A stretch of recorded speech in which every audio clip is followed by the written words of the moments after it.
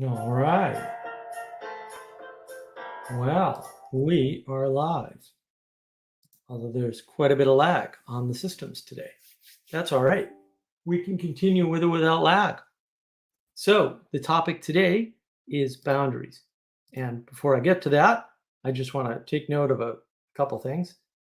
One is our last live stream, which was insanely successful. Between the three channels, got something like 989 views to date. I don't know why that is, but it was apparently very popular. So congratulations, everybody. Quite a popular live stream last week. Now, um, that's a big, that's kind of a big deal. I don't. And also, the other thing that happened was my Jordan Peterson video on his trick has surpassed 1,000 views on navigating patterns. So good news, good news. Lots of interesting engagement and interaction, which I appreciate. And it was a little wacky because StreamYard didn't like Firefox anymore and kept telling me I wasn't using it. So I had to log in through Chrome, which I have now found out by using it that it actually obeys the camera's focus command. And so camera's in a little bit different position than usual, but I like this better. So we'll be fine. So yeah, I've been scrambling around all week because I have a new kind of job. Is it a job if you're not being paid? Is it um not being paid, but very busy for better or for worse. Didn't have a good amount of time to go over my notes. Did go over my notes for this. So as usual, this topic came up about boundaries, where you end as a person and where other people begin. And this is a much harder question to answer than people seem to understand at first blush. They're like, oh, well, I understand this. It's like, no, you probably don't. It's kind of everywhere. Uh, Boundaries are things that you must discern. So a boundary is a discernible container, a discernible layer, a discernible edge in something. And we don't recognize the boundaries of ourselves, both physically and psychologically, right? So some people will get too close because they don't understand. No, you shouldn't get too close to people physically.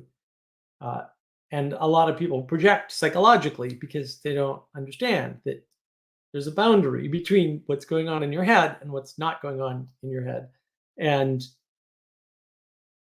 sometimes we want the characters in our heads to be out in the real world, we'll say, or outside of our heads, and then we place those characters there um, in error. We'll say that. And so I think that's worth understanding. And when we're talking about boundaries um, and their required discernment, what are we really sort of looking at here? We're looking at the fact that we've collapsed the world. So we've collapsed the four causes into one cause, right? Well, the Big Bang, initial conditions, and therefore, um, we've we have way too much information, and it's like, well, which information should I be paying attention to? We don't know anymore. There's just too much of it. We're like flooding. It's a flood. It's a sea of information now. We don't know what matters. We don't know what's causal anymore because correlations are everywhere. And things happen together, and we can always make a story for, well, they happen together and therefore this caused that. You can always make that story, but that doesn't make it true. So it's a real problem. Like it's an actual, issue. And then we confuse causal events with orthogonal events, events that aren't attached to what's happening. Like these are concerns and they're big concerns and they happen all the time. And part of the problem is that, you have limited perception. How you see the world gets smaller, not larger. And without help from the outside, you can't make it larger because you're not recognizing the things outside of you. You can always argue Yes, Mark, but the stuff that I'm looking at in my head is so much more free and open and infinite. Yes, but you can't focus on the infinite. Whenever you try, it narrows down. And there's that old saying about the abyss staring back at you. Well, where do you think that happens at? That happens in your head. So you're locating the abyss, which is infinity, and then it's narrowing you down to a pair of eyes, which is, a very mysterious thing indeed. But that's because you don't have boundaries. You don't know where you end and the abyss begins, for example, or where other things begin. You've probably subsumed the entire world into your head, and now there's no world. There's just abyss, because there's got to be somewhere that you are. When we grab too many things and put them in our head, or try to, we run into this problem. I'm gonna have to take a drink here. I apologize. Big Sam Powell bottle, though. Came up with that at the grocery store. Gotta have one for my stream. And the idea of the outside helps us to understand where our inside is. So when we're ignoring the outside, we're not paying attention to the outside, or we're rejecting the outside, we don't know where we are. We don't know where our container ends. We don't know where other things begin. And you can see that's hard work, that discernment. And then once you have discernment, then judgment. And we don't want to be judged, and we don't want to judge. Judging's hard work. There are consequences to judging. It's not all fun and games. So we try to get rid of it effectively. We try to make everything equal. And then there's no discernment required, and therefore no judgment required. So you get rid of judgment by getting rid of discernment, by making everything equal.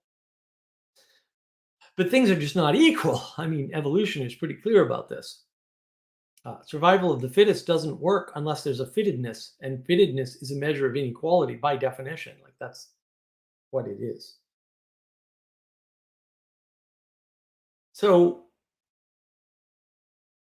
this gets into the problem of what's in your head versus what's not in your head. You have to make models of the world. We usually call those worldviews. They might not be, but worldviews are certainly types of models of the world. And so we have to pay attention to that. And when we confuse our models for the world, we can't correct the models anymore, because there's nothing to correct. And that's the problem. So we need to know where our imagination ends and our body begins. We need to know where our body ends and our mind ends, and where everything else begins. We need to know that. And if we're not discerning it, if we're not attending to it, if we're not paying attention to it, we won't know that. And what often happens is we get confused, right? You put yourself in the story, you make yourself the hero of the story, because why not? And then you assume that you can rise to the occasion of that requirement. But what if you can't? What if you're not the hero? What if you're a supporting character? One of the problems that we have is we've been focusing on these single hero motifs in film and in books. And who's more important in Harry Potter? Harry or Hermione? What about Ron? What about Dumbledore? What about Snape? There isn't one hero in the book.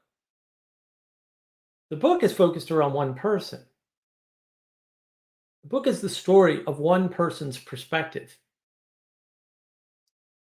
But the hero, or maybe I should say heroism itself, is not located in that one person alone. Without the support, the rest of it doesn't happen. And in a story, what usually happens is people have precious resources, and they may be magical items in a story, right? They may be things of value that don't seem valuable, like an old van, right? Uh, they may be knowledge, like, oh, I happen to know things about how a pizza shop works. And you say, Mark, where are you getting that from? Stranger Things. Uh, Stranger Things is interesting. Um, well, I know where we can get these components at a pizza shop. It's a great scene in that movie, in that show, rather. Um, these elements are not given up randomly. They're given up in the circumstances where they're needed to enable the hero. Because heroism is not all co-located in one person. The one person has boundaries and limits. Those boundaries and limits are only overcome as the result of those other people, the people outside of them.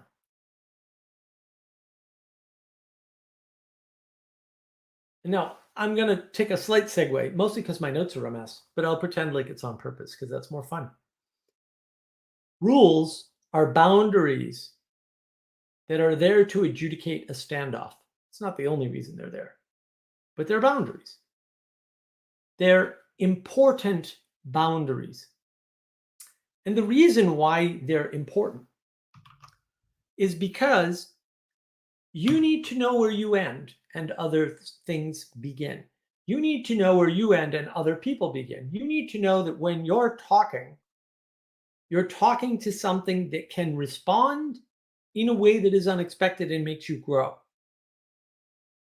And the characters inside your head are not like that typically. They respond in the way that you expect. There's no growth there. If I just expect everything, nothing's going to change. I'm just going to feel self-righteous and correct. Um, yeah, maybe I don't need that. I feel that way anyway. Oh, that's a problem.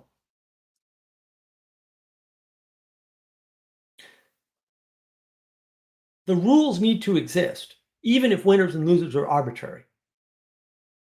Now, I don't think winners and losers are arbitrary all the time. That's clearly not true. Like, there are lots of things that I can do that I know most other people cannot ever do and never be able to. I assume the same for most of them. And I've seen that be the case many, many times. Um, and there's lots of examples. The power of a beautiful woman in the room is not something I can replicate because I'm not a woman. So there you go. Uh, Maybe with the pirate getup, who knows? The ability to go out and work continuously for 12 hours physically is not something everybody can replicate, nor the willingness, even if they have the ability. The world is very complex. And without that discernment of the boundaries, oh, I have a will, and that will, in my case, is very strong. Shouldn't be a surprise there. And then I have a physical body, and that physical body is limited by certain things. And if I try to override it with my will, I might damage it. That happens, right? And so I've put rules in place. Don't do this unless it's an emergency, because there might be consequences and they might be immediate and they might end in death. That happens. So you need rules to help you understand boundaries.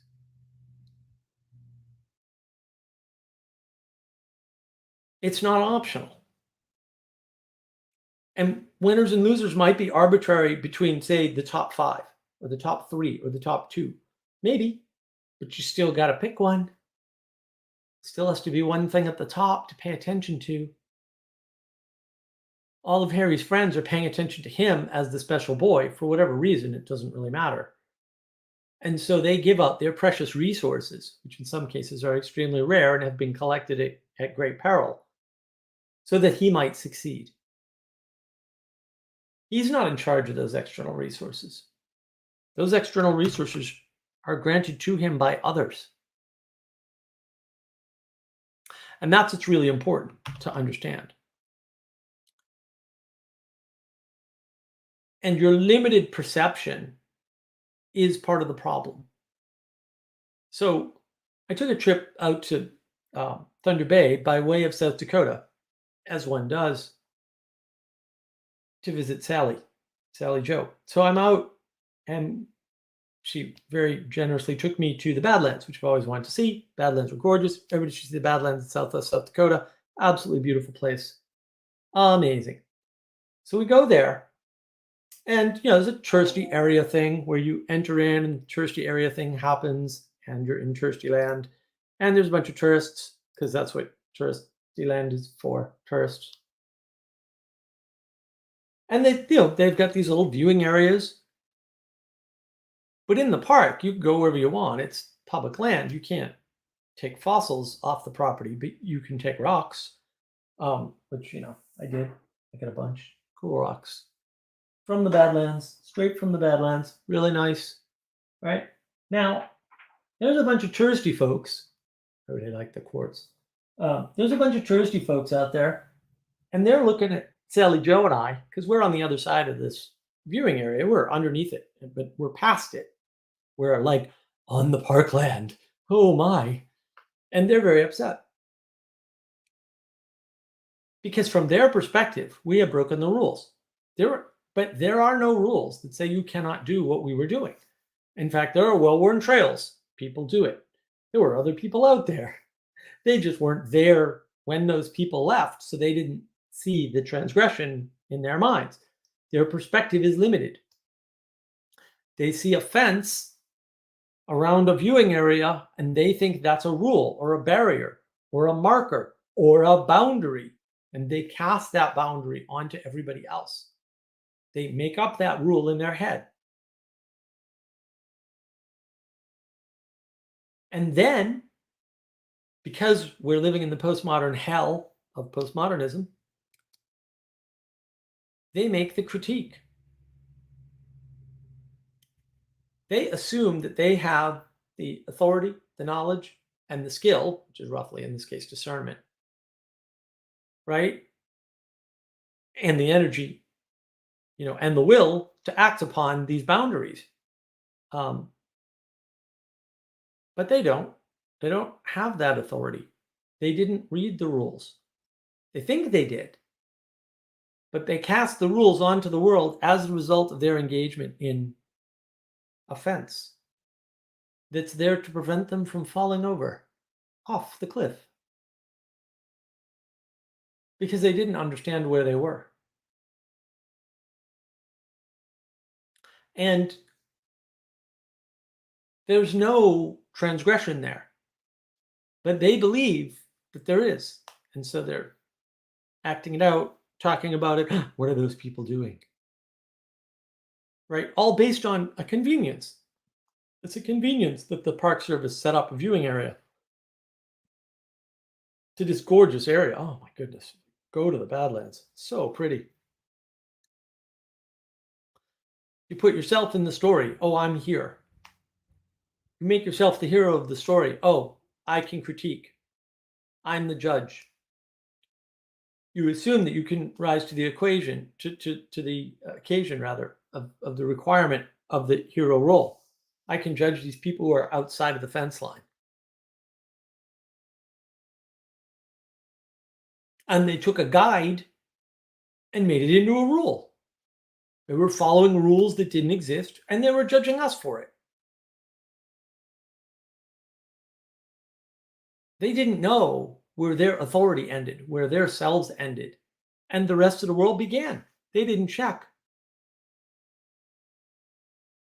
And they made a bunch of assumptions, like Sally Joe lives there, or not too far away. She's been to the Badlands many, many times. This is probably their first and maybe their only visit to the place. And the problem is that they're assuming that they're in the hero position where they can critique.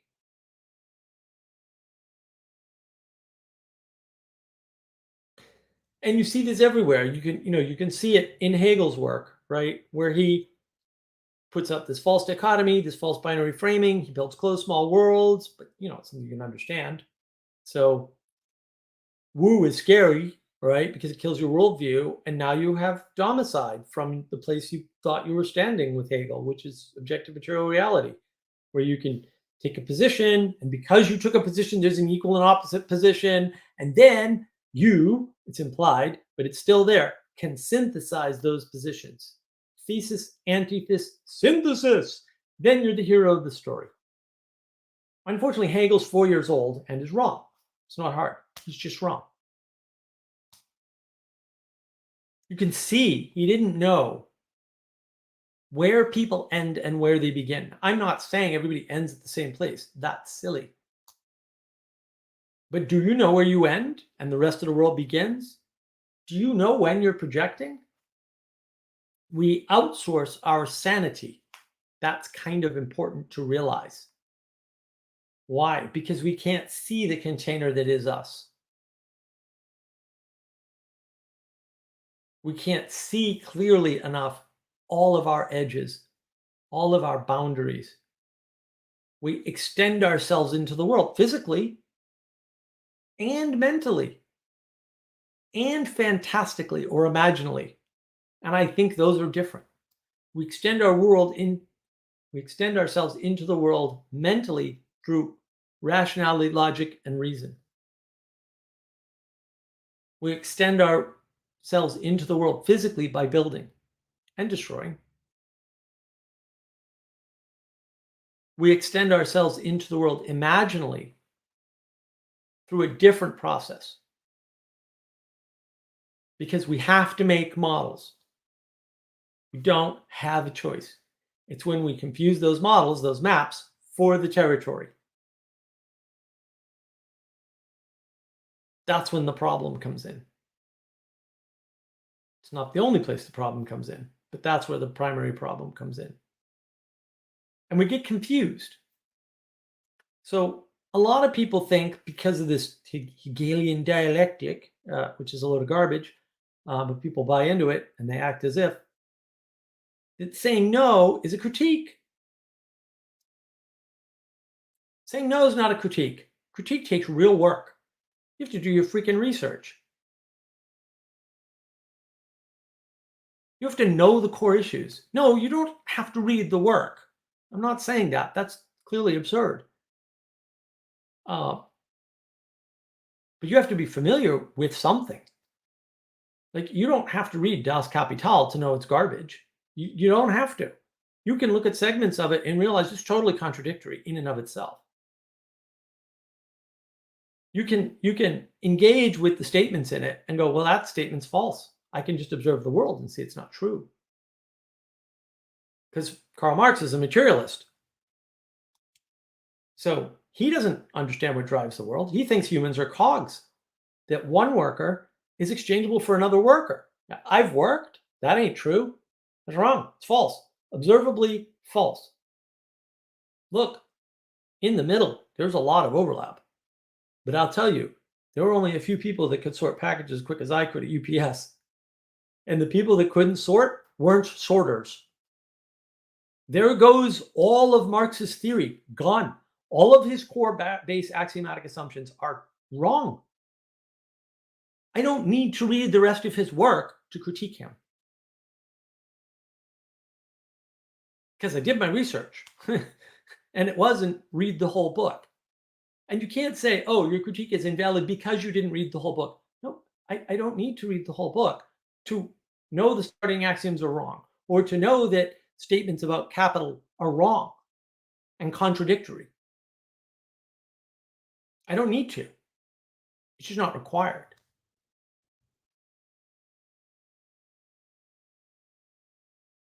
And it's easy to confuse the idea that, you didn't read everything about the topic with knowing the topic, and more importantly, the truth of the topic, because the truth is outside of the book. The truth is bigger than you. It's bigger than the book. It's bigger than the Hegelian dialectic. And you can interface with the truth and not worry about somebody's misinterpretation or deliberate propaganda about the subject. And the core problem is the inability to discern between a constraint, an affordance, and an action. There are constraints in the world. You were born into that world that had those constraints. You can cry about it if you want, or you can accept the fact that that happened and maybe you had no say in it. Maybe you did have a say in it and you just don't know that. Constraints are things that hold you in. Affordances are opportunities, right? Ways to interact. Right? A constraint is a way you can't interact or a limit to your interaction. And affordance is the opposite. It's a positive to your interaction. And an action is actually taking the action. Now, you can't take an action against a constraint without a negative consequence. When you take an action with an affordance, you get a positive outcome. But when you want to try to live in a world with no constraint, you have to live in your imagination. There's no other place with no constraint but inside your head. That's a problem. There's a lot of people living in their imagination. And, they want the outside world to mirror their imagination. So they're like in a video game. And maybe not even playing a video game, but they're doing the first-person shooter, or worse yet, the VR.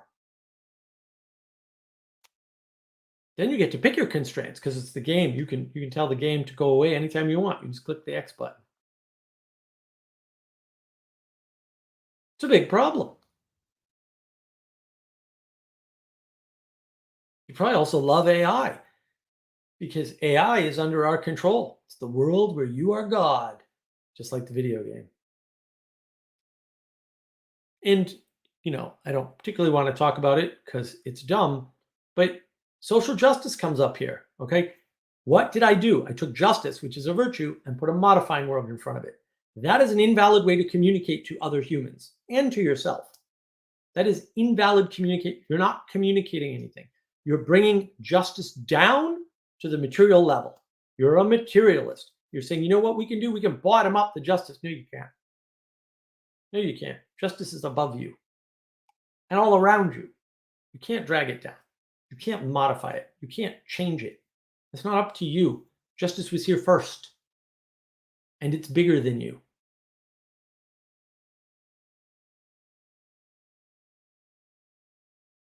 And it happens because you think things should be a certain way, and you can judge the world, and then you believe you are being treated unjustly. But this is just a misapprehension of the world and how it works. Affluence leads you to focus on you rather than others. It takes you away from how you fit into the larger world, whether it be you with yourself, you with nature, or you with others. It takes you out of all of those frames. And it puts you in your imagination.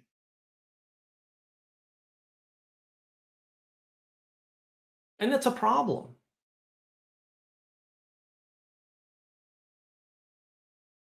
Because you're only seeing your own world, your own imaginative world. You're not seeing the world as it is. You're not able to. So, where does this leave us? But it leaves us to trying to understand where we end and where others begin, where we end and where nature begins. A confusion with nature might be something like trying to save the planet. I'm sure I've said this before, but apparently people aren't getting it. You're not saving the planet. It's not going to happen. Okay? The planet is so much bigger than you that anything you do as an individual is irrelevant. Irrelevant. Now, what we do as a culture, as a group, as a society, as a country, whatever kind of bucket you want to put it in, can matter to the planet. That's true. But saying, well, if we all jog left instead of jogging right, we won't impact the planet is wrong. It's trade-offs. If we all just make electricity instead of burning oil, okay, is that an option? No, by the way, it's not. do the correct math, not the math these idiots tell you, it's really not hard to see that there's not enough electricity in solar. They have large solar plants. They just don't produce the way you think they should. If it's true, if we do it, are there side effects? Yes. So you put a bunch of solar panels on the planet Earth, and actually you will get cooling. Duh. Big time cooling, actually, as it turns out. That's not a big deal on the small scale that we could do solar panels on, granted, but it is a big deal in that area. Is it more damaging than oil? I have no idea. It's confusion. You're trying to save the planet by making it about not just you, but others. You're trying to loop everybody else into your mad scheme to save Gaia, the goddess Earth. That's all you're trying to do. That's all these people are trying to do. And they don't see it. I get that. Why don't they see it? Why is it when I reflect it back to them and it sounds absurd, they don't understand that that's what they sound like? Because they don't know where they end and where others begin. And they don't want that. They want everybody to agree with them. They want this humanism, this equality, so that they don't have to worry about that anymore. But that isn't going to happen. We're not equal. We're not going to be equal. We shouldn't be equal.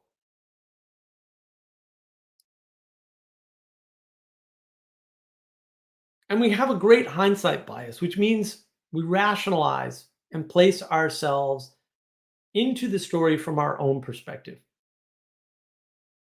And what we are missing at that point is we never knew our place at the time, and we have a limited view of our impact, even with hindsight. So I can look back on what I said to somebody that didn't seem to have an impact at the time. And then it turns out that it did have an impact. It just took a long time.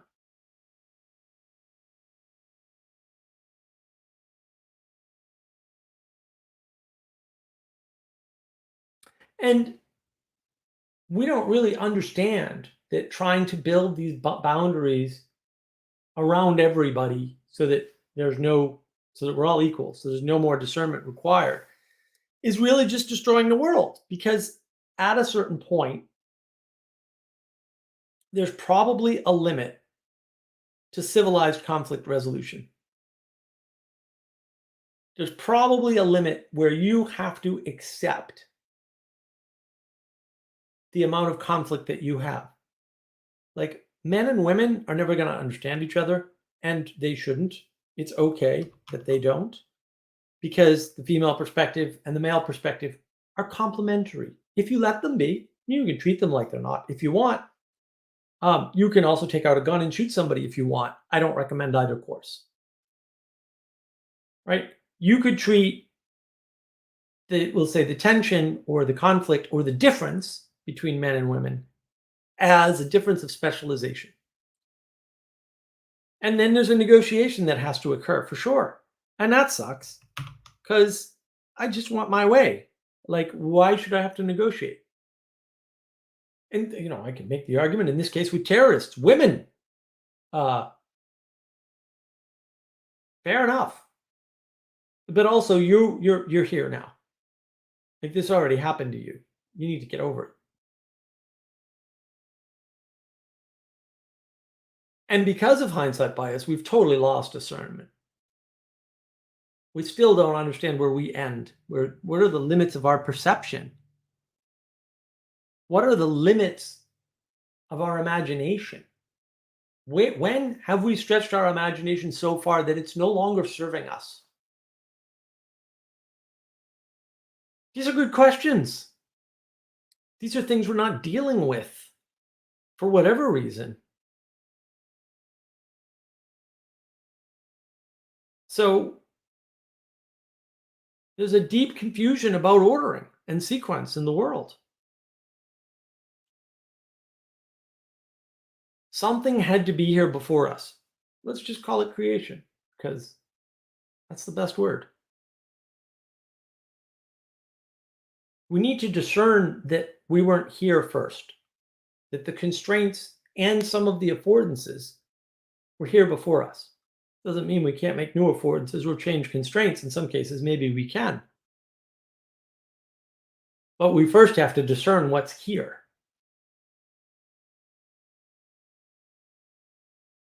There's a difference between, we'll say, natural law and the laws that men make as part of government, even though we call them both law.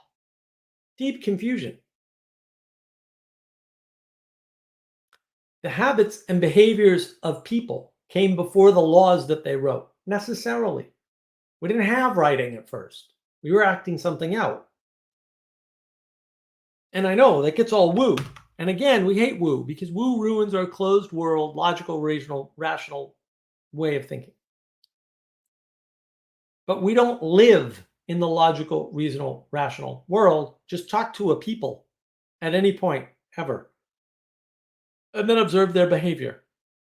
They're not rational. They're not logical. They're not reasonable. Not never, but not most of the time. We live in the world of spirits and egregores. Might as well call it last week's stream since it got almost 1,000 views, like 11 away between the 3 channels.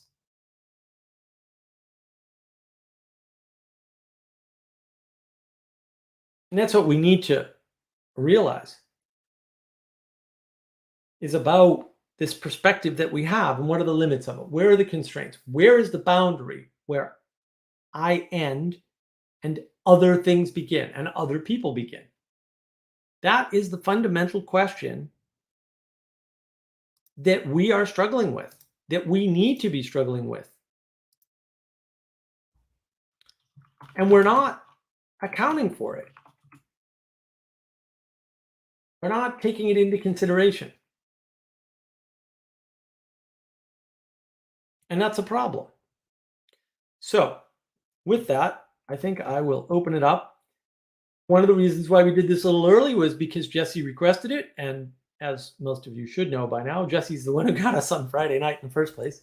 And I did also want to mention that Jacob has once again threatened to take me off of his channel and Randos United at some point in the future. So if you want more live streams, you better make sure you're subscribed to Navigating Patterns, because someday they won't be on Randos and on Jacob's channel, or maybe they'll be on Randos and not Jacob's channel. But I figured I would let you all know. And with that, I shall open it up for anybody who wishes to join and discuss boundaries or really anything else. I mean, this is just an anchoring monologue so that we can get things rolling in the cooperation of the cult of the ecumenical cheese pizza with our pirate friends. And we'll see who wants to jump in and say hello. Jesse says he's going to be here soon. Well, that's good. Not soon enough, my friend. And you'll notice I've got tea over here. I've got my kombucha, and boy, I like the camera zoomed in, but then I don't like the camera zoomed in. I've got my huge bottle of Sampel, right, which I'm going to take a swig of. I didn't like Peterson until I saw you drank Sampel, and I'm like, all right, he's all right. It's good enough judgment. You know, you got to have something to go on. He is Canadian after all. That's strike one. Psychology, strike two. Taught at Harvard, strike three. Like, it's unbelievable that I even listened to the guy. So, yeah, this problem of boundaries, and it, again, it just came up everywhere. Everywhere you see this problem, people do not know where they end. They have no idea. What are the limits of my perception? You see this a lot in book clubs where people end up with, "Why I didn't see that in the text." Yeah, well, you've got a blind spot. It's like, oh, yeah, you've got a blind spot. We all have blind spots. Those are part of our boundaries, part of our end. Like, oh, when I'm reading a text for the first time, I can only see so much of it. Yeah, that's definitely a thing. when I'm out running, I can only run so far. That's another boundary, right? There's all these interactions, all these boundaries that we run into. And when we're not paying attention to them, when we're not attending to our boundaries, we lose ourselves in something bigger than us.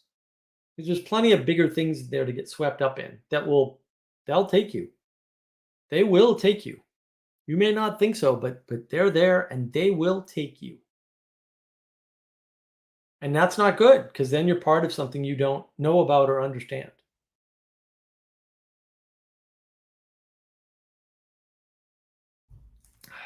And that's why boundaries are important. If you don't know where they are and somebody else does, the next thing you know, you're off marching in some weird climate change thing that starves a few 100 million people. That's not hyperbole, by the way. We did that in the U.S. We starved about 360 million people worldwide just to change our gas to ethanol. It's fantastic. Great idea. Wasn't so much that we were producing that much less food, although that's also true.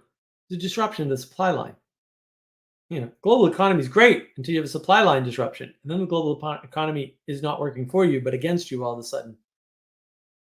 And yeah, since we're the breadbasket of the world in the U.S., when we make a relatively minor change to how our economy operates and change over the gas and destroy all the cars in the process, different topic, has a big effect on food everywhere. And what's 360 million people to change our gas over from one bad chemical to a worse chemical? Ethanol is death for engines, by the way, absolute death. Older engines that aren't set up for it die sooner, and newer engines can't be. It's just terrible. That's why we weren't using it.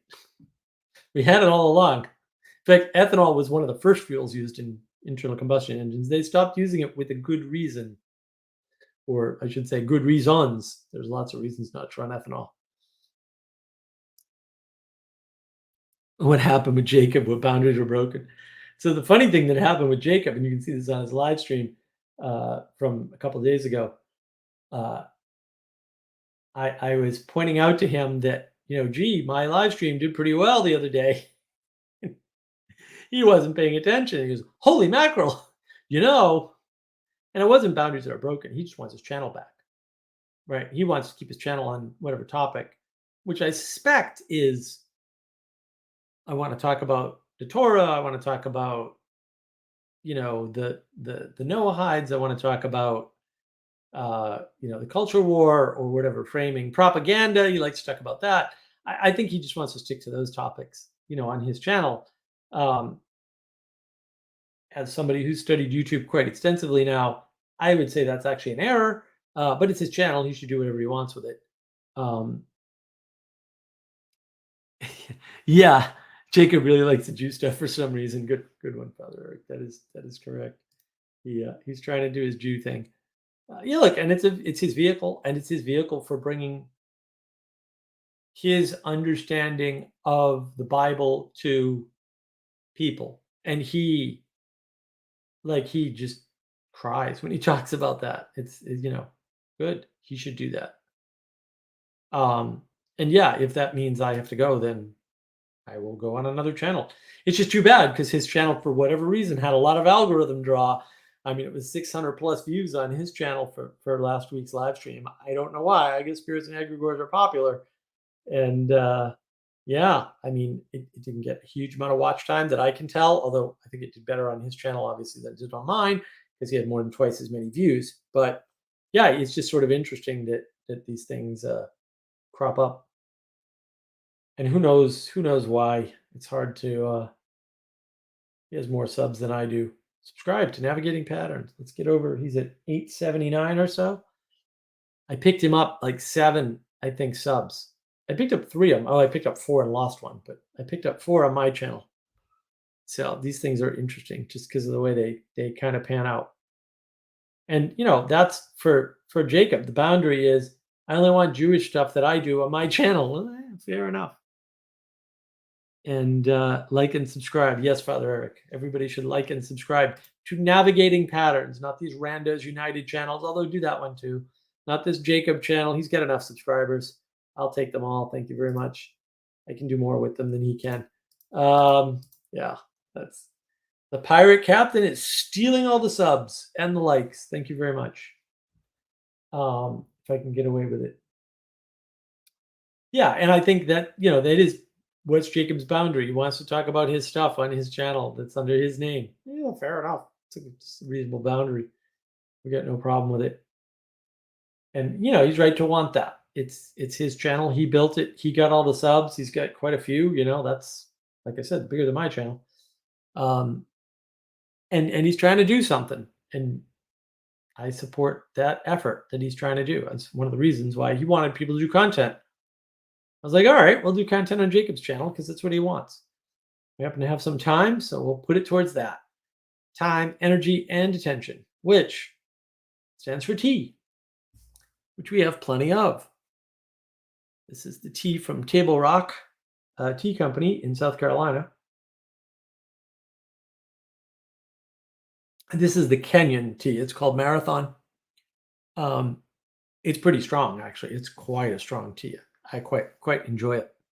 And I hope to be doing business with them soon to introduce Wisdom Tea. Trying to get that off the ground. I've just been busy with the new project. My old company died, well, at least from my perspective, and now we've got the new company. What is this, Ethan? You need to get Father Stephen DeYoung on your channel. Yes, if I got Father Stephen DeYoung on my channel, I could get a draw. I'm trying to get Kale Zeldin, but he hasn't bucked up yet. I love Kale. He and I get along fantastically well. So I talked to him a little bit on Twitter, but I've talked to him on a live stream with Vanderklay, and I see where he's going. And I'd love to talk to him about his Catholic school, because I went to Catholic school and I want to find out how different it is now. All the stuff he was describing, though, that he's described before, I'm like, yep, I recognize all of that. But yeah, I mean, I could reach out to Father Stephen or whatever.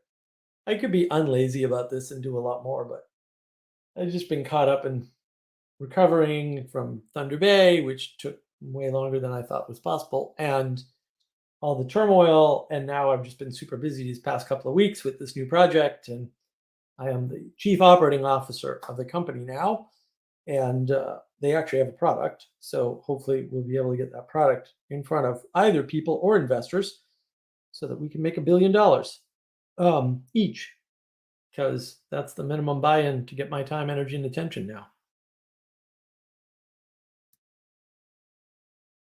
Steal all the subs. All right. Well, okay, there you go. Listen to the artist Sally Joe. She did the background here and stuff, and the little badge. How come I can't do this? I hate being dyslexic. My little badge in the corner. That's all Sally Joe's excellent work. So if she says that I should steal all the subs, then go to Navigating Patterns, subscribe, like this video, comment. Let's get it rolling. Mark has a job now. Yes, Mark has a job now. Oh, I forgot to pin this. Let me pin this before I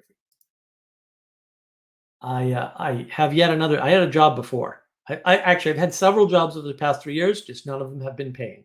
A couple of them promised to pay and didn't, which kind of really pisses me off. But yes, I have an official COO title. I updated my LinkedIn. We'll see what happens. I like working with Floyd. He's a good guy. Get some unique technology. We'll see if we can make it work.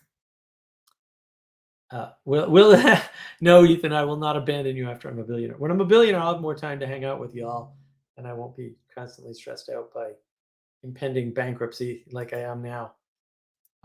What's Sally got? Mark says jobs, pirate jobs. Well, to some extent, that is true. I have been doing the pirate job thing. That is for sure.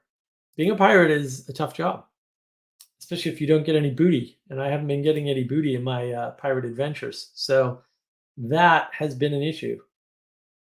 And yeah, it's been an issue. Yeah, I was trying to work with nonprofits. Don't ever try to work with nonprofits. They all suck. Unserious people unserious people, or people who are serious but incompetent. That seems to be the nonprofit space. Startups are just a mess. Even though I'm in one now, They're a mess. So you got to be careful with startups. Sally Joe, can't we pirate? Can, can't we would pirate mutiny and take billions? He has to keep us. There we go. So yeah, and want to support me, I will paste a link to the buy me a coffee thing so that you can buy me a coffee.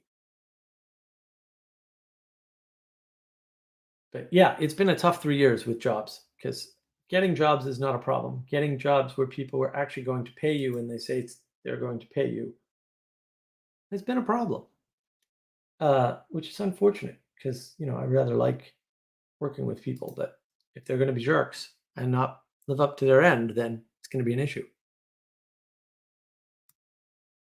Hanselman, I have Doris Day in my head singing "Take Me Back to the Badlands," the Badlands of Dakota. I don't think I've heard that song, although maybe my brain's just tired and I have. It's quite a beautiful. It's an amazing, just carving out of the earth and exposure of beautiful rocks and these gorgeous colors. And I was thinking about that earlier today, actually, just before I started the stream. It's like I can take a picture of my pond, but you guys can't. I can show you that picture, but you can't understand the pond. The quality of the pond is not merely in the visual representation of the pond. And, that's boundaries, right? Like I can take a small subset of the world, like a picture, and hand it out, but it's violating a bunch of boundaries, and it has boundaries. And so you don't get the full quality. SAC. I've been in startups as a mechanical engineer for 15 years. I know the struggle. Yeah, startups are a bear. They're a bear. Big companies have their own challenges. So, pick your poison. You're getting poisoned either way. Hanselman is really the Black Hills. Calamity Jane. The Black Hills is north of the Badlands. And they're just hills, although they're not really hills, they're mountains. They're about, I think I looked it up, and they're about the size of the Appalachians in the East Coast. But that's the precursor, that's the foothills roughly to the Rockies, which are big mountains. That's where the big mountains are. And the big Appalachian mountains are out by me in North Carolina. The largest mountain on the East Coast is just outside of Asheville, North Carolina. It's about 3 hours from here. I've actually seen it. It's gorgeous. I didn't go up. I should have gone up. Next time I go up in that area, I'll go up the mountain. I guess you can go quite far up the mountain in a car before you have to either hike or stop and take a look. I don't think you can drive up the top of Mount Mitchell, I think it's called. I don't think so, but I'm not sure. I'll have to go again. You can drive up top of Mount Washington in New Hampshire, where I've been. That's the tallest one in the Northeast. Quite a view. Oh, I've been up there a couple times. Oh, because we used to hike. So we'd hike Mount Washington. And man, when you've got a 75-mile plus view of the area, oh my goodness, you can see all kinds of things. See into Canada, you can see the Atlantic Ocean, you can see almost all of Maine. You probably just about make out Nova Scotia. You can see New York, Vermont. You can see all the way into Connecticut. If it's clear enough, yeah, you're far enough above the curvature of the earth that your visibility is quite good on that mountain. I'll have to do the same for Mount Mitchell because it's right in the corner of the state. So it's right by Georgia, Tennessee. It's in North Carolina and South Carolina, and Virginia is not far away. So you can see all those states from there for sure because it's right on the border of all those states. Borders are boundaries. Dun, dun, dun. And they're kind of arbitrary, but you got to have rules, man. You've got to say where your state ends and other states begin. It's behavior changes, especially in the United States, man. Woof, changes from state to state. Sometimes they're really subtle, and sometimes they're really not. I mean, you cross that Mason-Dixon line and things would be changing pretty quick. But even just going from Virginia into North Carolina, it's like, yeah, something's different. I used to tell people like the grass is a different color in New York or New Jersey from Massachusetts. So Western Mass is very close to New York, but there's something different, and you can tell, and it's not clear what it is. So it's not just geographical either, right? It's also the culture, and although that's affected by the geography, it's not the whole picture. And those boundaries help us to know how to act and when to act out and when to not act out and what to act like. And dress does that too, right? Part of your boundaries are. So we went to presentations today, so I put on a dress shirt. And then, of course, one of the little bastards in the entrepreneur groups, I said, "Jeff, what the hell? Fist bump?" And he goes, "Oh, I didn't recognize you, Mark, because normally you're not dressed up." And I was like, and he was just giving me the business. Obviously, it was pretty funny. But yeah, boundaries, right? Oh, I'm going to presentations. We're going to do presentations in front of students at the university. I'm going to dress up. It can go like this. Might have been fun. I could have gotten away with it. But actually, I think boundaries are important. I think dress boundaries in particular are something we've been ignoring for a while. And that's a problem, is that we haven't been setting the boundaries. Like, what's a CEO? Is it some thug-looking autistic guy wearing a hoodie? Is it some guy in a turtleneck he paid way too much for? Is it some guy wearing jeans and a scruffy t-shirt? And maybe it has become that, but maybe there should be boundaries. Like, maybe they should be dressed up and look nice. And maybe when somebody takes pride in their work, they should set those boundaries to dress up and look nice. Maybe that's a good boundary. Maybe that tells you who you are in that moment, what you're representing, and what identity you have. And part of this lack of boundaries is all about identity and not wanting an identity and not understanding identity and trying to collapse identities. Right? Because we've come to confuse naming and identities. And the movies a lot, have been making it seem like they're the same and relevant. I'm sure Jesse's like fuming to get on now.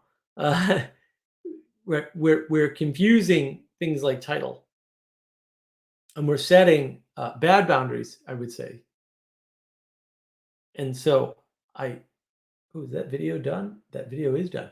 I have a video that is done. I don't know why I haven't released it. I guess I get too busy to release any videos this week. But I have 2 in the kitty, and I get so many recordings to do. It's insane. Maybe I'll get around to it this weekend. But I did do a video, and it is going to cover this. It's coming up on navigating patterns, so beware. And basically, we're going to be talking about superheroes and the differences between them and why it matters. And it's going to represent a shift in the culture pretty clearly, I think. So it's going to be an interesting video. It won't be a live stream, but we'll probably do a follow-up live stream on it. In fact, that's probably certainly what we'll do, because that will be fun. And then Jesse is allegedly, although I haven't seen any output from Jesse lately, working on this Matrix stuff that we're going to do. And I don't know if we're going to do that as a live stream. Probably. We'll probably do that as a live stream, but I haven't decided yet. We haven't discussed it because I haven't seen Jesse's stuff. Hopefully you'll get on that soon. But I think the identity stuff is all about boundaries. Trying to discover boundaries, recognizing boundaries without really appreciating them, things like that. You know what? I'm going to adjust this camera because it's bugging me. There. That's better. There. Get in more of my artwork. Yeah, I don't. StreamYard flipped out today and wouldn't let me in with the normal browser. So maybe going with Chrome. And Chrome, as it turns out, is not broken like other browsers tend to be. And so it honored my zoom on my camera, which is a function on the camera. I don't know why. And so I have different boundaries and different borders as a result of using a different browser. Who knew? And that is part of the recognition of browsers and identity. Am I the guy who's way far back in a big frame, or am I the guy who's right in your face, pirating directly? And how does that affect identity? And when you're trying to identify with everybody or as everybody, you end up in this conundrum of engagement with too many things, too much information, too many other people, too many rules, too many ideas. And then that it gets overwhelming. So you try to collapse things again because you need something that you can understand, right? Because you've been told that you can. And I would argue against that. I would say you're a Muppet. I'm a Muppet. We're all Muppets. You can't understand. You don't have to. You can just go along and trust that your ancestors knew what they were doing when they did a thing. And yeah, I think that's kind of important. These boundaries keep us within ourselves. They allow us to interact with the world correctly instead of incorrectly. They give us our identity to some extent. They help us relate to our own selves in a way that helps us to be stable. And when we're stable, then we can build things and we can destroy only appropriate things and not inappropriate things. When we're not stable, we're just going to destroy things by default, even when we're trying to build them, because we're not stable. You know, it's like doing Jenga while you're drunk. At first, you get much better at Jenga, so it feels pretty good. And then you're terrible at Jenga and you fall into the Jenga board and lose it for your team because you're a drunken retard. That happens. Funny to watch. That's why Jenga boards at bars are a big deal. Uh, and a lot of things are that way, right? When you get a good buzz on, you actually do better because you relax. So relaxation is good to a point. And you relax too much and you lose all boundaries and then you're falling over. And that's how it happens. And it happens to people all the time. And not just because we're drunk or under the influence of chemicals or whatever. We vary throughout the day with our glucose cycle, you know, with what we've eaten and haven't eaten, what actual foods, all these things change. And so they're affecting us all the time. And if we don't know where we begin and end, we don't realize that particular problem. And it's a big problem when you don't realize a problem. Problems are worse when you're not actually engaging with them. Although not all problems. I mean, some problems are unresolvable, and therefore, you know, I think John Vervaeke calls these perennial problems, which I would classify as not problems. Things like grief. You're not going to wave a wand and get rid of grief. You're not going to resolve grief. There's no like solution. It's not like a Rubik's cube where if you manipulate it enough, grief goes away. That's not how that works. So, yeah. And we're confused about these things because we're not understanding boundaries. We're not paying attention to boundaries. We're not engaging with boundaries as such. We're rebelling against constraint itself. And again, that puts us in our imagination. And we're making models of the world, and then they're wrong. Oh, my officials finally got elected. My party's in power. And all the things they said they were going to do, they didn't do. And it didn't happen immediately. And they didn't implement it the way I thought they would. And when they did implement it the way I thought that they would, it didn't have the effect I thought. Oops. That just means you're wrong. It's not a big deal, right? It's not hard. You're just wrong. It's okay to be wrong. Like, that's how we learn. We don't learn by being right, then we unlearn. Jesse's such a troublemaker. How would you recommend restoring broken boundaries? Well, look, boundaries are still negotiations at the end of the day. So, in order for me to learn not to try and sit in a chair and code for 16 straight hours without actually leaving the chair, I had to cross a boundary, which is the boundary called your bladder.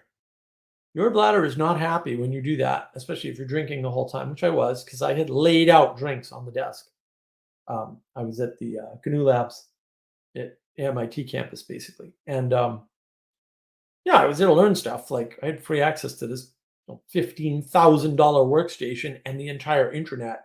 And I was like, well, hell, if I'm gonna ruin this opportunity, I'm gonna stay here until I learn what I feel like I need to learn, which I didn't have any idea what I was trying to learn, by the way. But I need to learn a lot. Like it's not that it didn't work. It's just that I didn't have a stopping point. I had no boundaries. And you know how much there is to learn on even the early internet? Yeah, more than you can learn as a person. Sorry. And so I'm sitting down, and then at some point it just became too much. And I was like, oh no, I have to get up and pee. And then it took me 20 minutes to walk 25 feet for real. And I was like, I better not do that again. And I don't know how long I was in the bathroom. I think it was like 3 or 4 years. It took a long time to empty my bladder at that point. Boy, did I learn the boundary there. You have to pay attention to it. You have to say, this is disrupting me. Why? Oh, I must have crossed a boundary. The assumption that the reason why you're unhappy, why you're disrupted, why you're angry, why you don't feel right is the crossing of a boundary is a reasonable assumption to start with. And from that attention to the boundary or to your intuitive feelings about what's going on, you can find the boundaries again. And like I said, some boundaries are negotiable. Uh, when I sit here and I drink way too much Sampel, well, actually, there's no such thing as way too much Sampel. Uh, I can go a lot longer sitting and not taking a pee break because I'm with y'all. So that's how it works. And it's not so much that the boundaries are broken, you're just not recognizing them. And so you need to rebuild your relationship, intimacy, quality relationship with the boundary. And that may be between other people, right? Because maybe you've been projecting your trauma onto them. Like this is very common. People project their trauma onto people that weren't involved in the trauma all the time, and we can't even help it necessarily.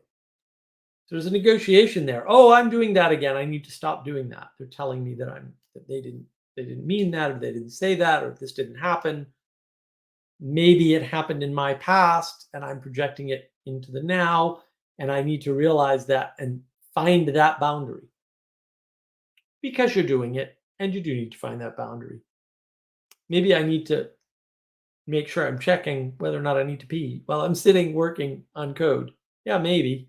Or on learning or whatever it is. Yeah, maybe.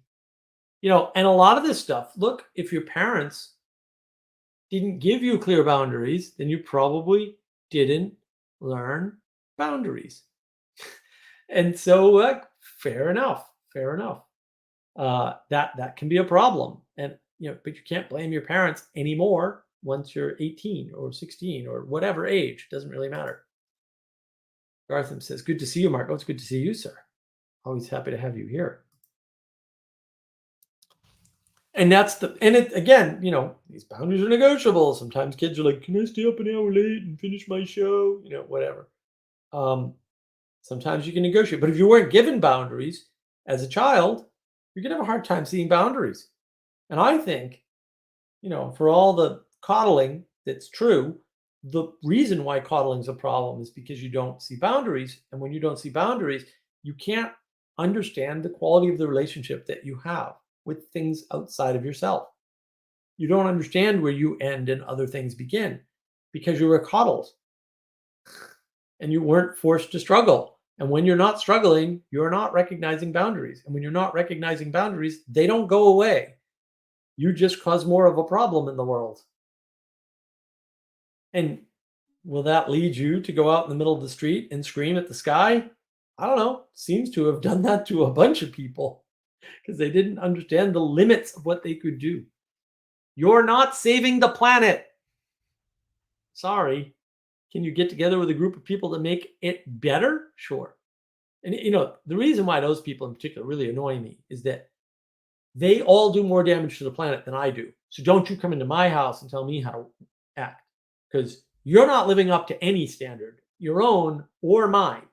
So you can go to hell, but you're not getting me to change anything.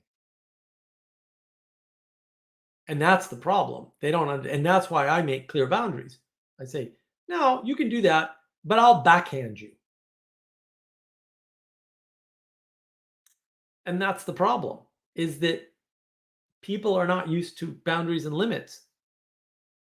And then they project and things get worse.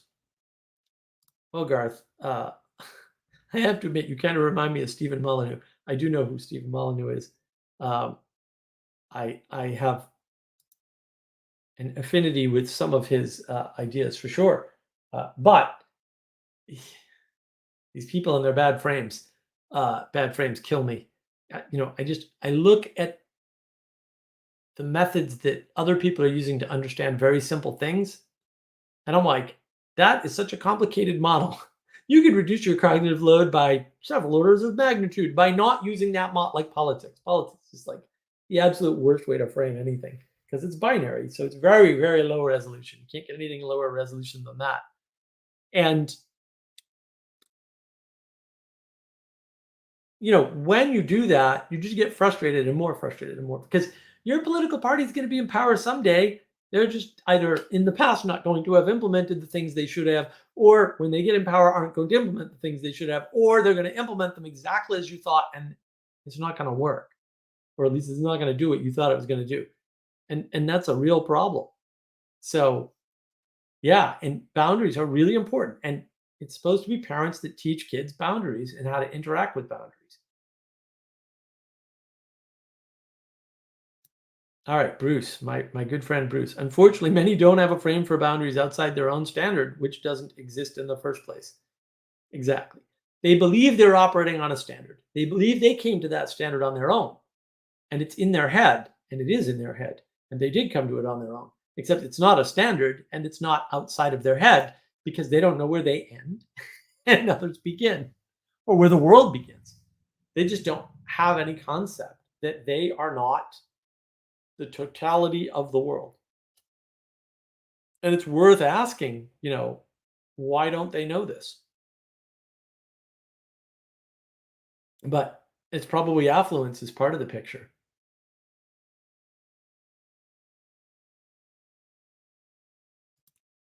Garth, what is your take on practicing something like dining etiquette? Well, look, I don't know, Garth. Did you hear the opening monologue, or what are you trolling here? What's going on? So, no, I'm just it's fine. Those are rules. Why do we have rules? Rules are to help us understand and discern boundaries. Arbitrary rules help us to understand real boundaries. And we do arbitrary rules all the time, like all sports are arbitrary rules at some point. And they've changed over the years, like rules for basketball, rules for baseball, the heights, all kinds of things have changed, right? Based on the interaction.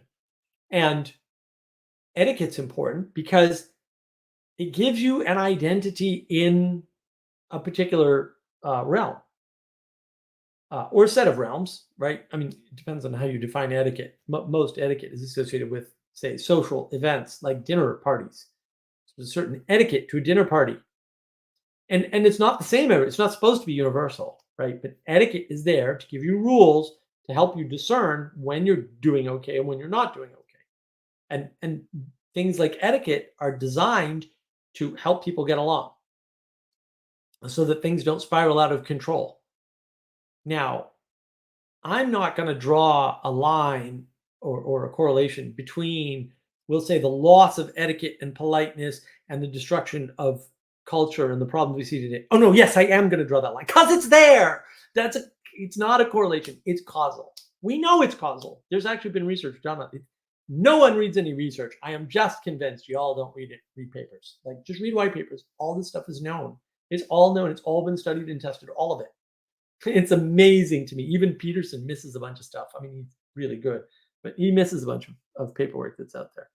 And so, yeah, you have to practice etiquette because that's what keeps the world together.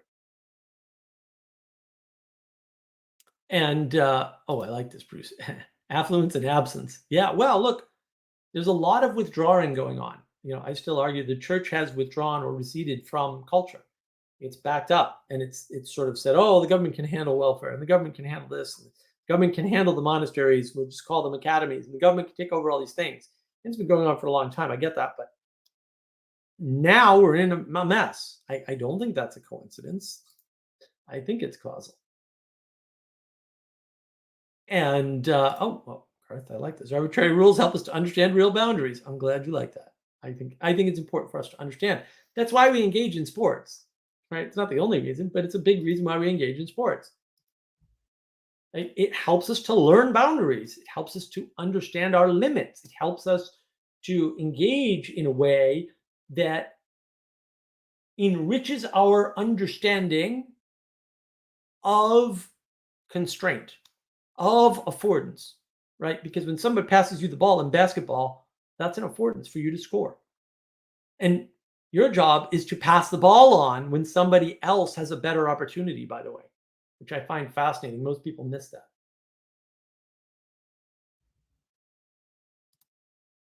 Hanselman, are there linguistic conventions you have to be sensitive to in traveling in different states of the USA? Oh boy, are there. You would not believe it. So, little story. Um, my buddy Rodney, and I got to call him. He's recovering from knee surgery. He lives over in North Carolina on the water at Cedar Island, which is just before you get to the Outer Banks. He's at the ferry terminal for the Outer Banks. He's right down the road, about a mile. Um, he took me over the Bay Bridge Tunnel for the first time on the way back from was it on the way back or was it on the way down? No, we were coming back to New England from North Carolina to visit his property. And we happened to be there in the evening. He's like, "Oh, you're gonna love this little restaurant here." Yeah, Rodney's a bit eccentric, so sometimes he says you gotta love this, and you're like, "Really?" And sometimes he's more right than you can imagine. In this instance, it was the latter. So he goes to order, and it's a 5-item menu. It's at a rest area on an island overlooking the Chesapeake Bay at sunset.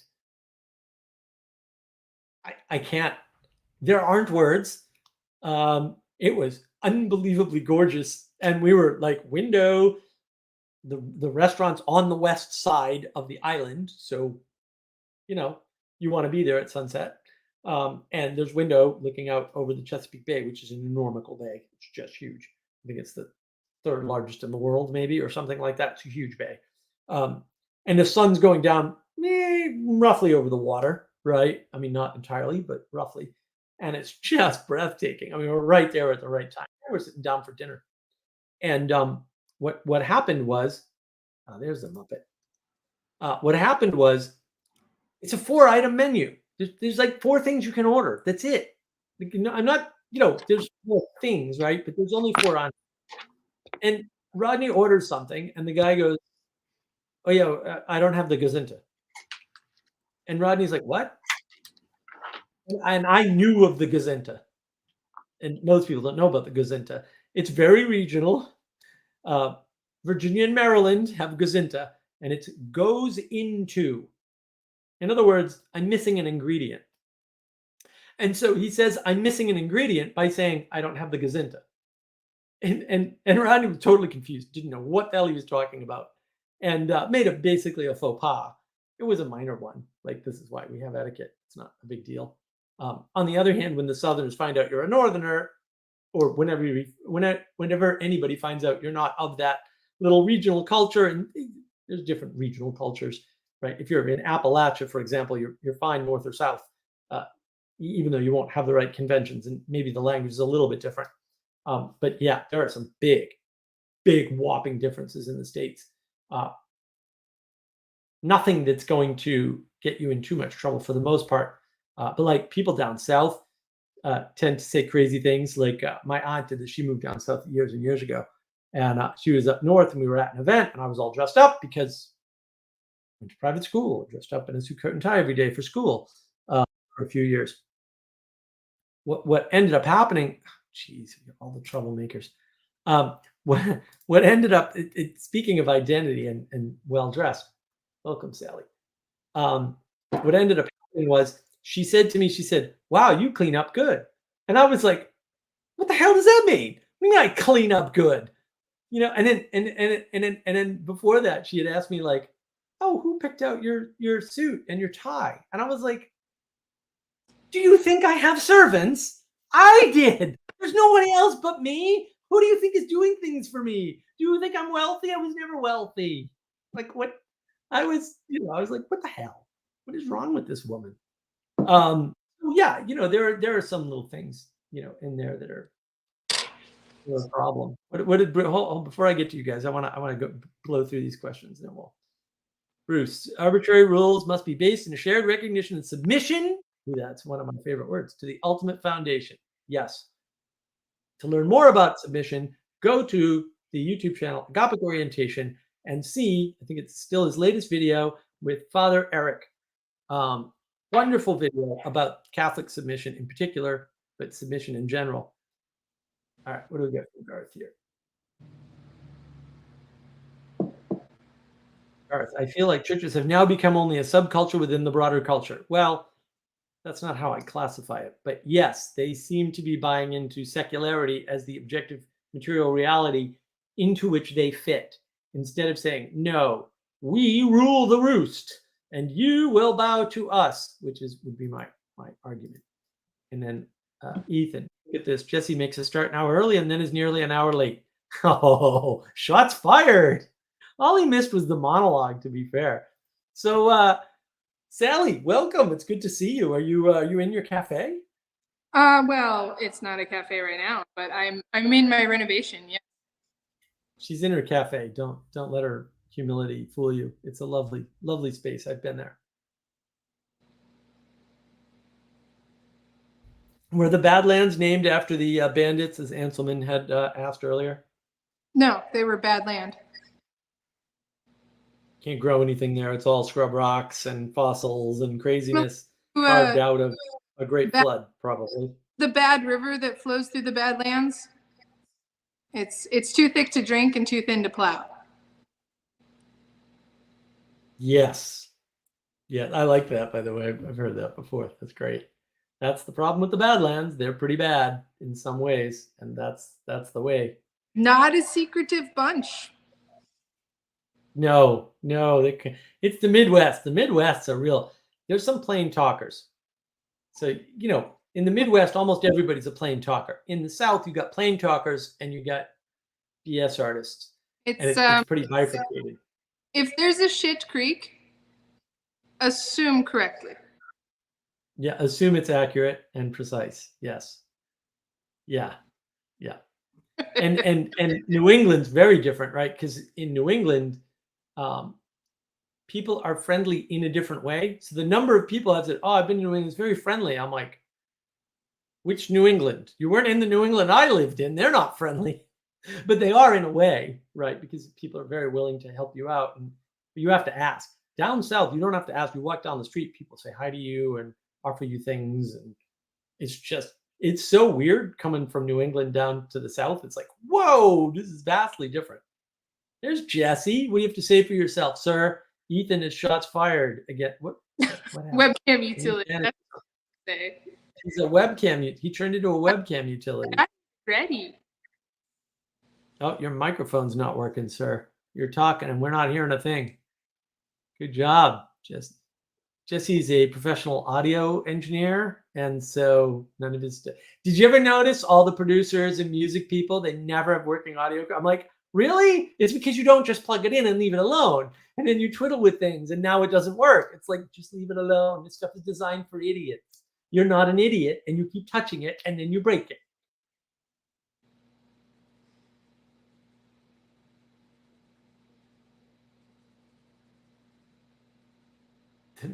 The Midwest. Oh, I like this Garth comment. The Midwest is plain, just like the food. Is this true, Sally Jo? Sure, keep telling yourself that. How about this? Anselman wants to know if you got the reference to the Calamity Jane song. I don't know. Nope.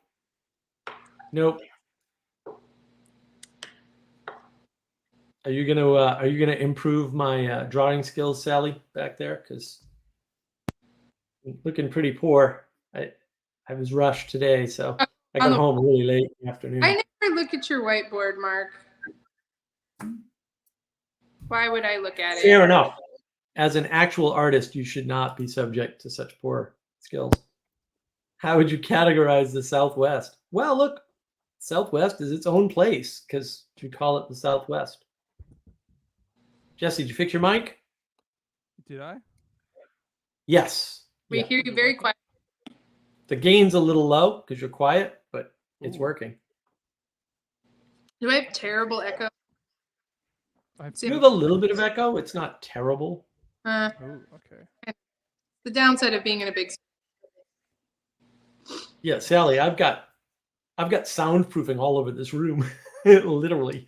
I've got like a blanket, 2 pillows, the pillow against the door to stop the sound, and I've got my yoga mat against the back wall. I know you've seen it, right? There's a yoga mat against the back wall because if I don't do that, I have a little bit too much echo. And I know everybody else is telling me like, "Oh, Mark, it's this and it's that," and I'm like, like I'm not an audio engineer, but I'm also not retarded and entirely, and so I know exactly what this problem is. And you're all wrong, and I fixed it. It's fine.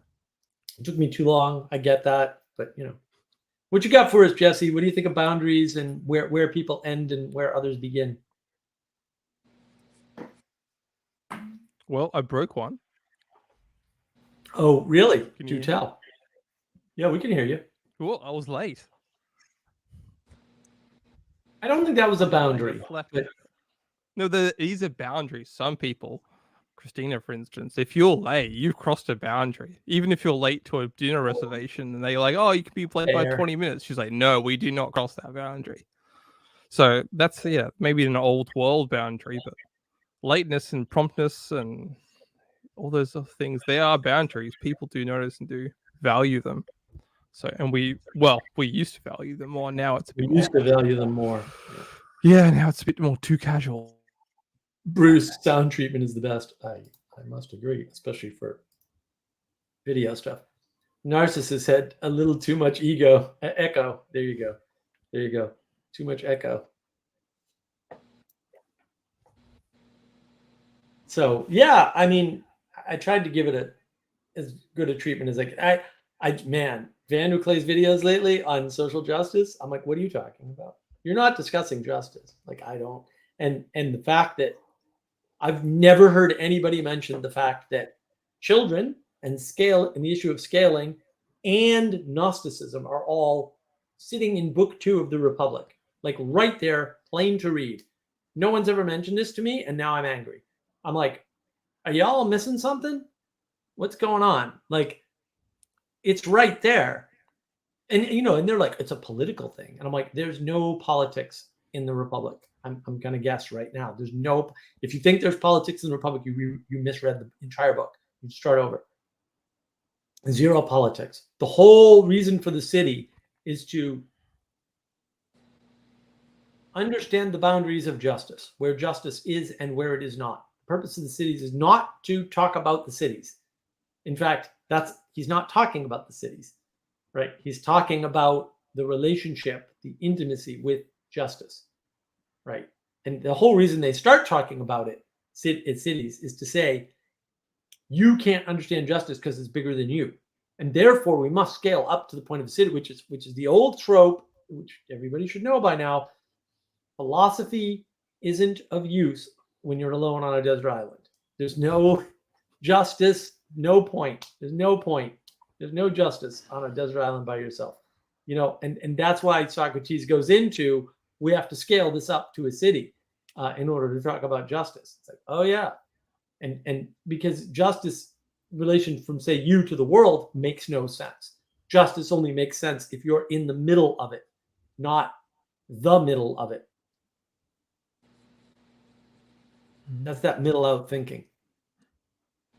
When I saw the topic come up, for some reason I thought, oh, that's the live stream I'll be on. I'm terrible at it, and I have no idea about it.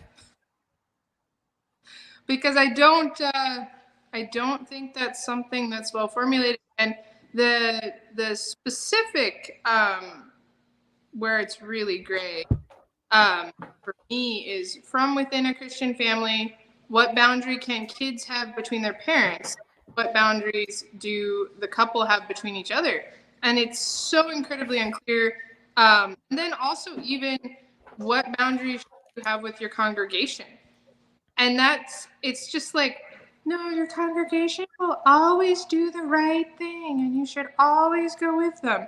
And just so on and so on and so on. And not acknowledging evil exists, and then it makes you extremely vulnerable to not having any boundaries.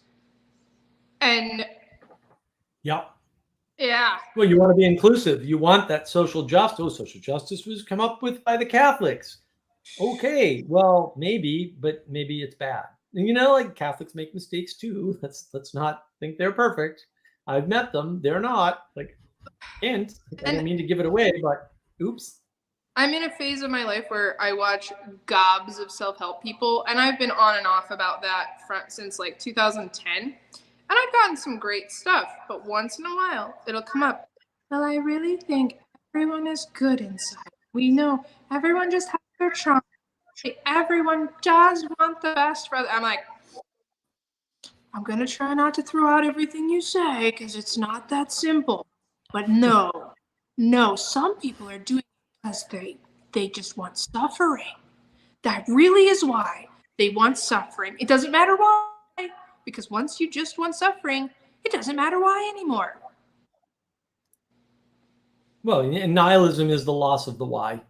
And that's so one of these things people don't recognize. This is what's essential to put up, like, why boundaries must exist. They must exist. Also, borders must. Anyway, What's the difference? What's the difference between a border and a boundary? one Borders is are hard. a political entity of your country, and one is applied to your person. Both can be porous, but they can't just not be there. Well, you have to recognize that they're there in order to honor them. Well, Right. or you even need them. It's like you need cell walls on your cells, or you're nothing. Right. Mm-hmm. When you're not paying attention to them, you fall into this humanism trap, and we're all one species, and we're one. But while that's true at a certain layer of analysis, it's not true enough at enough layers of analysis to be something actionable, because you need discernment in order to act, right? Because discernment, judgment, action, like you're not getting around that. And I think it was the one I came up with here for this was constraint, affordance, and action, right? That there are constraints in the world, there are affordances in the world, and there are actions, and those interact. And if you're not paying attention to that, it's going to cause a problem for you. And that's the discernment that you need. You need to discern where things end and where other things begin. You need to discern when there's a porous boundary that's crossable only under certain circumstances. I mean, again, the rules don't make any sense if they're always followed. They have to be broken to be rules. That doesn't mean you should run around breaking rules. It means that the rules are there as guidance, and you should follow that guidance unless you have a really good reason why not to. And the odds that you're smart enough to determine when to follow the rules and when not to follow the rules are tiny, even though nobody wants to hear that. Where we want to go with this, we could go in multiple directions. We need to set up boundaries for the conversation. Well, Jesse, it's your fault. So you tell us where you want to go. It always is my fault because I'm a Muppet. See my Twitter channel, which I've rebranded now. What's this? Man building boundary. Sally doesn't talk well, so she uses stick figures to communicate. This is where we are in the conversation. What is a boundary? Stick figure, Sally. That's stick figures are going to save the world. Stick figure explanations. Speak of philosophy. Yes, I agree. Stick figure philosophy confirmed. is going to be big someday. I don't know. I have this much coffee. This is how long I'm staying. Okay. Well, sip small sips and stay around as long as you're able. Sally Joe, what helped you define your boundaries? What helps you define your boundaries? Terrible at it. I barely know where they are. I am one of the stick figures that is like, perhaps this exists. That's it.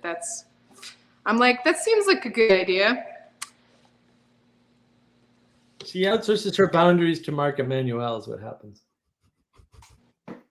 Maybe. So you're not really a stick figure; you're a circle figure. And then she ignores us too anyway, bendable. and then we yell at her.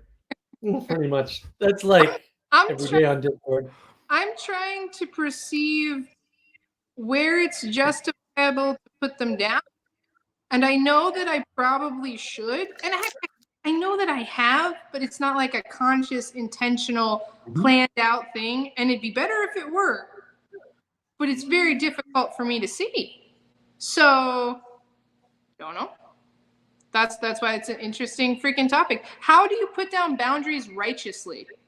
Because like what do you do with the beggar? What do you do with the scurvy youth pastor that's creepy? We need the adverb is the second step. The first step is just to have boundaries and put them down. Well, protecting them and enforcing them and putting terms behind them is actually the second step. The first step is just to define. I've like going to sleep at night at a certain time is a pretty good boundary, even though this one over here is horrible at it. Since I've been actively paying attention to them this last little bit, waiting on this live stream, I recognized one in my social group where a friend of ours is, well, I'm not going to keep working with anybody if anybody yells. Just letting you know. And I was like, wow, that's so great. And he was like the physically biggest person there. So if he left, it would have been like a giant pain. And I'm like, that's so chill about it. And I'm like, is that what it's like to be a giant? Do you just tell people what you're going to do and people just respect it because they want you to stay? We don't even have to tell them. You just leave every time somebody yells and they make the association. This is why things don't need to be explicit. We don't act on explicit things. We act unconsciously or subconsciously on all these signals. It's totally silly to me that I've never thought of it before. I was like, never considered it. And it's like, and I get very caught up in like either used to be wanting people to be happy, less so about that now because it's not possible. They never will be. But then like I want to do the right thing in kind of almost a deranged sort of way with very minimal capacity to know for certain what it is. So, yeah. To articulate it, I mean, I think you know what it is. You just, it's an articulation problem, you know, more than anything else. And Ethan, that reminds me of something Peugeot said yesterday in his Q&A, how horror films oftentimes in an inverted way reinforce the ideals of Christianity. Well, yeah, they're rallying against something. And like, you can't notice things without contrast. And this is what I was saying about rules are there to be broken because they provide contrast, right? Hard boundaries don't provide, like, nobody thinks about gravity. Why? Because there's no contrast to gravity. You're just always in it. It's not a, you know, and every once in a while you slip up and forget about it or it sneaks up on you or whatever you want to frame it, right? But it's not like it's contrast to you all the time because you've already taken it into account because there's almost no exceptions to it. And except for people who go up in space and go into anti-gravity situations, it's just not an issue, right? It's a constant. You didn't mean to make this argument, Mark, but once again, this is why air piracy will fix everything. I'm gonna have to drive to South Dakota and don't tell anybody. And I don't know what happened to Sally Joe. I have no idea. I wasn't there when whatever happened. I don't know why you haven't seen her. Too cold, Mark. You won't make it right now. This is true. My car wouldn't even make it up there at the moment. You guys in your snow in the middle of freaking end of March. I was considering like the historical event of the Roman Wall in England, how it's a very small boundary line. It's, you know, you can step over it. Yeah, Adrian Wall, that's the one. Yeah. And it's less of a wall than it is a boundary, or it's it's more of a signpost too. You are now entering into this territory. Be warned that, you know, our principles it's a signal of a change in rules, and it's an area of trade. So what a lot of people don't realize is that Roman walls were full of trading points, basically openings, so that people could trade. And I'm not saying, oh, the openings couldn't be shored up so that people couldn't come flooding through. Of course they could, because it was dual purpose, or it wasn't a single or multi-purpose, really. But the point of a wall is to say our rules on this side and other rules on that side, and then you get to decide. And in the middle, there's this gray space where we kind of get together and trade. I mean, but when you start thinking of the world in terms of signals, now all of a sudden you don't need conversation to solve problems. And you need to be articulate, which is fortunate for Sally because she needed to be articulate. She'd been dead years ago. So, you just need to act out in a consistent, principled manner what your values are, and a bunch of problems sort of vanish as a result of that. And those boundaries You need to have character. You need to have character, right? And not just be a character, which is two different things. It's subtleties in the language that aren't so subtle. And one of the problems that I noticed, so Vanderklay did a talk with Mary Harrington, which is quite good. Everybody should watch it, but it's a really good interview. I wish it had been 2 hours.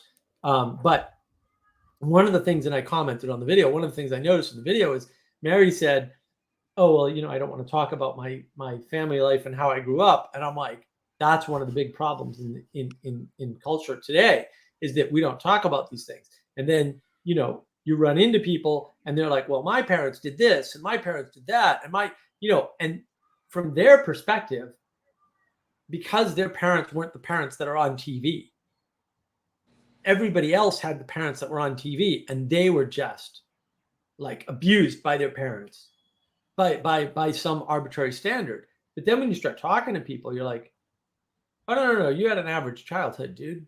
Like, really, like, I'll put my mother up against even Sally Joe's mother. Like, my mother was, wow. Like, she saw stuff that wasn't there, for sure. She also knew stuff that could not be known. And yet she was not wrong. And I have not figured that out. And I think I'm going to die not figuring that out. But wow, and some of the stuff she did, and like, whenever I learned what she was paying attention to determine whether or not I had cleaned the living room, oh, that was a good day. 10 minutes of work and she'd think I cleaned the living room. Before that, I'd spend an hour and a half. I'd actually clean the living room. And she'd be like, you didn't clean the living room. And I'm like, tested the boundaries. An hour and a half? Really?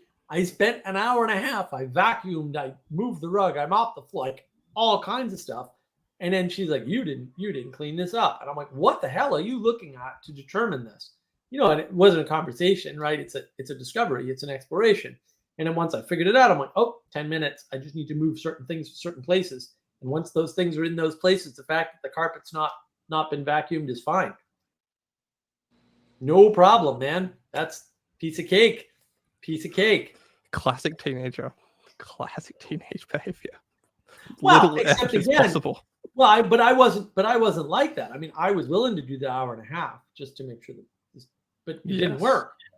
It didn't work. It's like the first time I got a ticket. I was driving down the street and this guy gives me a ticket. And I'm like, I'm doing 35 and a 35. Why are you giving me speeding? He's like, you were doing 45. And I'm like, no, I was definitely doing 35, dude. Like, I'm a rule follower. I'm a conservative. Like, I follow rules. And after the third time that happened, I said, well, F this. I'm going to speed because I'm getting speeding tickets anyway. What's the point? And then I didn't get any tickets for like forever. It was a very long time before I got another ticket. So, whatever. It is what it is. It's weird. The world is weird, and it's weirder than we realize, and we don't want it to be weird. But when you have the standard of TV parents and you don't talk to other people, or you don't take the responsibility to talk to people about your childhood and how it wasn't TV parents, and maybe it wasn't horrible or anything, but it also wasn't TV parents. Like Bill Cosby on the Cosby Show is not your father, or Al Bundy on, I can't remember the name of that show. The worst TV parents. Right. Well, look, and that's the thing. We've got these bad archetypes. Well, there's that whole thing where men turned into these useless, evil parents, right? Homer Simpson, yeah. Yeah, Homer Simpson's a good example. Yeah. But people don't realize that's not the standard of parenting.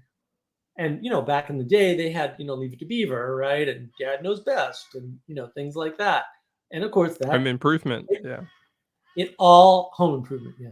It all has, downsides. And parents don't learn to parent from the TV, I hope. But also we need to learn to parent from our parents, and when our parents don't parent well, then it's a slippery slope right there. Married with Children. There we go. Thank you, Lynn. That was the TV show that I was thinking of. What does Ansman have to say here? Al Bundy was a good Wabbit hunter. Yes. Oh, man. See, you bring up these cultural references, and then the memes start flowing, and the next thing you know, end of the world. Destroyed the world. Good job, guys. Good job. We all get together and destroy all boundaries. Yay. You've said a lot there. You said a lot there. You said a lot there. I didn't So think it was a good. lot, but okay. That's good feedback. What do we got? Stick figure philosophy time. There's a dragon. I love dragons. What's the dragon doing? Is he attacking a castle? What's going on, Sally? I don't Is know. it They're just time? Oh, I love dragons. You put dragons on something, and I'm there. I'm like, I don't even care what it is. I love dragons. Dragons are defenders of boundaries. Dragons Yes, are the they monsters are. of the limit. They are the monsters of the limit. That is correct. It's the hybrid creature. To use Peugeotian framing. Yeah. Did No, you see that it's- video that was going around Twitter with the lady? Was a lady, some blonde American lady, and some guy was trying to tell her something in a car park, and she's like, "Get away from me! You do not approach me." And she's yeah, you can see that on Twitter. It's hysterical because the guy was probably trying to tell her, "Hey, your tail light's open," or you drop something on the floor. But she's in such a chaotic state that any approach, any breaking of her personal space or boundaries, according to her video, he wasn't that close. He's just someone Right. approached her boundaries, and then even as she walked further away, she still kept trying to enforce that limit of saying, "You do not approach me." I thought, this is the complete opposite of the world that was, where you could approach someone and say, "How do you do?" Like, I see that you've busted your Yeah. tail light, or you didn't get your milk this morning, or pick a. Sally, question for you. Is that a twin-towered church? It was Someone just a needs to- wall. It was just a wall with dragons behind it, and they were looking over the top of it. Oh, okay. I didn't get that, but okay, cool. Well, I didn't draw Now- very. I was drawing it quickly. Yeah, don't say you didn't draw very well. Look at the board behind me, Sally. Come on. You draw excellently compared to me. I totally just suck at drawing. What's behind? And it's the not like skull? I haven't spent hours trying to draw, but I just suck at it. Like, it's just not a thing that I can do. What's below the skull? The poison The symbol. boats. My boats. My Oh, pirate boats. your pirate. I've been doing boats for 3 live streams. Thanks for noticing. Yeah, but I can't. Yes. No. You know I noticed. You know I noticed. I pointed it out the first time it was up there. I was like, "Hey, that's up there." I put up birds this time around the boats because if anybody who sails We can't- knows there's we going to can't be see birds that. around your boat. That's for sure. Yeah, you're not Mm. supposed to be able to see them necessarily. Well, I It really changed the works picture. for my eye. I'm like, ooh, those are pirate ships. I can tell because there's birds. Like, just for me, it just works. Well, this week I changed my picture. It's nice picture of someone crossing a boundary, jumping into the famous black and white picture of jumping into a puddle of water at the eve of World War II. Where is this? Oh yeah, yeah. I know that picture. Who did that? Santorio, British Italian photographer in 1939, eve of the war. Gotcha. Yeah, I So, yeah. remember that. I've seen that. Crossing the boundary. I thought that was appropriate. That is appropriate. I'm gonna move you back now because covering up my. Not to get dragon. onto that topic though. Yeah. Where do you begin and others end? That's an interesting frame. Well, you harped on about culture a couple weeks ago, and I thought that was a great. Culture is that buffer zone between you and others. It's something I've been actually harping on to my workplace. Is like all your problems are not political; they're actually cultural, because culture helps Yes. people navigate and work together Yes. and collaborate. If you don't protect that culture or put up good boundaries for that culture, then Of course, And you're gonna have politics- people saying we need 4 resources here because we just need 4 resources here. So, Politics is downstream of culture. I mean, that's Carl Benjamin and Tim Pool. Yep, that's absolutely correct. And that's what people don't realize. They think politics comes first because they see it at the top. It's like, well, power games. it doesn't. Well, when you see the world as power, that's what it looks like, especially top-down power from above. Ethan, Mark, I don't get speeding. I've never gotten speeding tickets, 3 speeding tickets in a week. Sorry. I did get 2 speeding tickets coming back from Thunder Bay, but one of them was a camera, and I forgot to check which states have camera laws. Because where I come from, you can't do that. You take a picture of somebody's license plate, doesn't matter. It makes. I think in South Carolina too, they can't use automated systems. They have to pull you over and meet you, which is better policing, by the way. The cameras are just them making money. Like, you really want to pull cars over because most criminals are caught on traffic routines, traffic stops. They're not caught in the act, and so it's disingenuous. It's a bad boundary. Yeah, that was where was that? Where was the camera? Was it in Ohio? I think it was Ohio. I don't remember now. Might have been Michigan. It was one of those big states in the Midwest that I needed to get out of. No one pulls you over in South Dakota, though, so. It depends. Don't speed through the little towns. They don't like it. No. I don't speed through little towns. Ethan says I thought it was 3. Yeah, well, you didn't think, Ethan. That's all I have to say about that. It was not 3. I got 2 tickets. They're both paid. It's fine. One of them was not cheap, but that's okay. And then my state sent me a notice about tickets. And I was like, really? Like 2 tickets is enough to get you a notice? Come on. And you think about yourself and where you begin and end. You can think about your responsibility to society. Like, for instance, like, are you ending, you're throwing trash out? Are you ending leaving your lawn to a state that it's throwing nettles onto the neighbor's lawn? Are you ending if your dog is barking at like 2 a.m., so on and so on? Are you negatively affecting your community by not showing up at your church that you're historically from and you disagree with? And that is a place on the boundary topic. Mm-hmm. Yeah, where does the end of you affect the beginning of everything else? Because there's no, like, people tend to talk about end as though it's a final state or something, but actually the end of you is the beginning of either the world or other people or both, right? And so, and that relationship in that container might change, right? So you meet a girl, right? And then, oh, there are boundaries. And then those boundaries change. And then you're married. And then all the boundaries change. And then while you're married, the boundaries change, right? Like, it's constant negotiation. I think that's why people don't like talking about it, because it's constant negotiation. Negotiation is hard and it sucks because there are Muppets. And you're a Muppet. And you're a Muppet negotiating with Muppets about Muppets. It's like, oh my goodness, the Muppets are everywhere now. It's an impossible situation. Muppets all the way down.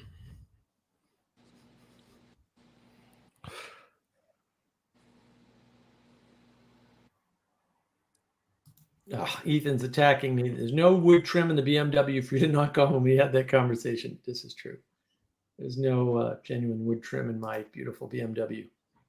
Somebody asked me about the car the other day, and I was like, yeah, I've never loved a car this much before in my life. I absolutely love this car. It is fantastic. I had to top down. It's a Corvette. It's got the. No. Yeah, it's a BMW convertible. Convertible. It's not a Corvette. Corvettes are silly. They're also the best car for the money, but they're still silly cars. But it is technically a 4-seater, although you can't really sit in the back. You got to be a midget to sit in the back of that car. 2 midgets could maybe sit in the back of that car. Maybe. It's tough on trips. On the other hand, it's good on trips because you can get the food because the back seat is right behind you. But it's it's not good for 4 people.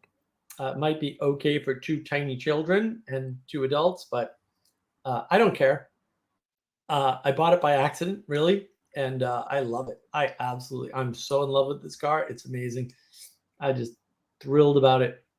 I do need to get a new car soon because it's 3 years old, and you don't want to keep a foreign car past 3 years, because when things break on BMWs, they're expensive to fix, and it's like, oh, that's not good. Time for a new car. We keep cars till pieces fall out of them. American cars, sure. If I had an American, I used to buy nothing but used cars because fixing a used Toyota costs no money. Like, it's just not a factor. But with the Beamer, the prices are exorbitant because you can't get parts. Also, you can't get. I always parts. figured you were a truck man, Forever. Mark. I always figured you were a guy with a nice truck, like a nice When I moved practical, down pragmatic here, truck. I was supposed to buy a blue truck, but I need a convertible and I need a Well, truck. then buy a I went blue down truck. south. And if I had any money at all, Jesse, you'd be surprised how broke I am. If I had any money at all, there'd be a blue truck here. And look, I had it all set. I was going to Just buy do it. some consulting. Just do some consulting. I You'll don't get it. know. If I could break Come back on. into the market, that would be great. You can do Um, it. You can do it. Just keep you ranting would about too. computers on your other channel. Tagged I from have people. been. Has that been good for you, by the way? Is that working? I've liked it. Sally. Here, let's just make Sally big. There you go. Those are different containers. Those are some boundaries. Well, and each boundary informs an identity, right? Mm, there you And go. that's where people get confused. It's like, no, you need these boundaries to manage your identities because you can't have one single identity. That's what I was talking about quickly that I thought actually, Jesse, you'd be all over, where I said modern movies just have haven't watched it. confused identity and Oh! naming. Sorry, home- I haven't catched anything. Yeah, okay. At home, you get to pick what type of ketchup. At work, it's kind of there or it's not there, or you bring it, but you may be invaded by heresy ketchup. It would be inappropriate for work to force you to have heresy ketchup at home, but not at work. I don't know. There's a better example that exists. No, that's good. It's a great one. No, it's good. That's a good And in the example. So community, Jeff, you've got to share the ketchup. If someone gives you ketchup, Yeah. you've got to, all right. Like, like you got to negotiate ketchup. It's a barbecue. Mhm. The vegans are going to bring vegan garbage. It's going to happen. So Jesse, you didn't hear my rant about I'm sorry. um, Do you want movie- context? Do you want context? Yeah. Tell me about the movies and stuff, and then I'll give you my context for why I overslept. I don't want your stupid context. I want your Oh. participation. I'm here Uh, then. I'm here. Hold on. We've come to confuse naming and identity, and the movies Ooh. make them seem the same and relevant. Sally, what are you doing? I can't keep up with all this. Two different points. The manager. So they It get is two lucky. different points. Yeah, so Look at it. Sally, Oh, no, this- Disco Todd. I like this. It's the I like false. this. Disco Toad. Oh, instead of Disco Frog, right? No, I was saying turtle, but I meant toad, and I remembered it later. Ah, okay. Disco Toad. False Disco Toad makes more sense for Yes. false dichotomy than Yes. Disco Turtle. Okay.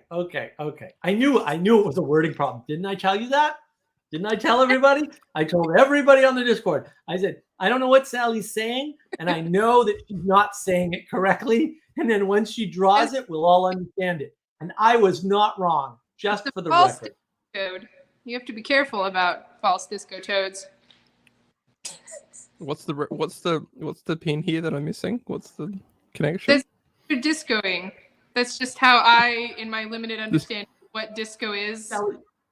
Sally was making this corollary between disco turtles and false dichotomies, and I was like, I'm not seeing it, and it's Sally, so it's like, oh, what am I missing, right? And then I'm like, no, I'm fairly sure this is her fault, and then we were arguing with Manuel, and he was confused. False Everybody was confused. dichotomy, whereas it's false disco toad. Just a very close word. Right. So has I knew nothing- she was trying to make a point, but I couldn't has figure out what nothing- it was. Hold on. It's just A dog walker let her dog cross the boundary into my driveway to do its business. When I objected, she sent round angry husband who threatened to beat me up, crossed a boundary into my personal space. Wow. Shoot it's that simple. Just shoot the dog. shoot them both. Our 2006 Corolla is only halfway through its life. Wow, I hope that lasts. What do we got, Lynn? Why would I attend a church if the church of my youth, if I have moral issues with that church, and how is that related to boundaries? Well, Sally, you're going to have to take that one. Well, that's just because I think churches are one of those places where the responsibility of boundaries is extremely skewed. And there was a time and place where you just went to the church closest to you. And I do think that might have been better for society overall. And we were one Christianity and not being overtaken by the Voldemorts. We weren't being overtaken by the Voldemorts. Right. But and are they your moral issues? Like morality comes from the community and the church. And I think that's part of the problem is that people are trying to claim they understand morality. And it's like, no, you don't. You don't understand justice. You don't understand morality. These things are bigger than you. I have exposure to very fundamentalist types. I am like mostly Baptist, even whether I want to be or not. And it occurs to me that if people who disagree with the church going, the people in that church that could be functional are cheated of your perspective because of your basically unwillingness to be judged. And that's silly because judgment doesn't make you die. Well said. I like that, Sally. I like that. Yeah, it is a problem of, we want to change the Catholic Church. Well, you're not going to change it from the outside. Which is not to say that being only inside forever is a good idea, but at a certain point, being outside and not coming back in is going to destroy the ability of the Catholic Church to change the way you expect. And of course, you might get there and find out that maybe you shouldn't be changing things. Is this about cutting up toads? No. Toad dichotomy. No, it's disco toad. Bring back the disco. Bring back the discos. We need a place to dance. Well, and I think so. So if you identify, for example, as the person with a morality, like by yourself, that then conflicts with the morality of the distributed cognition of the church, that's a problem. Like you identify yourself as a moral person, and therefore there's a conflict with morals with the church, and therefore you're not going to play with the church anymore. It's like, wait, really? And it leaves the crazies in charge. That's right. You're making it worse, not better. Well, the crazies always get left in charge if nothing happens. No. If there's no leadership crazies will always try to. If leaders don't step up in a group, and this is again, read a white paper. This has been studied time and time again. The psychopaths always take over. Always. In any group. That's why when people are running around spreading these groups, we're gonna have an equal group with no leaders. I'm like, you do not understand what you're saying. What you're doing is breeding evil into the world on purpose. And you should know better because any idiot knows this. And also there's scientific backing for it. So really pay attention to boundaries. Realize that leadership is super important and it doesn't have to be in one person, but also it has to be in somewhere, right? Like you can't ignore this. And oh, look at this. We've got a wow thanks from Lynn. I'm glad that helped you, Lynn. We aim to help. But I do want to touch on this identity and the flattening through the movies with Jessica. Yeah, please.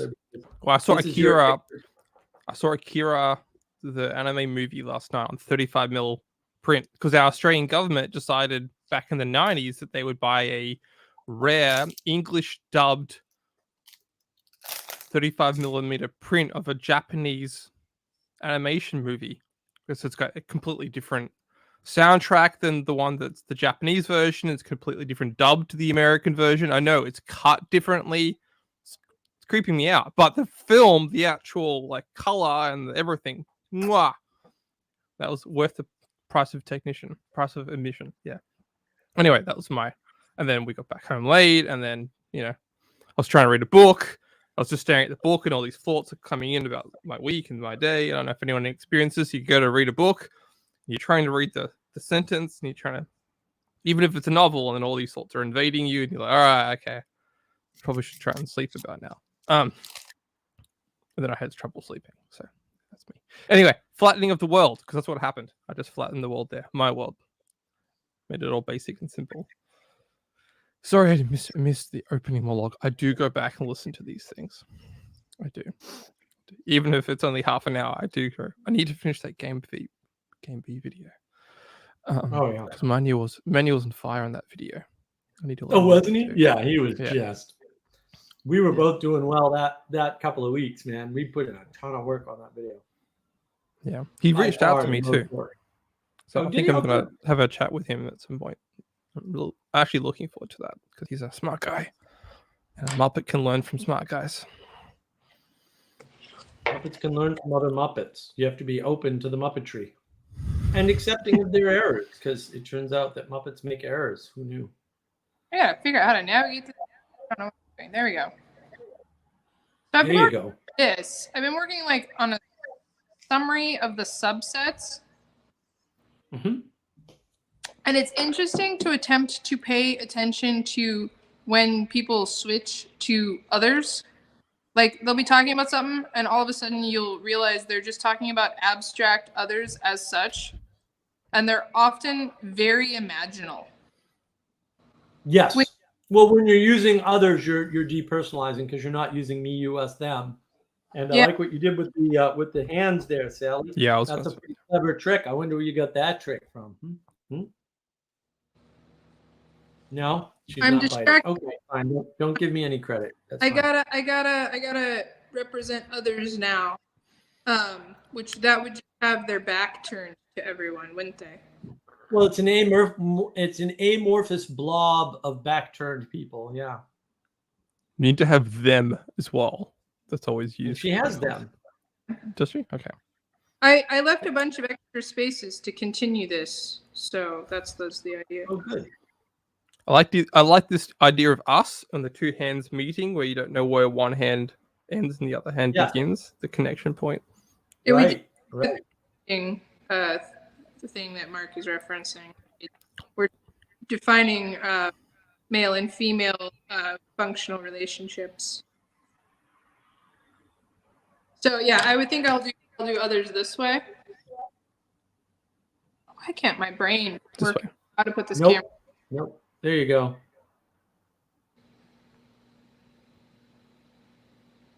Yeah, maybe that might work.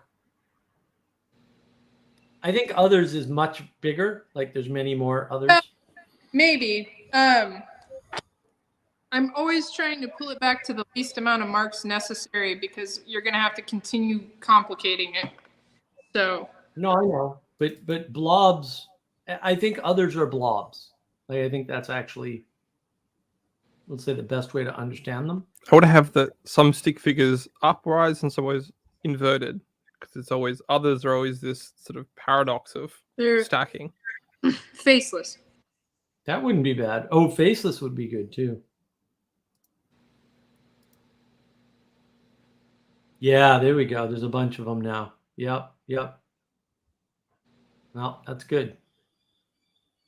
Yeah, and you can see. So, Jesse, talk a little bit about movies and identity and Oh gosh. sort of the collapsing of Stories. Movies are just identity stories. Well, the collapsing of identity into naming.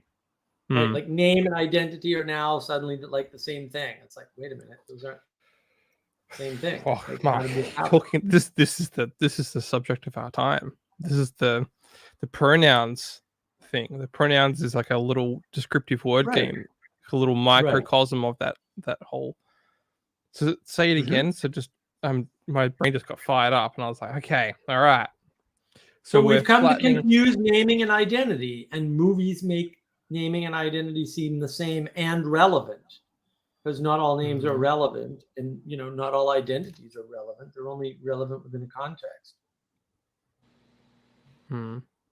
The larger the ensemble in a it's a little bit harder in a book, but especially in a movie, the less the names are important. Other than this person does this, this is the big burly guy, this is the smart girl, this is the hero. Like it's less important to figure out and remember everyone's names, especially in a 2-hour time span, than to associate them with a category in action. You're like, oh, okay, cool. That's a flattening of identity because if you remove someone's name and their origin story, maybe you find out they weren't always like that to begin with, and it's actually like the accomplishment that they've achieved that they're here. Um, which is a danger of why a lot of magic and fantasy movies is the wizard from the beginning.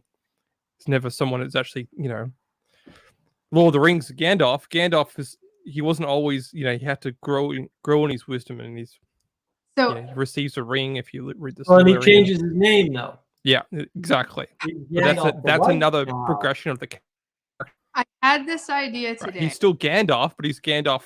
He's Gandalf. Yes, okay. So I had this idea today about a genie movie, okay? And so in this genie movie, the person makes a wish, and they wish for like financial stability, and then all of a sudden they get a letter in the mail, and the job they applied to 3 months ago, they get that job. And then they're like, what? Like, did you even do it? And then wish wish to meet the love of their life. And then and then while they're out, they end up coming across somebody selling puppies on the street. And they get a puppy, and they love that puppy more than they've ever loved anything. And so basically have the genies, all of the wishes get granted completely within the laws of physics, with no sparkle. Like there's no swish of special effects, and then the person is mad. Because wouldn't you be so mad? And even as a viewer, like if you watched that movie, you'd be so disappointed and confused. And I'm like, this is how people treat God, because they're on the edge of the seat waiting for that supernatural effect. And I'm like, you could see a burning bush and not process it. Because there are miraculous phenomena, and this is one of the brilliant reasons it's just fantastic to be home, because there is wonder. Like, go outside, and if you haven't seen it yet, go outside further, because there is still wonder and majesty in the world, but people are looking for special effects. Yes. Yeah, the cheap. Well, and that I think is true. Lynn's question here. How do you identify the difference between you naming and God naming? We have to live in a narrative. How does one choose which narratives? It's kind of multitude of questions to some extent, Lynn, which is fine. So I think God doesn't name things though. Right, God gives men the doesn't name anything. responsibility to form associations and names. Adam is supposed to name things, and then Adam is representative of all of the men that came after, right, in some sense. And then the problem with naming things is that you can only name things that are manifest. Right? And that's why it's the man's job to name things, to call it something. Because he deals with manifestation. Like that's technically what he actually deals with. And it's often what you first encounter first too. So it's bad English. Your first encounter, you usually name from that moving forward. So whoever encountered orange first, orange, the association of orange and that color got attached to that object. It wasn't orange the carrot, even though if we found the carrot first, we probably would have called that an orange. The word game goes on there. Well, the first impression matters. And the problem with the discernment is that the man has the discernment for the thing down below, right? That is named or nameable. but the woman is the one pointing at the thing that is pure potential, we'll say. And so that goes to the point of this lovely picture that Sally Joe, of course, drew.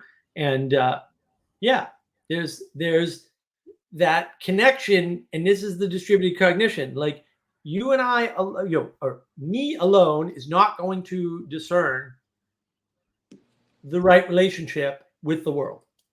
That's why you outsource your sanity, right? And that's why it's easier with another person, because then there's two brains on it instead of just one. And the other person has a different view of you than you have of yourself, and you have a different view of them than they have of their self. And so your collective intelligence is actually greater. If that's, is it perfect? No. You know why? Because you're a Muppet, they're a Muppet, we're all Muppets. That's the problem, right? It's like, but that problem's not going away. There's no solution to being a Muppet. You're still a Muppet. You're not getting out of the Muppet problem. Like awakening to the Muppet crisis is a very important way to think about the world. And if you haven't signed up for Awakening to the Muppet Crisis Twitter account, you should, because it's excellent. And yeah, you know, and I want to deal with the other side of this, which is we have to live in a narrative. How does one choose a narrative? So I've said this before, Lynn. I'll say it again. I'll probably say it a million times. The issue comes down to this. All the evidence that I can find, and I'm looking, unlike everybody else who's just saying things without ever doing any research, points to the fact that the way to know a good narrative from a bad narrative is roughly ethics. And the thing that holds ethics, which is bigger than you, is a religious tradition. Now, I can make arguments about tradition in general. Well, tradition in general, but religion in particular, right? Yes, The distributed cognition of the church through time. Particularity matters. The through time matters, right? Because you can look at Protestant denominations and none of their doctrines survive more than a generation or two at most, and so that's a problem. It's not that they do no good; it's just that they don't do good throughout multi-generational space. That's why people get thrown out of Protestant churches all the time, because they didn't do anything different, but the church changed underneath them because it's unstable, because it doesn't have a hierarchy to hold it. The culture changed. Or the culture changed, whatever. But the people in the culture can change independently. And so the people you are need the to culture. be in a religious tradition that A, makes sense for your culture, right? Don't try to be a Western Buddhist. It's a bad idea, right? And B, something that Sorry, Spock. something that allows you to discern a good narrative from a bad narrative. And that has to be a distributed cognition sort of greater than you. And then, isn't God the Word? Oh, the Word was God. Well, yeah, he is, but he doesn't name things. Adam is responsible for naming things. This is where people get. God is the Logos. He's the Logos. The the Logos said, exactly don't play this descriptive game on me. I see your descriptive game. Don't change the words. Don't change the terms. Once you do that, you'll deceive yourself. Yeah, the Logos is not reducible to the Word. I know Peterson makes this mistake. It's a mistake. It's an error. He's just wrong. Like, it's not hard. It's one of the things he's definitely incorrect about. He gets corrected on it quite a bit too. Yeah, there is that misunderstanding that Logos is mere word, but I don't think it is. I think Logos is the thing behind or underneath the word. In other words, the Logos is the order and intelligibility that we can name. And so it predates, like, you know, the people point at words. It's like, no, words have to come second, guys. Words don't come first. The thing you're naming comes first. There's a state at which it has no name yet. And then you notice it. And then you figure out the boundaries of it, right? To get right back on topic. Then once you've discerned some boundaries, maybe not all, maybe not enough, then you can name it. And then maybe that name has to change. So maybe you name something modernity, and then you watch a video on navigating patterns, and you realize, oh, that's a stupid way to name anything, because it can't have any import or meaning in the world. It's not possible. I've been thinking about the me, you, us, them, others, and then I was listening to the roles you guys were talking about, and I started writing down these roles, but I realized they weren't fitting the same type of category as that side. So I have like doctor, wizard, queen, villain, thief, cook, maintainer, ranger, hero, enemy, king, savior, champ. Like, because the problem with all of those little pieces was they were fitting into the subcategories of me, you, us, them, others. Like, those still superseded them. And then I realized maybe, and I'm not sure about this, state, country, nation, team, company, congregation. Maybe those are the same category as me, us, them, others, or are they not? No, they're not. Look, what is me, us, them, others? Those are. Oh shoot! It went right out of my head. Damn it! Stupid Because brain. something Those about are. is where your boundaries should be. That's why I'm coming back to it, because it's between those things But that they're. are somehow. Yeah. Of course. Well, those are the descriptions of the. We'll say the titles inside the boundary, right? But those are containers that contain unnamed and unnameable objects. Whereas the other things that you're talking about actually have discernible properties. So a team has a property like a common goal, right? Like, oh, we're all in this to score the most points or whatever it is, right? A company has a discernible goal, right? Me may not, it's relationship based, it's quality based.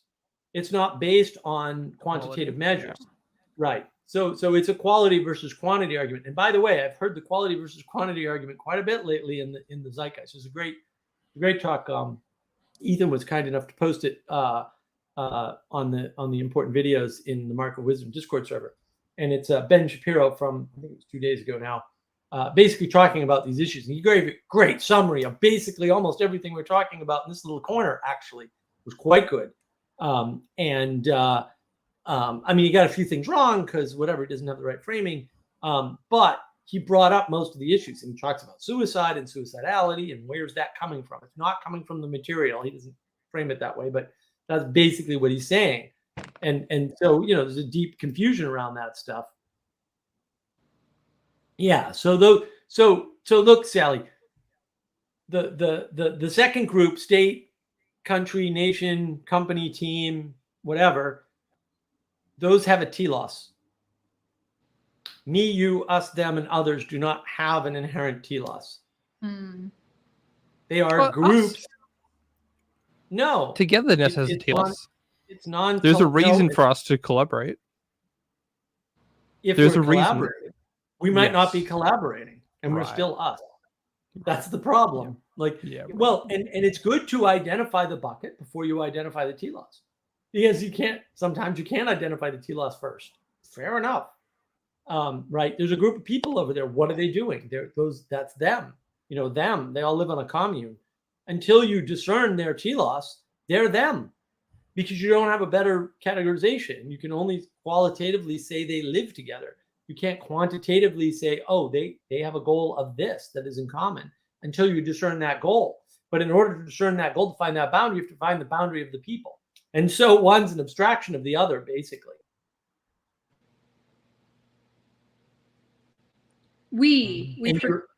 Is we different than us, or is it like we is different? We is definitely different. How is it different than us? I don't know. I need to think about that. Let's see what Lynn has to say.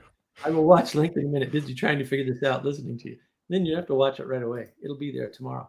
It is a good video, though. I like that video.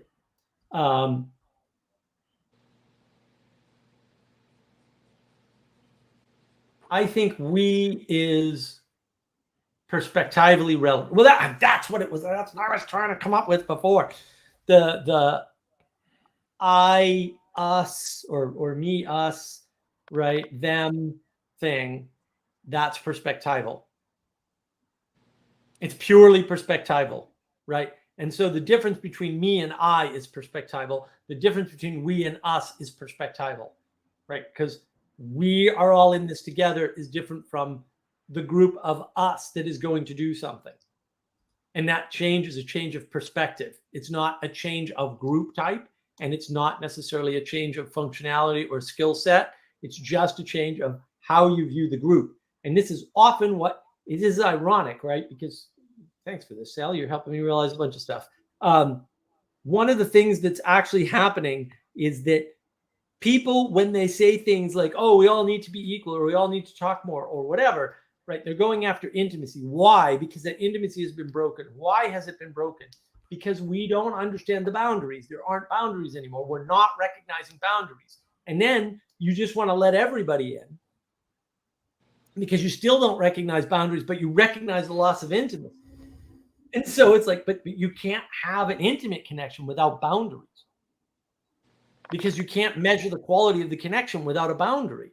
There's no way to know, is it good? Is it bad? Is it, whatever. And I think, so that's sort of what I was talking about before with the jumping of the boundaries. A lot of people jump boundaries all the time. And so they might say, for example, oh, what I want in somebody I'm going to marry is, and it's like, when you meet somebody, that person's not the person you're going to marry ever. Right? Because when you get married, they change. And you change, by the way. Right? But more importantly, when you meet them, they change and you change. And when you date them, you're both changing. Right? And so, and I think it was Ben Shapiro actually that said this. Somebody said this recently. I can't quite remember who it was.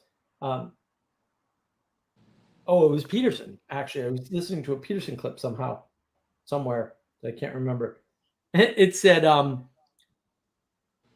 wanting to meet the person that fills some set of criteria from yourself is just extremely narcissistic. It's like, yes, can't think of a more narcissistic frame than I want to marry somebody who is blah, blah, blah, blah, blah. It's like, really? That's, or I'm going to find my person. Man, when I heard that, I was like, what is wrong with your brain? You're not going to find your person. What are you, nuts? It turns out that person was nuts, but different problem. Damn it, Sally, I'm not ready. All right, there we go. We, yes. Yes, right. Well, and that's the personalization. So personalization is a change in perspective. Lynn says, us involves a watcher. We includes me. Yes, exactly. That's your perspective change, Lynn. And I think that's correct. Yeah. We is something you see from the inside. Us is something you view from the outside. Yeah. It's the collective agreement that matters. Because Well, the agreement is, in one sense, a boundary, isn't it? But you can have an agreement and then view the limitation. agreement as an us or a we. It just depends on your perspective. Part But of it's my important to listen to those cues. says I should put an ours, but it's not Yes. right. But people do that. They take possession of the us to an ours, but that means a different thing. But I don't know what that thing means. It's a change in perspective again. Change in relationship, how you relate to things, right? Yeah. So, but what would your perspective determines your relationship. So between these categories, what would be an oversimplified or discussion model of a boundary between these categories? Which ones? Well, the boundaries don't change. What's changing is the relationship, the perspective. That's the issue. Or the collective agreement. Right. Well, but it's the difference between how you view the boundary. It's not the difference between boundaries. The boundaries aren't changing. What's changing is how you're viewing that boundary. Are you including yourself within the boundary? Or are you saying you're outside and above that boundary? So it's inside, outside, together. Inside versus outside. Okay, Yes. so inside, outside, inside, outside. Yeah, it's how are you relating to it? Are you including yourself in it, or are you standing outside of it, or above it, or whatever? And where are you standing, right? Like Peugeot's right, and I'm like, where are you starting? But whatever, it leads to the same thing, which is, are you in objective material reality, which doesn't exist? And I'm not saying you can't use an objective worldview to highlight something. I'm saying you can't live there. That's not a story you can live within. Is not in objective material reality. That's not an option that's available to you. Like to reduce the marriage covenant or the marriage agreement to just a materialistic frame. Inside, outside, inside, outside, outside. Yeah. Well, me, I think, is outside. You is inside or outside because the language sucks. We, us is inside, we is outside. Hmm. Yeah, that's the Probably change in not. perspective. Is top to bottom. Yeah. The top row is one set of perspectives. The bottom row is another set of perspectives. Would it be more interesting to try and define the categories by what is possible, what you can do and how you are limited versus how your limitations change when you go to us or to a we or to others. Those limitations, those boundary lines shift and either more or less porous depending on Well, the and possibilities.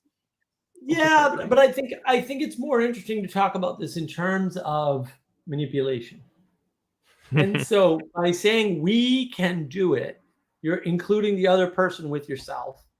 And then you're saying, this is what I'm doing. We can, like, we together can save the planet, right? Which isn't an untrue statement, but it's not true enough, right? Because if it's we and it's 4 people, no, you can't save the planet, even though it's 4 people and not 1 people, right? But if the we is large enough, but you don't have the authority to lump me in with you. That's what I was saying earlier, right? Like these Muppets have freaking lawns. Okay. I have never had a lawn in my life. I refuse to have a lawn. Not that I haven't tried to plant grass and stuff, but like You've got a pond.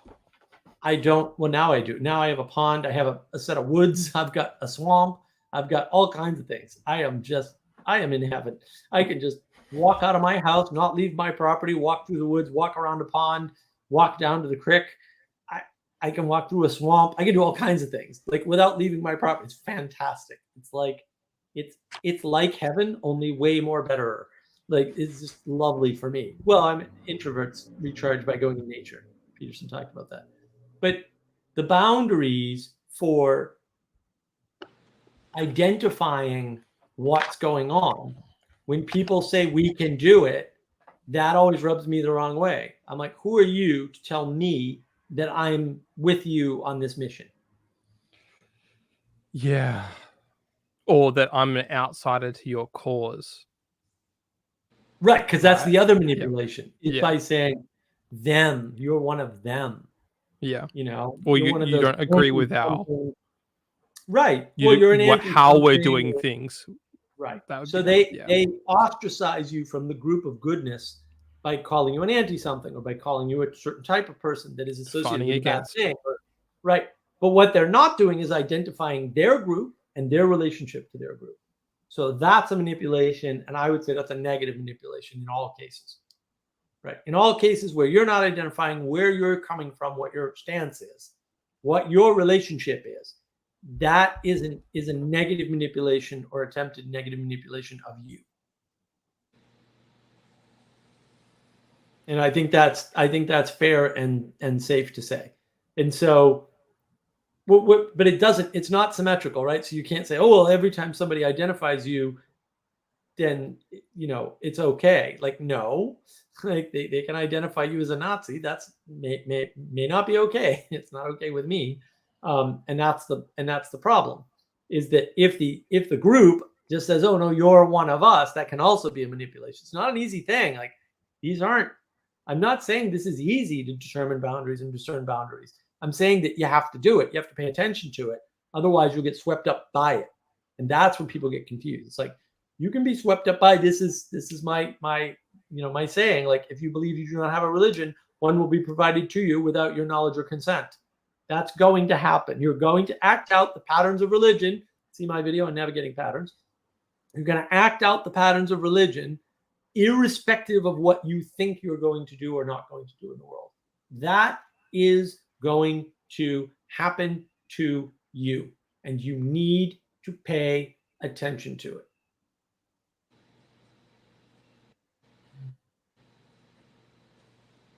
If you don't know the boundaries of, say, your idea and somebody else's idea, you'll be captured by somebody else's idea. They're doing a magic trick on you, more than likely. They are. They Yeah, are getting you Well, to and- pay and- attention to one thing while they're doing another. That's the definition of a matrix. Well, or they're just bringing you into a pattern that you're rejecting or believe doesn't exist, right? Are you doing more of these, Sally? Oh, Yes, I'm just using Word now. I like it. Where my I'm hands. not sure that it's right, but I get it. It's something like so you have these things that you exist within, and then within the you exist within, your boundary is established within them at different scale throughout domain or something.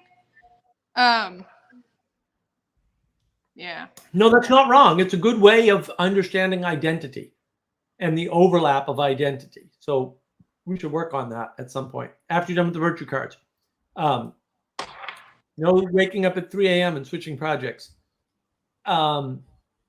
She's like, me? I would never. She looks so guilty too. It's unbelievable. I would never do that. I would never get distracted as an artist and move on to a different project in the middle of 1 or 2 or 10 other I do it projects. all the time. All the With- time.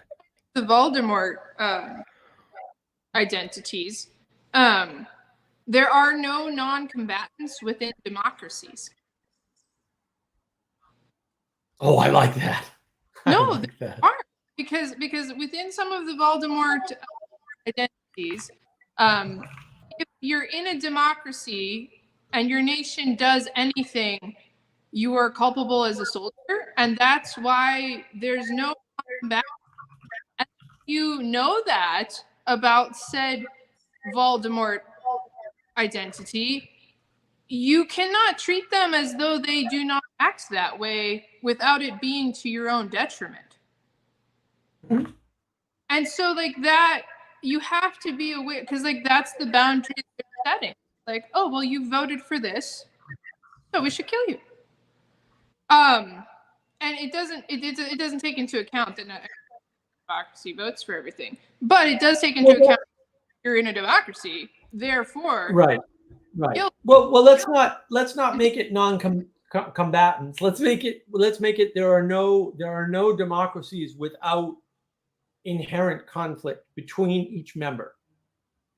Yeah, well, and it's just this way. It doesn't matter. Like, I'm using this example because I'm aware of this example, but like I can use Voldemort for the example type because it's like this example type exists way beyond this example.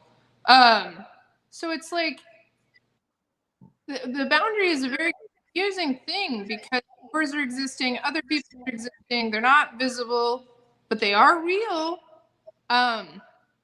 Yeah. Groups have preferences, though. You're not going to change groups having preferences, No. and groups within groups, or That's- meta groups, or the Well, tribes. that's you want what, to say. what makes a group is a common preference. Like, that's the problem, is that groups are defined by preferences. Well, And and so that's it's like, oh, well, that's an error. That's like a problem, but it's not. It's the reality of being able to identify a group. well, and it's fine for them to have their boundaries if you're maintaining your own. But when you don't maintain your own, it's almost like you're violating theirs by not maintaining your own. Yes, that is correct. Well, and it's like they're violating yours because you don't have any. And Well- so you're blaming them and they're impinging upon you. And the real problem is that's because you haven't set your own boundaries. So That's when you don't set Well, you lack your own integrity. boundaries, You lack the integrity you're to the one hold that true lacks to your integrity, boundaries. but you're blaming everybody else for your lack of integrity. Oh, that's a really good frame. I like that. I was trying to get there on our little Twitter spits yesterday, Mark. We were spitting about character and integrity Yeah, and you want identity. I don't. You switched from identity to integrity, I think, right? Or yeah, you switched one of the words. On No, me, no, and I was like, saying- which one did he mean? No, I didn't do that. I doubled down. That's the problem with doubling down on an analogy is you can lose people. Sometimes you can win and sometimes you can lose. It's a gamble when you double down on an analogy. And so I was trying to say that to have character is as equal to say as you're someone that has integrity. I see. Because you I can see have what an you're saying. identity, right? And the identity is always porous, like what we've said. Your identity switches between your different associations and actions in the world. Well, But the you don't have character, an identity. You never well, have that's an what I'm saying. identity. Yes, yes, you Right. identify in different You- ways. Well, you Your always identity have is shaped in multiple different groups. identities, and you're always managing those identities. And so, in the moment, you Yes. only ever have one identity, maybe because you can only manage one identity at a time. But there's Mhm. no point at which you only have one identity. Like that's not what's happening, and Yes. that's a So confusion. that's where flat word comes in, because that's the equality spectrum. We've just, these are my pronouns. Enjoy your dinner, Flat Lynn. world, Right. right? The flat, the Right. They're flattening an of the world attempt. and the Right. Pronouns pronouns. are an attempt Yeah. to flatten the world. Right. So you don't not just for you to simplify yourself, but to simplify everybody else. Why? Because you have to draw that boundary and create that integrity that you destroyed to begin with, that you didn't need to destroy, right? But you rebelled, destroyed the boundaries, destroyed the container, and now you've got to get it back. And Well, it that's not a limits- straightforward thing. Yeah, it limits the intimacy too, right? The flattening of the world, there's because no- when the there's no world's more possible complex, intimacy. it's more intimate. Right, but there's no possible intimacy in a flat world, and that's why people are striving for intimacy. You see this constant. Well, we need to all get together. Why do we need to all get together? Like we need polyamorous relationships. Why? I want more love, so I need more people. It's all quantity. So I this want is- Ponzi's, I illustrated this with pansies, very non-controversial flowers. So if you want to grow, pansies, tulip, daisies. if you want to grow something, first you have to put up a fence. And so like the Mhm. tulip guy is fine, and these other two people are like, "You have oppressed me." But it's like they didn't ever put up a fence. So can you blame the tulip guy? Right. I don't know Yeah. exactly. No, that makes sense, Sally. No, it's a great Right. analogy. No, it's a good. Historically, it's a good, too, there's the whole thing about tulips. With the Yeah. tulip economy in the 16th or 17th century. Manuel could correct me on this, but in Amsterdam, the crazy tulips Dutch. became a the very Dutch- high form of the crazy Dutch. Had a tulip tulip economy, craze. and they had trading and stock. It was one of the first stock market, Mhm. global stock markets. Well, yeah, Yep. versions of that where people were Yep. trading and making specialized tulips because the Dutch were hyper Protestant, and so to have things of beauty around was considered idolatry. But a tulip or flower wasn't considered idolatry because maybe you can't lust Part after of nature, nature. even though that's exactly what happened. Yeah. So they Well, eventually they turned pointed sort of at the tulip abstraction. economy. I mean, that's the danger of a market. You point at the abstraction. So if the stock market is supposed to reflect the next 3 years' potential earnings, and it largely is, or at least it's treated that way, and then you start pointing at the future potential rather than the current reality, then the next thing you know, Amazon's worth $1.8 trillion until somebody realizes, wait, it's not worth $1.8 trillion. It's only worth $0.8 trillion and takes $1 trillion of value off the stock in a day or two, right? Or in a week, whatever it was. That happens. And that happens all the time. People realize, oh, these companies aren't doing so well. And, now their prospects have gone from this to this. And it's like, oh, no, their valuation comes down rather suddenly. And things always come down quicker than they go up for whatever reason. That's a good asymmetry to know about the stock market. Also tells you why Nassim Taleb trades in options and makes lots of money, or at least he used to. That's how it works. You take advantage of the asymmetry in the downward movement, which is always much greater and quicker than the upward movement, and then you can leverage that to your advantage.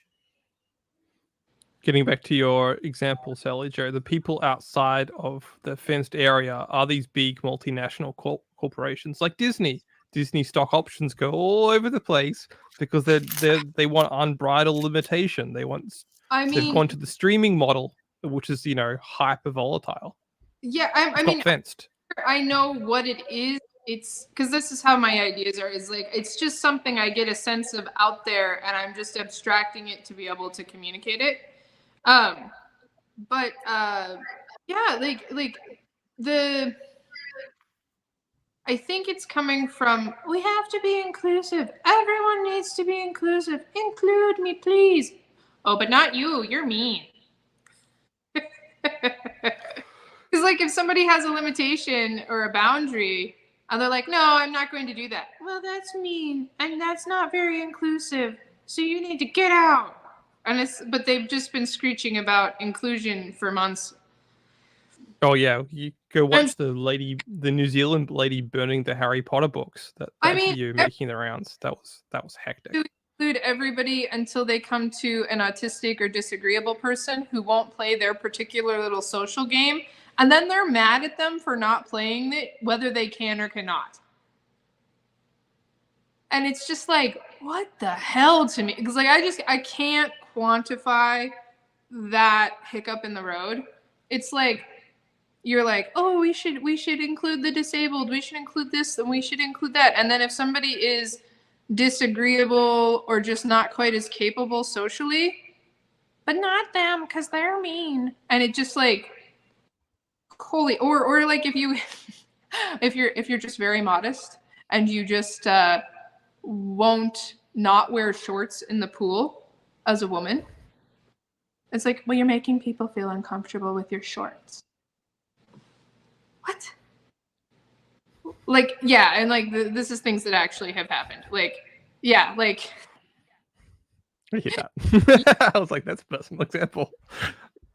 Yeah, no, like, and so, but that's the. I think we should. Maybe it's the Christian thing in me to want to strive for harmony. Implicit versus. I think we want people to be able to cooperate. The implicit versus explicit. Okay. So the guy with the fence has an explicit boundary. He's like, yep, I want this. And the explicit hierarchy, the explicit boundary is seeable to everyone equally for realsies. Whereas the people who desire to grow a patch, like they desired to grow pansies, desired to grow tulips, but wouldn't put up a boundary because they didn't want to infringe on other people. They're like, well, we want it to be fair. And so, but actually, they wanted it to be there. And so there was an implicit hierarchy that probably the socially adept, probably the non-Dutchman, could see. But the tulip guy was just like, well, they have a fence. What do you want from me? Like, he just put up a fence. Right. And so this is the difference between, when you say there is no hierarchy, it's bullshit. You just want the hierarchy to be implicit because you'll dominate, you think. Right. Right, so. Well, you're right. That's what it always is. And the problem with an explicit hierarchy is that that's a judge. And so there's an inherent judgment in an explicit hierarchy, and people don't like to be judged. And it's like, well, this guy put up a fence. And so he's saying, in this area, this dominates. And I'm not willing to put up a fence because A, it's a lot of work, and B, I want to secretly rule. I don't want my, right. And I'm weak because it's usually the weak people that, this is why I keep telling people, no, just tell them now. Because they're not going to do anything. They're just going to get frustrated when because, people are like, that's not true. I'm like, I do this all day, literally all day, all the time to all kinds of people. It works every single time. You go up to somebody and say, what are you going to do about it? And the answer is always nothing, unless they're of a certain type. Like there are people out there who are, they're gonna have their way. But these people who are whining and crying loudly and who go out in the middle of the street and scream at the sky, you don't need to worry about those people. Like they're just not worth worrying about. You can let them act out as 3-year-olds and tell them no, and there's nothing they will do. That's the cartoon I did about the guy dreaming of the bigger soapbox. I was like, yes, Steve or something. Steve dreamed of a bigger soapbox so he could finally make his point. But it was at 11 a.m., so we weren't really worried.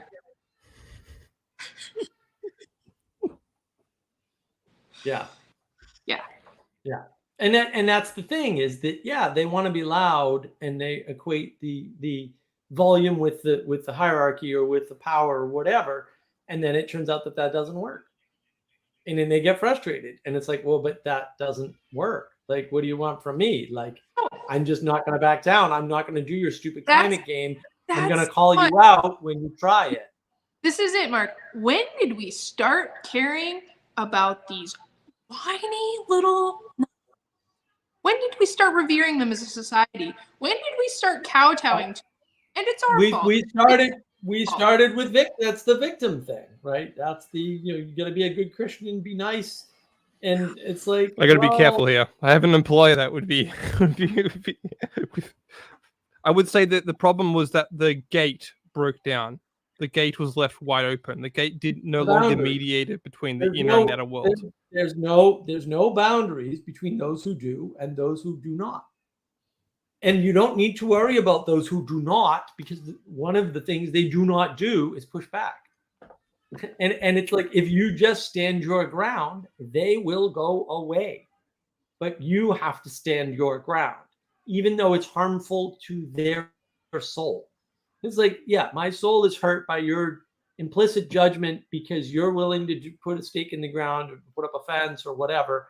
I'm like, well, that's nice. I don't care. Sorry. And then it's like, well, we all need to get along and care about each other. And I'm like, no, we don't. I'm not going to do that. You need a new plan. If that's your plan, you need a new plan. That plan is dead. Yeah, this is what I mean about the shorts issue. Is like, if you are a woman and you want to wear like the baggy shorts over top of your swimsuit, like I have seen pools that get like, you're making everyone uncomfortable. Maybe like especially in high school, like especially as like, you can't do that. It's not why wearing more clothing. Yes, because you're making everyone else, because you don't feel comfortable, like because your feeling of immodesty in the standardized modern swimsuit, because you feel immodest, you're making everyone. And yeah, this is the oh gosh, if you go down the rabbit hole of the complete crazy psycho rants against trad wives, if you want to see people be disgusting towards women, go look at the psycho rants against trad wives. Like stuff like, I want to smash your face into a wall, and just dumb shit because they're seeing a woman in full form, like unapologetically. And it's freaking fat. It's a judgment they can't deal with, right? Ed, it's a guilty indulgence, much like Trailer Park Boys, to listen to a rant once in a while. She's fascinating sometimes, and she did a whole thing about trad because she just is like, oh, this looks dicey, and she just goes for it, and it's kind of great. But it's just unfreaking believable. Like, and like I've experienced it a little bit. Is like the things that people will feel judged by that are just total surprises to me is just remarkable. Yeah. And you can't control it. Like, you can't not make other people feel judged. So why should you bother worrying about it? But people do. And I think that's a lot of the acceptance. You should accept, you should support, you should be an advocate, whatever stuff. Right. And it's like, I can't make you feel comfortable with yourself. I can't do it. It'll never be possible. Right. And that's what they're asking. They're asking for you to make them change in a way that they have already determined would be good for them. And in the way that they want. And it's like, yeah, but that's not an option that's available to you. And that's what they don't understand. It's a lost cause. Well, Watch compilation of TikTok girls against trad wives. It's like watching a reptilian brain take over their body. That's funny. Oh yeah. Their visceral reaction screams guilt of some kind, though. I don't know if that's the word. No, it is the word. They're guilty of not living up to the standard. And that's what they're yelling about. Like, they're yelling that there is a standard that they're not living up to. And the reason why they're yelling is because they know full well that it's their fault. That not that they could reach the standard, but it's their fault that they're not even trying. That's why they're screaming. That's why they're yelling. That's why they're upset. They are being judged by the existence of these other people, and they're not living up to the standard or striving for it, and they're screaming about it. They want to tear the ideal down so they don't feel judged. That's all it is. A bazillion years ago, Mark, a bazillion years ago, when we made the first video on my channel about churches. And this is why freaking churches should be the most beautiful damn thing in the whole entire city on the highest hill. They absolutely should Yes. be asserting that upon the world with no apology. And this building Yes. inside of shopping malls and huts and other ridiculousness is just, I'm so mad that I can't talk. It's ironic to me that all the people that talk about beauty are basically not embedded in super beautiful churches. Like they're not screaming about having beautiful churches. And I'm So- like, why wouldn't the beauty be located in the religion? Like, I don't understand. Isn't that the appropriate place for it? I've always had a back and forth relationship with the beautiful as the feminine, like, and why you should do that. And I had a friend. Well, I have a group of friends, and they're a big Catholic family, which is massively different than my family, and socially they're much more adept than my family. So when it comes to interpersonal dynamics, I very much value that friendship. And one of the girls was injured her senior year of high school, and she tried to recover, and basically she has to walk with crutches maybe the rest of her life. And there was a period where she quit dressing up and just wasn't going to. And it's interesting because they're like no sex outside of marriage, only getting married to have as many kids as you can possibly have kind of family. So it's like, why would they be concerned about her? And so I was visiting this one summer, and she was out. Becky starts talking to me about it, and I was noticing too. The last couple of times I'd been out. I should not have said names, but that's okay. We'll move on. So the last couple of times I'd been out, I had noticed this stay-at-home mom was doing up her hair and ordering a nice blouse and wearing lipstick a little bit, and I'm like, nobody's seeing her but her kids. And then she brings up to me, she's like, yeah, I want my kids to have a pretty mom.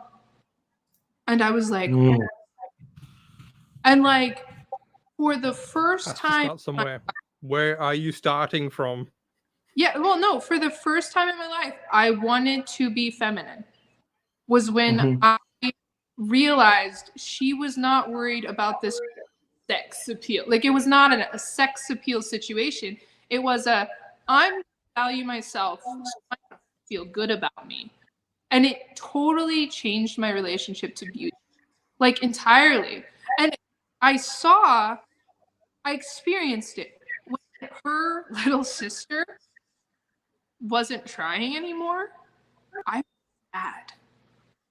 I was sad. And then to realize, oh, this is not about sex act. This is part of our sex to value ourselves, to be this sort of thing. And I had never understood it. And I was 31 too. Like, I had never understood beauty as such. I had put on a face before because I would wear it as like a confidence facade and to not look too young, because I always felt like I looked too young for all of my jobs. You used it to project identity. Yeah. I would not use it not to have an intimate relationship with the world.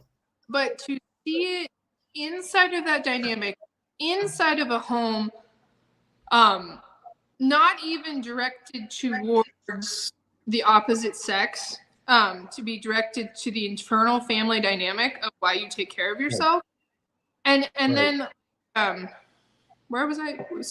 I got lost on why I was thinking about this. Well, it's like the trad wife thing. Standards. The standards changed between the two sisters. The trad standards of what they value. They can only see dolling up as porn. And Shu hits this really, really well. The Shu on Head girl is like, he's like, they see a pretty woman and they can only think porn because they never go outside. And I'm like, right. I think that's right. And I think like dressing up for your kids, dressing up for your family, and keeping yourself clean and kempt to take pride in your family, in your people, in your us, as it were. Not the you and them relationship. Well, that's the pointing again, Sally. Right? That's the pointing. Women point. And one way they point is by dressing up. And I'll go back to that in a second. But I want to deal with lost cause. Evangelicals don't want beautiful churches because they see spending money on looks as vanity, and that money should be used somewhere else, right? It's deeper than that.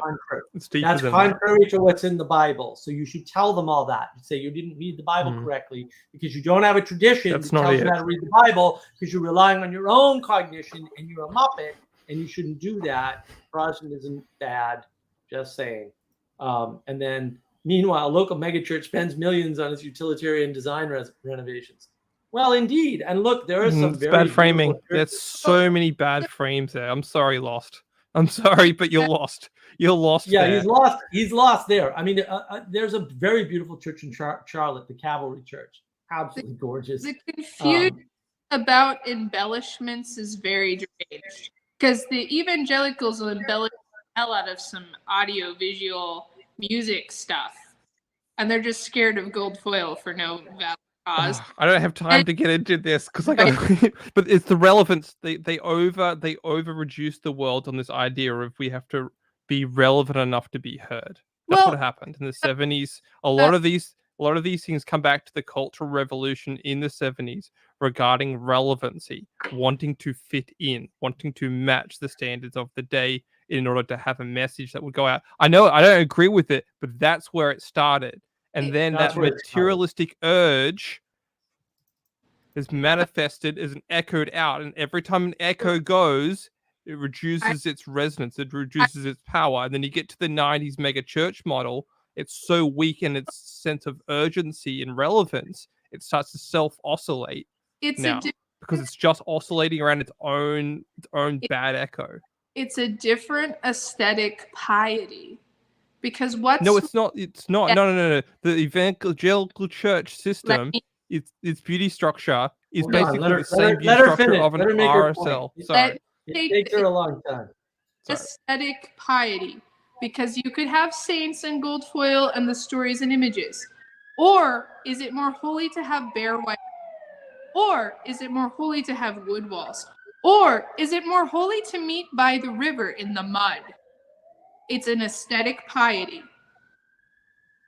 Right. They're confusing it, and they don't have the pointing. Right. This is why the woman in the family needs to dress up, because she has to point at something beyond herself, beyond her looks in the moment, or we'll say her manifestation, right, as the probably exhausted wife and mother, right, who's been keeping the house clean and making a home out of a ugly structure that otherwise would have bare walls. I'm still putting stuff up, Sally. I'll get there someday.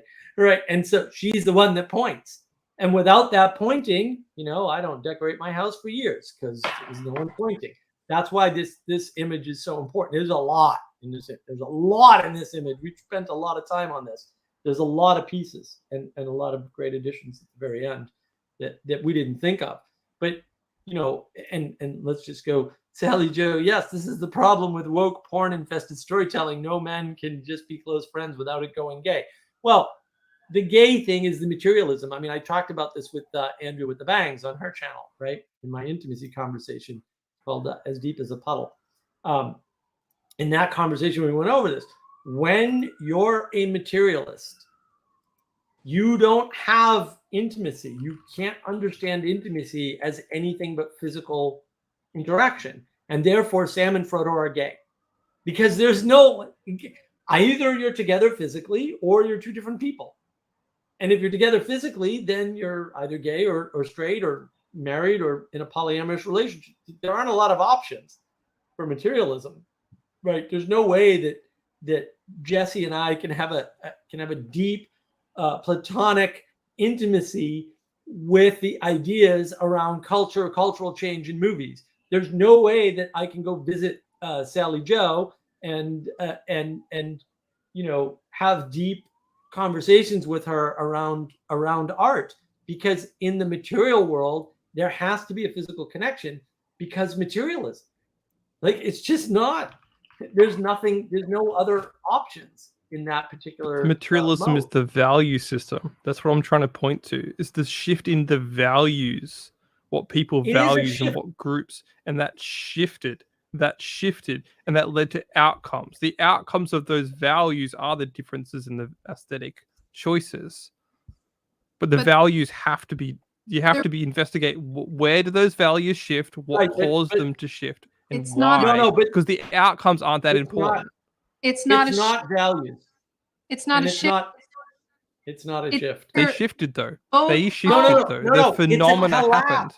No, materialism is an inevitable collapse down to a quantity. Materialist from is the quality. value here though, in No. those shifts in culture. I'm The saying loss of values led to more and more materialism. I'm saying the piety of creating a cathedral is the same as the piety of creating a bear stick wall intentionally.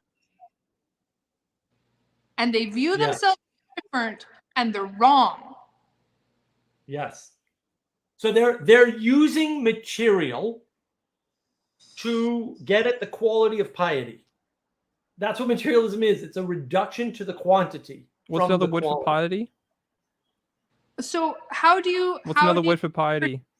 how do you project to the world that You're you using are a word I holy? don't understand. Can you So- can you so- use He a different doesn't- word? He doesn't I'll- understand the piety. So let her give you No, the I definition. do, but I Able want you to talk use a about it. different word. I'll explain. So in the medieval world, to sacrifice to the church, to create the church, to build up the church, was to show the piety of your city. What in- do you mean by that word? I need you to I'm use sorry. a different word or that word. I thought in pictures too fast. Yeah. It was to show how you were good. It was to show your goodness. You showed your goodness by giving your all to the cathedral and building up this magnificent thing. And so now in modernity, you're still showing your goodness, but instead of building up a cathedral, you're no, we don't need that. No, we don't need that. No, we don't need that. It's still We're showing our goodness in our poverty. And it's the poverty of beauty.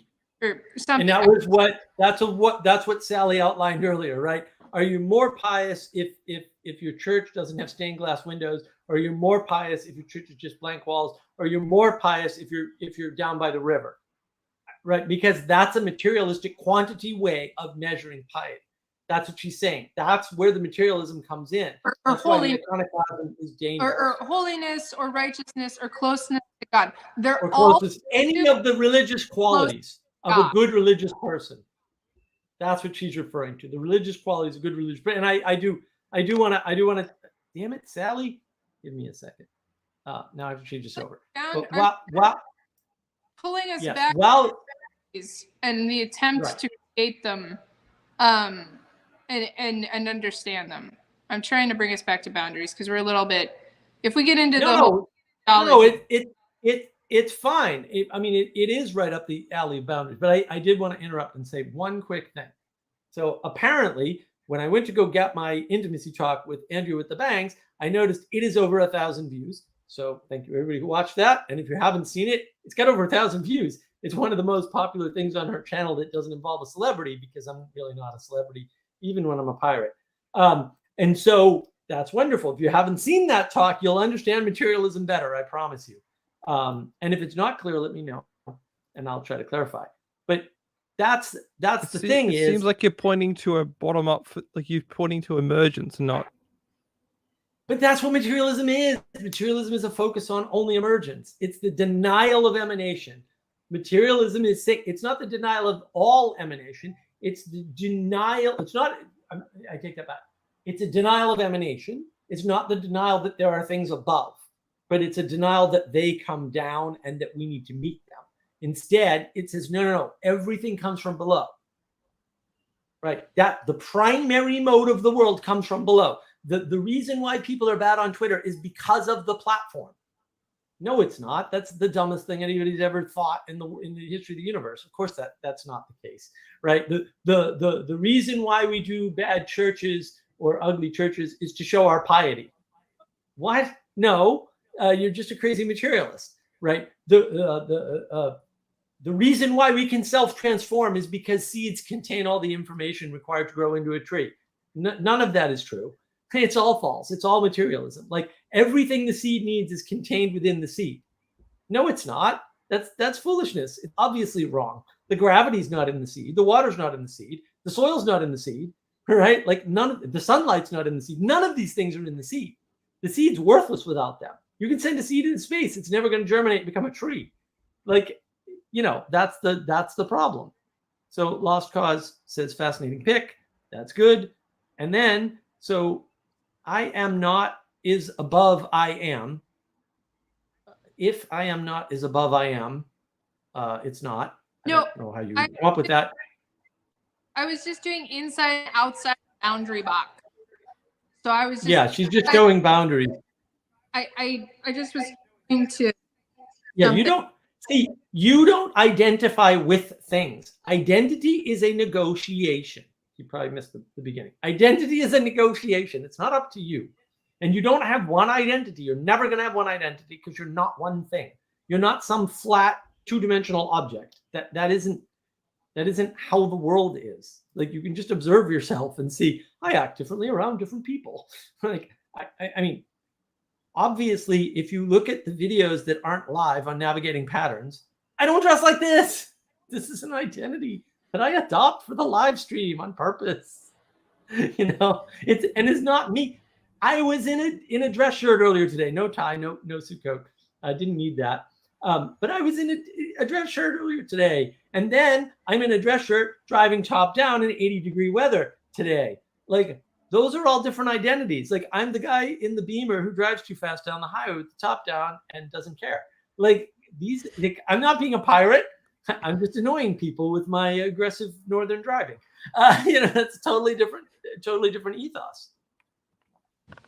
Are you going to do this to me again? Damn it, Sally. What is maintaining a boundary? I will X if X. If you X, I will X. I lock my doors. I do not X. Oh, I like that.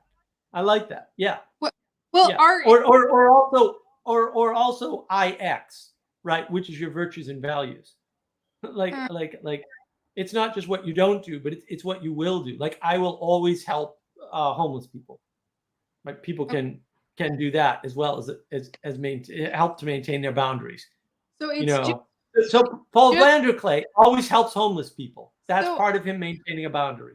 So is to maintain a boundary an action you take in the world? It can be.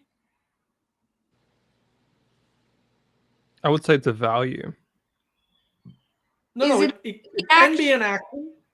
Is it a You can put up a fence.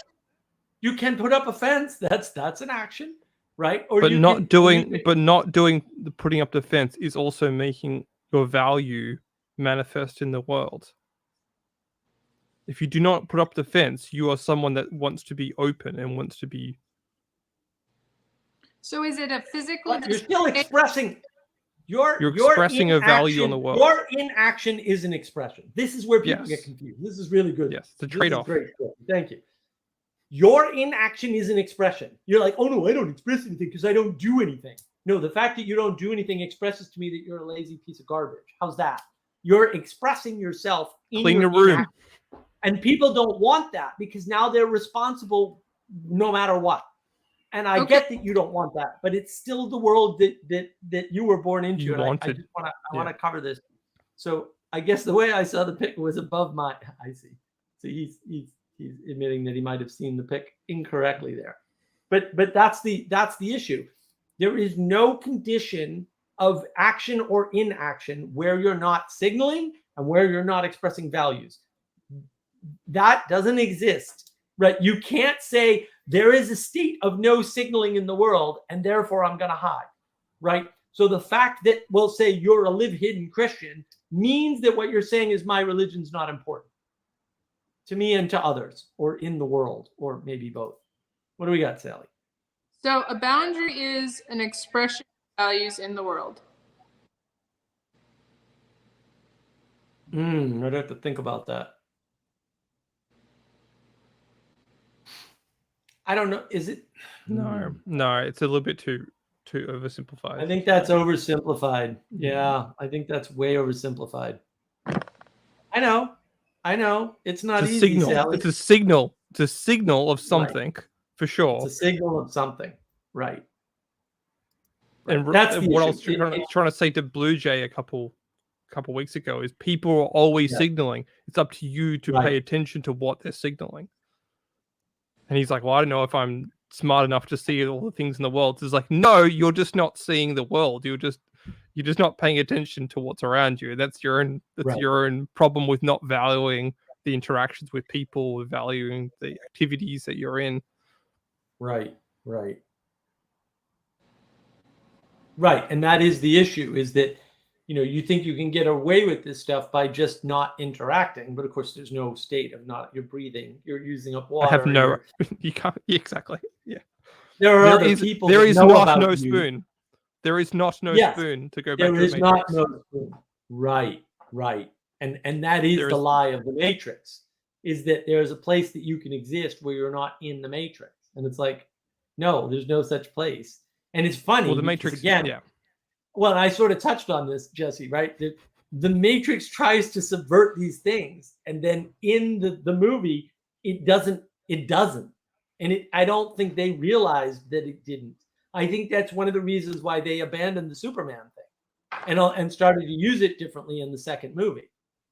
Right. Because in the first movie, it was implied that he was just going to have superpowers and free everybody, and that was going to be the end of that. And screw the architect, right? Which we don't really meet at that point. But, yeah, well, we can, we if we do the Matrix, we got to do a stream on the other two.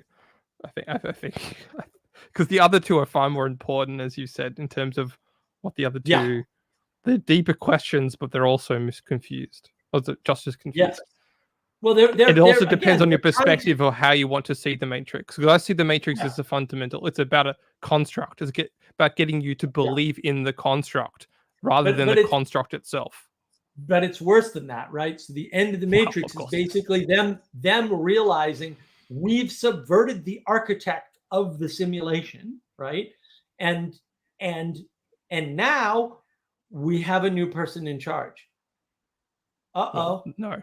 We were trying to get rid of person in charge. What do we do? Yeah. I know. We'll go deeper into philosophy, which is the right move, to be honest. It's just a stupid move because you can't get out of that construct. Like, it's not. There are just limits and constraints, and that's one of them. The constraint of creation exists, and that's why the most pure, accurate, and precise, intelligent design theory came out of science, and it didn't come out of the fundamentalists. The fundamentalists actually have a perfectly reasonable, intelligent design thesis that is, a guy created it all, and he's God, and he has superpowers. That's actually way more reasonable than we live in a simulation, because saying we live in a simulation is a very materialistic way of getting around saying, well, if you live in a simulation, it had to be built by something that isn't the mere simulation itself. Right. And that's where you get into this. Why can self transcend? No, you can't. Like, you can't build a mechanical machine that builds mechanical machines bigger than itself. That can't happen. And we know this. We've been trying for hundreds of years, really, and it's never worked because things always get smaller, right? Unless they're injected with time, energy, and attention, right? And the only creatures that have time, energy, and attention are really us at the end of the day. And that's why AI is going to fail. And actually, I was going to do an AI video. I didn't, but I will. Right? It's parasitic. Like the thing that people don't realize is that you can only modify art within boundaries and keep it art. When those boundaries are gone, the modifications you make to the existing art no longer qualify as art to people. And no one realizes this yet. I mean, I've done the experiments physically, personally, myself. So I know that that's what's happening. There's a scaling problem. He's one. But I want to return to echo your point, but also want to return back to something I was thinking. The difference between a seance and a performance art is very porous. Yes. If you know Marina Abramovich, you know who I'm talking about. Going back to something we're talking about. There's kind of the literature around the 7 basic stories. I'm not sure about that. But what we can point to is that the hero's journey is a boundary. If you follow that boundary line of the hero's journey, going around the stage, you get a story that people associate with. They can they can participate in, they can collaborate, they can elaborate from. That boundary line of the hero's story, or the hero's journey, sorry, is a way of making sense of the world, of stories. And when you try to, like the Matrix, not complete the hero's journey, you start subverting the original intention of the journey, of the story. Things just go mismatch. Right. And that's what starts to happen with those films. And then it has to go, you have to get to the fourth film, and to try and lock off the story, you have to go into critique space rather than to complete the actual story. Because if you don't know how to complete the story, you just have to start critiquing the fact that you never completed the story. And so you have this circles are spinning in opposite directions rather than completing the cycle.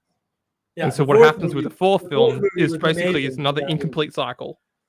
Right, but it was amazing. Predicted, like, bullet time. I can control bullet. It's like, wait a minute, you didn't broke the fourth wall. You broke all the walls. Like now we're boundaryless again. It's well, no. The proper read on that is that he starts to move like he starts to become an agent. The very thing he's fighting, he starts to become. He moves like they do. Like that's the line from Trinity, which occurred to me yesterday. And that's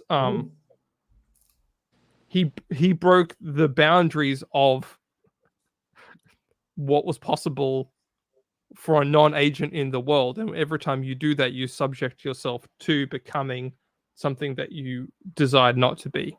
Well, and then he broke the boundaries of an agent by flying. Yes. And then they pulled that back. Right. And now he's not flying so much anymore, except to get places or to get out of a situation. But he's no longer flying to free people from the Matrix. It's like, but wasn't that the implication of the end of the first movie? It was. And then it didn't. Well, happen. If you want to go into a dark sort of corner for the last 10 minutes I've got left, the socialists in the communist utopia promised they were going to do a bunch of things, and they just imposed a darker, more sinister version than the previous system.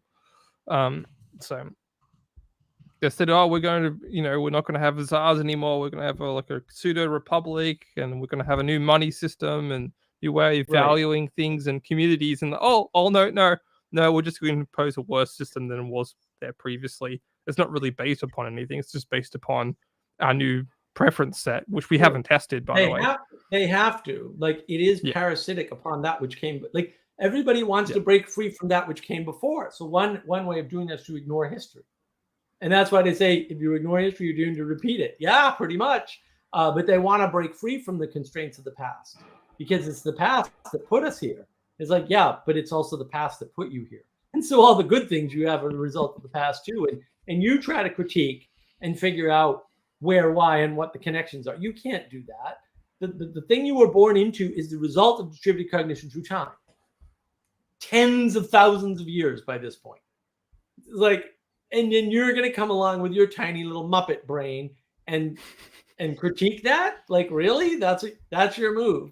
That's your move, right? And then usually my move is to show them they're stupid about something that they think they know something about, which happens to be easy for me because I have a really good memory and I'm fairly well read in certain areas. In certain other areas, like I haven't read any classics.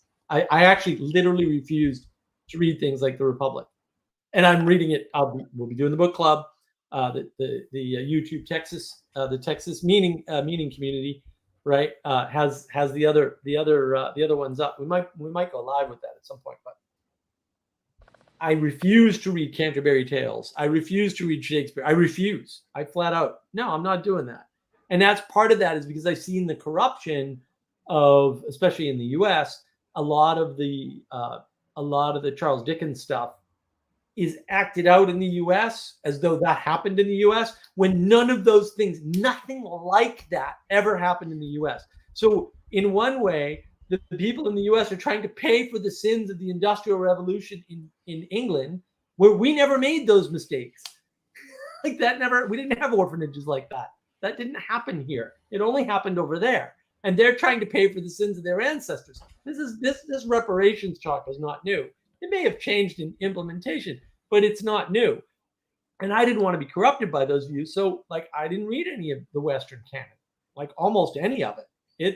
you know, I mean, there's exceptions. Obviously, I'm a big William Blake fan. My father's got his PhD in Blake, so like unavoidable at some point. Yeah, he has a PhD in English literature. His thesis was on William Blake. Oh yeah. So you want to talk some Blake? Let's do that, right? So my disengagement from things like Shakespeare, and I did read because I had to in high school. I did read Julius Caesar, right? Ye blocks, ye stones, ye worse than senseless things, says, was it Flavius to Morales? So I remember that.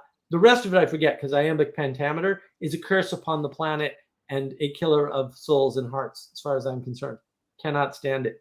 But you like Hamlet, then. You like Hamlet, then. Hamlet's good. Maybe. I'm probably not going to read it. But that's the thing. Like, that was my boundary. I want to discover these boundaries for myself. And so when I'm talking about things you can't do, I'm speaking from absolute experience, not from theoretical book learning. Here we go. The standing people wondered why. Oh yeah, butt sitters. Chairs hers. What? Chair sitters. Chair sitters. Butt I don't sitters know what and chair I'm on sitters. about. What is this about? I don't know, but it makes.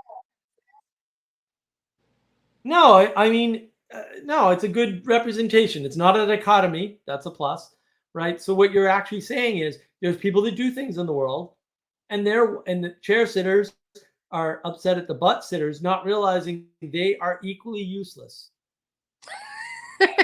Right? I don't know. They're equally useless. And they're like, you know what? I'm better than you because I'm a chair sitter. And the butt sitters go, I'm better than you because I don't need a chair to sit. And it's like, yeah, but you're both sitting and therefore you're useless and therefore we don't need you, and shut up and go away and stop acting that you're better on the basis of a chair, which, to your point earlier, Sally, is an aesthetic. Right? Okay. And that's really the issue. Maybe right? That's why I don't know. We were talking about no, you're highlighting aesthetic, but I want to go over this. If our world is a simulation, no, it's not. That's dumb. Then could it be a sim where all instances of time already exist? No, all that is dumb. I flat out refuse. I refuse your frame, sir. I refuse your frame. It is no good. No, we're not a simulation. That's just a dumb recursion theory that ends in tears for everybody. And I don't want to make everybody cry. So I want to engage in pure intelligent design theories about the universe. I don't find it useful. I think that if you're going to engage with intelligent design theories, you should side with fundamentalists. You should check out Ken Ham. Like, that's a much better way of understanding the world than simulation theory could ever possibly be. And I can prove that mathematically too, by the way. It's not hard. It's just they never ask where the simulation comes from, right? It's like, it's a self-emergent simulation. It's bigger than it's like, no, none of that is how anything in the world could ever possibly work. And we know this from simple observation. Stop getting silly, right? And that's the boundary. Like, people are living in their heads again. Scientists are living in their heads going, we could build a simulation in our imagination that would simulate something bigger than itself, and therefore it would be emergent. And it's like, no, you can't actually do any of that. So it's pointless. What is I made it horrible, Mark. Why are you torturing me? There. Oh, there we go. Now it's in a simulation. It's the computer's dream. Now it's in a simulation. That's perfect. I like how you just made it a simulation. I think that's fantastic. Done. Simulation. And you can always do that. That's what people miss. Like, you can always turn it into a simulation. You could imagine it as data you can imagine anything. This is the problem. You can imagine anything, but you can't do anything because you have boundaries and constraints in the world. So the fact that you can imagine unicorns doesn't mean anything other than the fact that you can imagine unicorns, but that doesn't affect the world. But it doesn't actually have an effect. And all right, what do we got? What author did you mention for me to read? I don't know. Did I mention for an author? An author? Did I mention an author ever? Reading is evil. I'm like, burn the books. That's where I'm at. Welcome back. No, I don't burn books. Bad people burn books. I'm a bad people. Then books are no good. You got to learn about life by living it. Damn it! Stop reading and thinking you're going to understand something about the world. No one's reading anyway, so. I'm reading the Republic tomorrow on the Texas Wisdom Community channel. So no one. Too many people are watching movies as well. To my point. and Danny's helping me, and Ethan's probably going to be there, and whoever else wants to come should show up. I'll find the challenge. But One thing I wanted to say just before I got to wrap up, because I got to go to this family thing. I got family in town. That's why I'm wearing a fancy shirt and all that stuff. family, Is that yes. you can be virtuous in the world once you have a secured place. You have a boundary line that you're moving from. You can act virtuously. If you do not have a place that you're willing to defend, you cannot act virtuously in the world. Right. Without boundaries, you can't be virtuous. You can only destroy Exactly. virtue in others. I like that. That's a good. You have to have a place that you're starting from. Essentially, you have to have. This is my. Right. This is my safety net. Pick an analogy, right? This is my castle. This is my land, and then in order to do well or to aim at the good, the true, the beautiful, you have to have a place that you're starting from, but also a place you're willing to have a stake in. Right. Right. And you can't have a stake without a boundary, without an endpoint for you, because then all stakes are part of you, but they're not. And then if everything's part of you, there's nothing to defend because it's all part of you. You're not going to fight against yourself. That makes no sense. And then, of course, that doesn't work. So you act out, and then you get angry and upset and start attacking people and being upset that people are judging you because they're standing and doing stuff and you're sitting either on a chair or on your ass. And well, don't sit. Like I don't. And that's a great image, Sally. We should do more with that image because that really gets to the point of it, which is the point of it is, yeah, there's 3 types of people, and 2 of them are useless and bickering. And the third type is just being the ideal that they should be adhering to and upholding, and are not. There's also a value distinction between works and good works, and you have to be able to. We as the West as a tradition have kind of devalued what we consider good works. Yes, you're right. Well, we don't think about the good, the true, and the beautiful anymore. We assume we're not able to make the it. distinction between what is Right. good works. Like we've just We rolled don't- it into the state or We into don't whatever have religion boundaries. frame. Well, Yeah. And Sally pointed Whatever this frame, out. yeah. We've Okay. reduced it to aesthetics. And whether it's negative No, or positive, aesthetics are the logical aesthetic. endpoint. That's what I was trying to get to. Aesthetics are the logical endpoint of not having these things echo out properly. I don't. And now you're making a causality claim. I'm not sure it's true. I'm not sure it's true either, but I've got to be. If someone's got to have a bit of a creativity, push the conversation along. If it's not me, it's not Sally good. Joe, I it's like me, it. and I'll I say like crazy things. Yeah. No, that's fine. Well, you're Yeah. a crazy artist, so you're allowed. Yeah, well. But no, it's good. It's good. What do you got for us before you leave, sir? I know you have to go, so I don't want to. We've touched upon this. It'd be good to come back to this sort of zone of the conversation because it is what's playing out right now. I did have a thought too. If you guys if the audience hasn't heard of the Whatever podcast, I don't necessarily recommend it, but you could look up a few clips from the Whatever podcast and you'll get a good perspective on the problem of identity and character in the upcoming generations and how they essentially one of the biggest claims is X is whatever I want it to be rather than X has a defined boundary instead of limitations. For instance, one of the girls said if feminism is basically me doing whatever I want to do. She said that out loud, and I was like, "Well, that's interesting. That's the this is a lot there." Freedom from everything, freedom to do anything. Yes, and then freedom to accomplish nothing, which is the bigger. That's why we have a despair. I did a thing about this, the crippling nature of boundless opportunities, because that's where a lot Decision fatigue is. It was a person sitting on a hill, and down the hill was gold paths in every direction. Because you can't go anywhere. You'll still starve to death on a gold path if you can't go on one.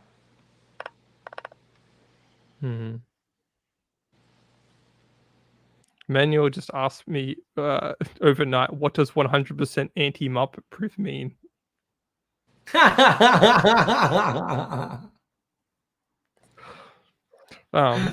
You did. Affirmation, negative, target, exclusion. I'm not sure. If yeah, I would have to ask him. The sentence is a little bit hard to read. I think I know what he's getting at. Well, it was my comment on which Mark echoed that Paul Van Clay interviewed Mary Harrington, and I said it was phenomenal. I said Paul's frame of wherever you started from is 100% anti-Muppet proof. There you go. That makes sense. I haven't even caught up on Twitter today because I was running around actually doing things all day. Okay. Twitter's just it's just a catalog of my. I can give you a thought and opinion. I can spin one right up right now. Whether I actually want to defend it or not is ask me in 2 days. No. I enjoy your interactions on Twitter, so they're good. But no, it's just me in life. I get myself into all sorts of trouble. That's good. Yes. To be an artist in some sense is to be a troublemaker, but you need that. Father Eric.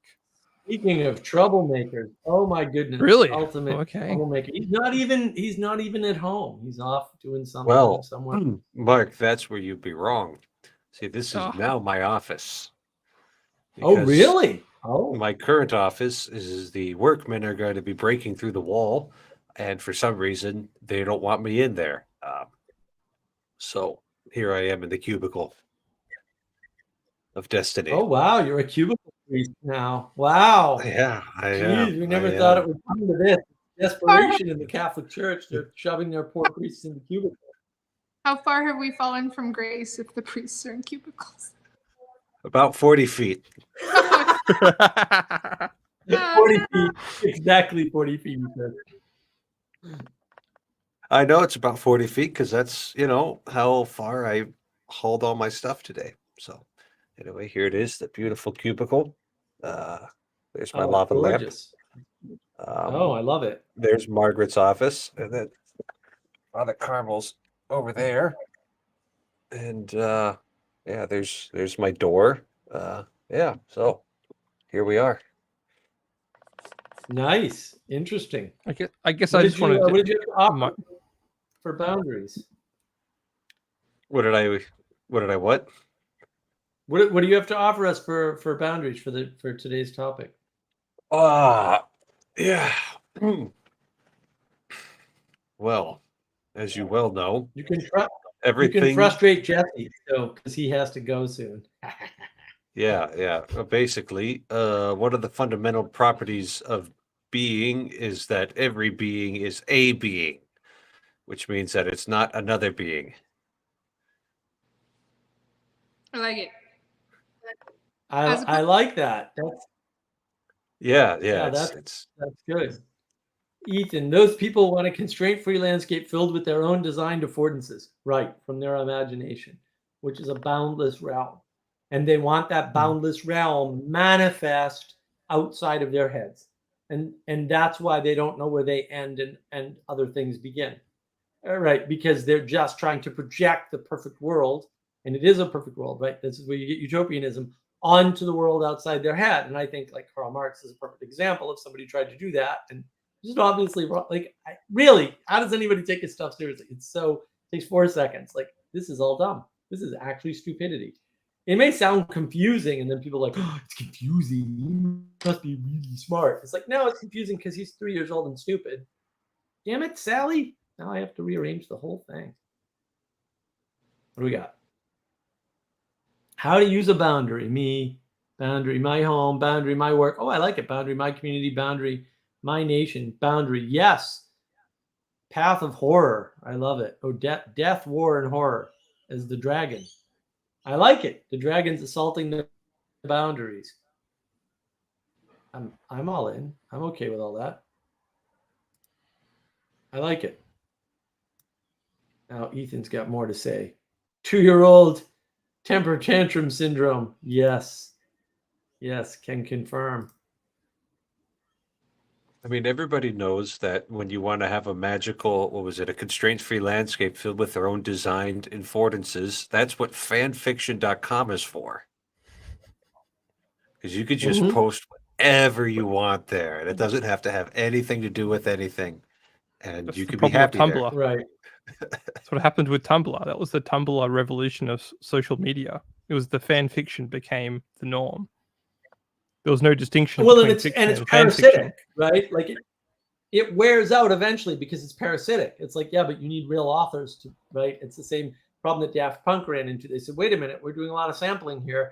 You know, we're doing a lot of sort of banal stuff. I mean, not that anything they do is banal. They're an awesome band, but they're like, we need to get real artists in, right? They did a whole album with real artists where, you know, now we have new material. It's like, yes, you can't be parasitic forever. You can't just do rap music and sampling forever because you're just going to run out of either language or samples or both. And then what are you doing? Like now you've destroyed the thing you love by overusing it, basically, by overburdening it. And you need boundaries. That's what you need boundaries for. Is also the misuse of material limited objects. Like you're using an object that can't. It's you know, a piece of music, a notation of a piece of music can be reinterpreted. But when you're just sampling a limited object, there's only so many times you can actually sample it before the limited object breaks down. I mean, I know I'm using really specific terms, right? But like, Yeah. there's it's copying. Copying destroys things. The first copy is less than the original. The second copy is less than the first copy, etc. And it degrades. It's parasitic. It's reciprocal narrow. So I think I realized something. So if you're insisting other people behave in a way that you should be tolerated, what you've done is your boundary is appropriate like this. And then if you make it bigger to where it squishes other people's boundaries, it becomes frail and inappropriate. And then everything is war. Right. Or something like that. Well, I want to deal with this. So Father Eric question here. You want to deal with this? I know only this term birth lottery, which is a garbage conception of the universe that should be ignored. Like that you are and not someone else, right? I suppose God decided this boundary. I don't see that as a boundary. God decided I was the one to be born as Bubble Viz. Well, that's certainly true. I don't see it as like the birth lottery is we all won by being born. Like that's but go ahead, Father Eric. You can take that. Well, yeah. I mean, that's basically just an extension of this idea of providence, that God's the one who's actually in charge here. Was it Hanser von Balthasar imagined God as a great playwright and director, and all of us on his stage acting out his great drama. And your part has been assigned and your script has been written, and you can choose whether or not you're going to actually stick on the script or if you're going to go mess the whole thing up. But he's a great enough writer that he can deal with the improv. Oh, here we go. I have a feeling that materialists and scientists, those are the same thing, cannot handle the fact about our world, the birth lottery. Well, it's not the birth lottery, but they can't handle anything about birth. They can't even talk about creation at any scale. At any scale, right? All they can do is say it's all from initial conditions. But what do you got for us, Father Eric? Yeah, well, I mean, that just sounds like an argument against materialism because these are just inescapable constraints. I'm never going to be 7 feet tall, no matter how much I want to be 7 feet tall. I'm never going to be able to go back and be the cool kid in high school.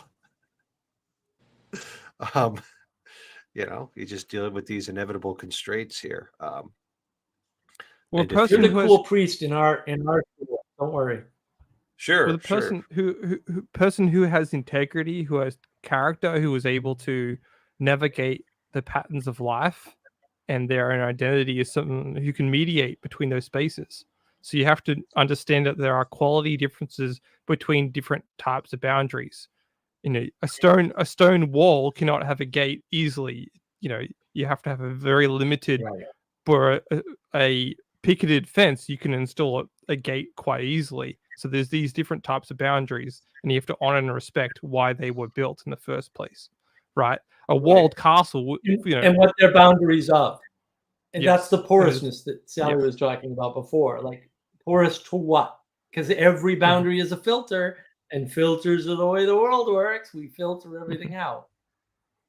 And if you don't have a restored gate, or don't have this ability to mediate between yourself and others in the world, you're going to invite yourself or bring in different challenges, and challenges you might not be willing to accept, or might not even be willing to embrace, right? If you let in foreign animals inside your castle, you don't know how to deal with them, for instance, right? Like the crocodiles are meant to be in the moat outside of the castle, not inside the castle, for instance. And how do you deal? Right. How do you deal with a crocodile inside a stone castle? That'd be quite a challenge. Well, I've heard that crocodile tastes like chicken, so that's how I deal with it. It does. It's actually quite good. So kangaroo actually tastes quite good if you cook it right too. Just a little at-home reference here. But which just kind of leads me to maybe wrap up my part of this discussion, which I always love. Thanks for having me on, Mark. Is that perhaps if you want to have or maintain boundaries in life, you need virtues and values. Yes. To know what to Right, let in that's and what what to you reject. Well, and And that's also what gives you to bring others in. integrity and identity. Yeah. Right. It's deciding what you let in. Right. Because you can't let everything in. But that gives you identity and integrity at the same time. Yes. Because sometimes it no, is that's a a great virtuous comment. thing to bring in Thank you people. for joining, Jesse. Always, Okay. always a pleasure to have Nice you. to meet you finally, properly, Sally Jo. Yeah. And Father Eric, I'm sure I'll see you again soon. Thanks. Okay. Cheers. Bye. Cheers. So we got another one. Father Eric, have you ever talked to a scientist about who or what is running the birth lottery? No. I mean, this is brand new framing for me, but it's so miserable. Like, there's such thing as a birth lottery. Like, Does the birth lottery imply that your spirit as such existed before your physical form was conceived, or is it a different abstract? No, it's just the end of materialism, right? It's a stop against materialism. Like, at some point, people weren't born equal, and now you need to explain that, and you can't use materialism because in materialism there's an equal amount of matter and antimatter, and so it's like, well, if there's an equal amount of matter and antimatter, how did our universe come to be? Because they start from zero because they're stupid.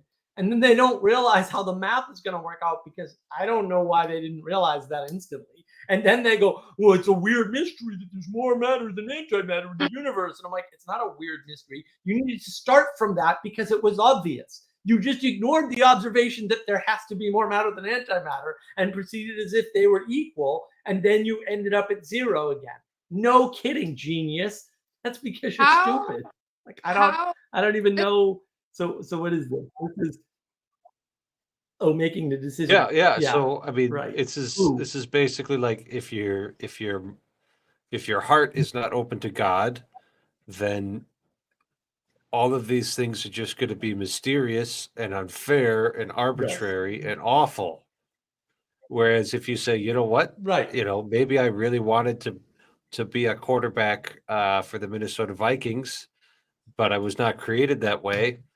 I guess there's a different plan out there for me, Right. Well, it's drawing the boundaries of where you're at. And again, versus the world, like, I'm at a certain point and that point is not quarterback material. Right. And then accepting that, like, oh, okay, these are the boundaries in which I'm born. And therefore, right. And it is the end of materialism, in that materialism can't explain difference. In other words, the evolutionary system can't explain itself. That should be obvious, but apparently all the evolutionists think that it can. And then they usually resort to physics, which they know nothing about. They get all the physics wrong, and all the physicists start screaming at them and saying, that's not how physics works. And then everybody ignores that. And it's like, you guys are just referencing each other, thinking that the other side is solving a problem that it's not solving. The physicists often point back to the evolutionists and say, oh, well, if we could discover initial conditions or string theory or whatever, then evolution will explain the rest. And that also is already proven not to be true, by the way. Like, so I don't know why they keep doing this, but they're just constantly rebelling against the idea that there was something here first. There is a creation. Creation is existent, and that is the thing into which you grow, the place where you transform, and you can't self-transform. That makes no sense, right? And you can't say, oh, seeds self-transform into trees. No, they don't. They need gravity, they need water, they need sunlight, they need soil, they need nutrients. Like, it's not by itself. There is a creation around the seed, and without that creation, the seed doesn't grow into a tree. So the seed doesn't contain all the information to grow into a tree. This is nonsense talk. And it's nothing else. It's just crazy people talking crazy things because they're crazy. And it's okay not to listen to crazy people because they're crazy. Apart from the fairness, unfairness, it's not. It's just difference. And difference is good. There is a fact that a decision is made. No. And science can't handle or recognize this fact. No, science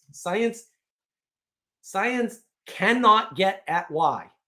It doesn't answer why questions. Science explicitly removes itself from why questions. It can only answer how questions.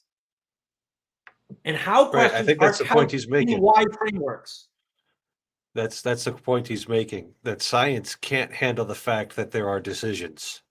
Right. Not just decisions that you can point at it individually. Right. Yeah. Enfleshed human being making, but like decisions about Peterson creation. uses the model that science can't tell you how to pass through a cornfield. Like, that's the little right. It doesn't tell you how to walk. Nothing tells you how to walk through an empty field, right? The empty field doesn't tell you how to walk through the empty field. Right. Yeah. There's so many things that point to God existing, like something that was bigger than you and bigger than all the things that you can possibly know about had to create all of those things, including you. It's really not that hard. And people I think people get upset when there's something easy and obvious that they missed. And then they want to be smart for whatever stupid reason, and then they reject the simple, easy answer. And then they get caught up in this, well, there must be as much matter as antimatter in the universe because we started our math at zero like a bunch of dumb people, and we didn't notice that we made a stupid mistake. And now it's a mystery. It's like, no, it's not a mystery. You're just stupid. It's fine. It's okay. We're all dumb sometimes. It's cool. Like, relax. Oh, I don't know if we've been talking about boundaries this way, but I was wondering if one of you would be able to put out an example of a boundary within a family or a boundary within a congregation. How do you determine one, and how do you know it's not just being selfish? Because this is a consistent struggle for many people, where they wear themselves out, or they don't see the beginning of themselves, and then they cannot be amicable because they haven't treated themselves with care, and they're doing that because they're in fear of something like being selfish, or basically like somehow violating the good by caring for the self or something. Not to be confused with ridiculous amounts of self-care, because I know that's a whole trope that everybody's freaked out about right now, which I'm like, have you met women? Because some of them should just take a nap. But okay, be upset about self-care. Anyway, so yeah, and I'm kind of interested in boundaries for that reason, because I know that I should have them. I know that probably having some better ones could help avoid what I term surprise emotions. And I would like to figure that out, but man, I don't want to be selfish. I can't tell how much I could do, and I always feel like I could do more, and then sometimes it just turns into a soup sandwich. Well, and I think emotions tell you your boundaries, Sally. Like, your emotional state tells you, oh, I'm doing too much. Your emotional state is the thing you need to pay attention to discover your boundaries. Not that stupid thing again. Yep. Self-aware answer. Damn it. Yeah, I would say, I mean, if you're actually genuinely wondering if you're going too far or not, the most useful thing you can do is talk to a wise person who cares about you and see what they think. And then you can ignore them and then do it anyway. And then get an I told you so later on your Discord. Hypothetically. It's all hypothetical. It doesn't happen Oh. every day or anything. It's fine. It's always such a straightforward, simple answer that I have no idea how to implement. Well, yeah, that's because you haven't been paying attention to your emotions because they're the one thing that overrides your will. Emotions override your will, guys. If your will is being overridden, it's your emotions. Not That's- always, but That's a almost always your emotions. gonna put in the other book. Great stuff I don't want to know. All right, Sally. Sorry to ruin your day with the same thing Okay, I've been telling you for 3 years, but The other book because I expected something. Sure. oh, there you go. Yeah, I think Father Eric, you've got to put this this desire of people to understand creation in a way that is not helpful to them to bed. How do you crazy Catholic priests deal with people who just do nothing but question and question and question and question and question, other than just calling them crazy Protestants and burning them at the stake, which is my preferred method. So I'm glad you're in charge instead. Yeah, we just tell them to pray more and trust God. Well, that's a fine answer. I like that. Yeah, I At mean, a it's certain this point- at a need to certain point- understand thing. You know, it's crazy. At a certain point, I say, this is in the Bible or it's a part of our tradition. And at a certain point, you're either going to accept it or you're not. And I'll pray for you. Right. Well, yeah, and it is that lack of accepting a non-answer. It's like sometimes you're not going to get an answer, and there's nothing wrong with that. You're just not going to get an answer. Maybe no answer is possible, or maybe there's no way for you to understand. Like, there's a bunch of things that I would like to understand that I know I will never understand. But it's like, oh, okay, well, whatever. There's a bunch of things I can understand better than nearly anybody else on the planet. And all balances out. It's cool. Like I don't, yeah, would I like to understand the mind of God? Maybe. But it's not gonna happen. So it's like, well, whatever. I mean, it's cool. Like I'll understand something else instead. Like, because it's still about time, energy, and attention. Right? It's about time, energy, and attention. And so if you're spending your time, energy, and attention on something you can't ever understand, or if you understood it, you couldn't do anything with the information, then you're taking away from all the things you could understand and do something with the information. And so, and look, I'm not saying don't philosophize, but like at a certain point, your philosophization is taken away from doing this. Yeah. At a certain point, you got to pull the Thomas Aquinas, where you point at everything that you've written and say, compared to the real thing, this is all straw. Yes, there you go.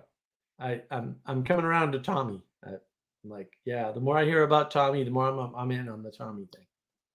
Good. Glad to hear it. Yeah, I keep on. I'll hear some of my delightful Orthodox cousins bash on Western Christianity, and I look at their critiques, and I'm like, yeah, actually, you're nailing the later scholastics pretty good there, but you haven't got Thomas. You've not got Thomas. Haven't taken him out yet. Because it's amazing. It's really, this blew my mind when I learned it in my history philosophy classes, is that Thomas Aquinas is writing in the 13th century, and then nobody but Dominicans read him. Like, it was like half forgotten about until the late 19th century, when Pope Leo the 13th was like, guys, we're all going to go back to Thomas Aquinas because everything else has been a mess since then. There you go. Uh-oh, here we go again. What is easy to understand is that there is a decision that is made. Not necessarily me not being Father Eric. To me, this is an interesting fact about our world. It's not interesting. It's These- obvious these- and everywhere. Well, I don't know. I think it's a little bit interesting. There is like a certain sense of awe I can get at the fact that I actually exist sometimes, and that Well, that's that me, sure. right? And Well, so but and then those are like your maybe boundaries. imagining what I would be like if I was somebody else, and then like, but I'm not, and so I'm being a little nicer to Mr. Bub Elvis than you are. So No, sure, but that's the boundaries discussion. It's like your boundaries are yours, and they're not somebody else. And the fact of boundaries is the thing that makes things unique. Yes, Mhm. and uniqueness is an interesting thing to ponder. Sure, but it has nothing to do with you or others at that point. That's true for rocks, and it's true for grass, and it's true for birds, and everything else. I don't know if I was reading Marcus Aurelius or where I was reading it, but I came across the ancient perception that like life is more like a blossoming of a rose, and I'm very. It's an interesting idea because is a rose better because it blossoms? If a rose just was, it wouldn't be better. And this is Right. one of the things that weirdly justifies the suffering in life. Because if you think of yourself like the blossoming of a rose, like your life is like the blossoming of a rose. It might be better because of its the transition, and then it's a good way to recognize yourself as a pattern or a piece of a pattern or as a thing that is not just the flesh. Yeah, you're not static. You're not static. And Yeah. see, that to me is more amazing. The fact that who you are now and who you were are different, and who you're going to be are all different. That's Well- way more interesting to me. That Yeah. there's this transformative unfolding across time, and that even though you clearly only have one me-ness about yourself or I-ness about yourself, that is changing. And that to me is way more interesting and amazing than anything else. And isn't What is this, the Father Eric show? What is going on? I'm actually going to do a controversial take here and not quote Thomas Aquinas, but I'm going to quote Heidegger. And I think the fact you're looking for is thrownness, the fact of having been thrown into the world. He actually, Yeah, you're losing points left, right, and center now. Heidegger on my channel. How dare you discuss I think discussing it's modern I think philosophers? sure, but I think it's a really interesting word, and I kind of like it. I do like Thrownness. thrownness, actually. No, I do. Yeah. I do like thrownness, but it is one of those cop out sort of like something happened to you, and therefore it's like fair enough. So what? Well, he's just looking for the term for that moment when you realize that you have boundaries and you are not other people and other people are not you.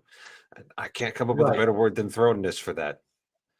No, So that's right. Well, and of course it's always going to stray here because Bubble Viz, is like this. Father Eric, what would be the best term to refer to this fact? There we yeah, go. that's what I'm answering. Thrownness, and there being a thrower. Yeah, I think if you understand it like that, 2 thumbs up. yeah, like why do you have to go further? You can keep going further forever, or you could do something useful. It's up to you. Go to the useful, do something useful. You wanna go down the philosophical rabbit hole forever because it's not resolvable? You can do that too. But I would prefer not the Cheetos dust and Mountain Dew philosophy route. Why are you 'Cause it's being so ridiculous hard on to do it. Elvis, man? I think he's asking good questions. I don't think they're good questions. It's all obvious crazy stuff. Well, you have to have figured out, Mark, that things that are Oh, here obvious we to you aren't go. See? always- There you go. This is never going to end. This is the whole thing. It's being God. There you go. Right. It's I'm just going to answer God. all these I don't- questions, but God, Right. that great yeah, mystery, God, that God, thing high atop everything.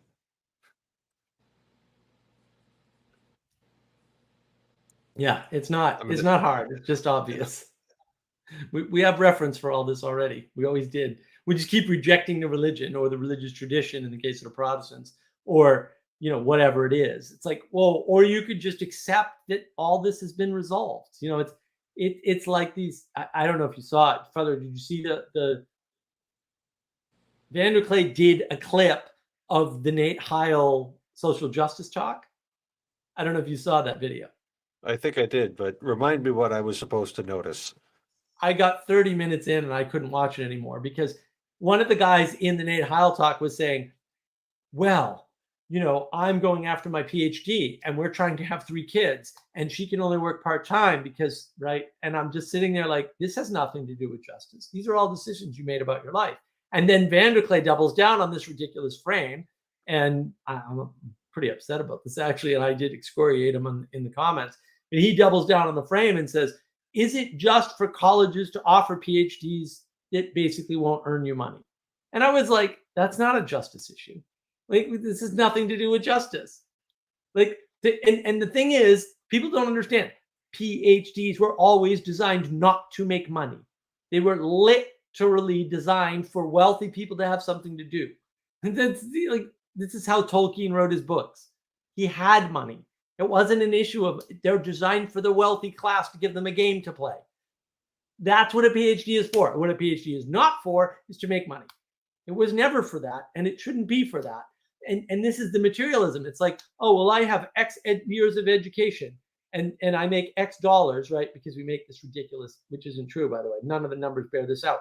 And then therefore, if I get 4 more years or 6 more years or whatever it is, I should make that much more money. And it's like, well, none of that works that way. And no, you shouldn't. It wasn't even designed that way. Where did you get this and why are you a lunatic?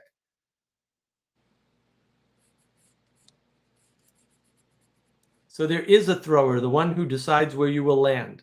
Like, why is this relevant? There is God. Yeah, he does things. And so what? What is the name of this thrower is philosophy. And what is the name of the throne? No. I don't even recognize this question at this point. It just seems redundantly silly. Alrighty, so since we're on the subject of justice, I have a question from the Summa here.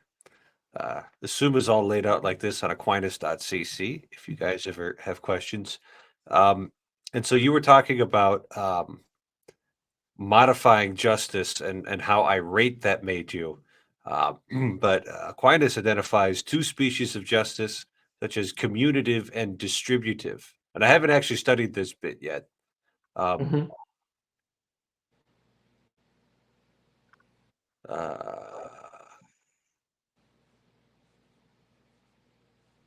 So a particular justice is directed towards a private individual who's to compare to the community as a part to the whole.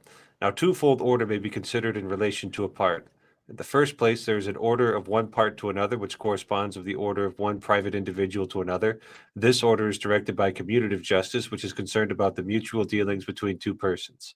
In the second place, there is the order of the whole towards the parts, which corresponds to the order of that which belongs to the community in relation to a single person. This order is directed by distributive justice, which distributes common goods proportionately. Hence, there are 2 species of justice, distributive and commutative. Just curious your take on that.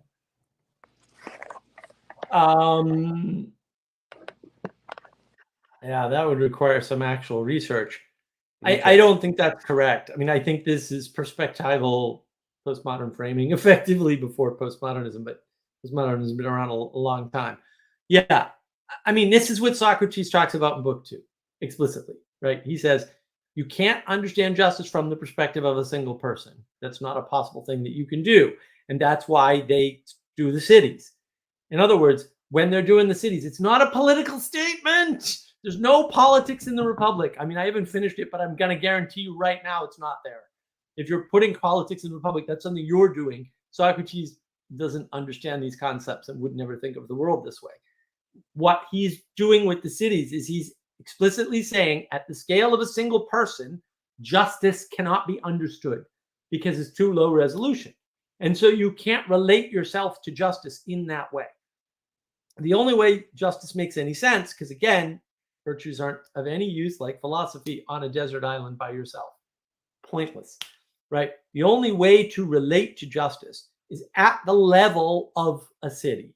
I mean, and that, that could be a society or a culture. It doesn't really matter. To the ancient Greek, cities were societies and cultures. Society, Right, and culture, he's and city were all the explicitly same. framing it that way, saying that the particular individual is compared to the community as a part of a whole. Like he's Right. got that framing as far as I can tell. Yeah, but at that point, then there's not two types of justice. There's still only one, and that which emanates from above. Sure, sure, and he would have a very strong sense of that. But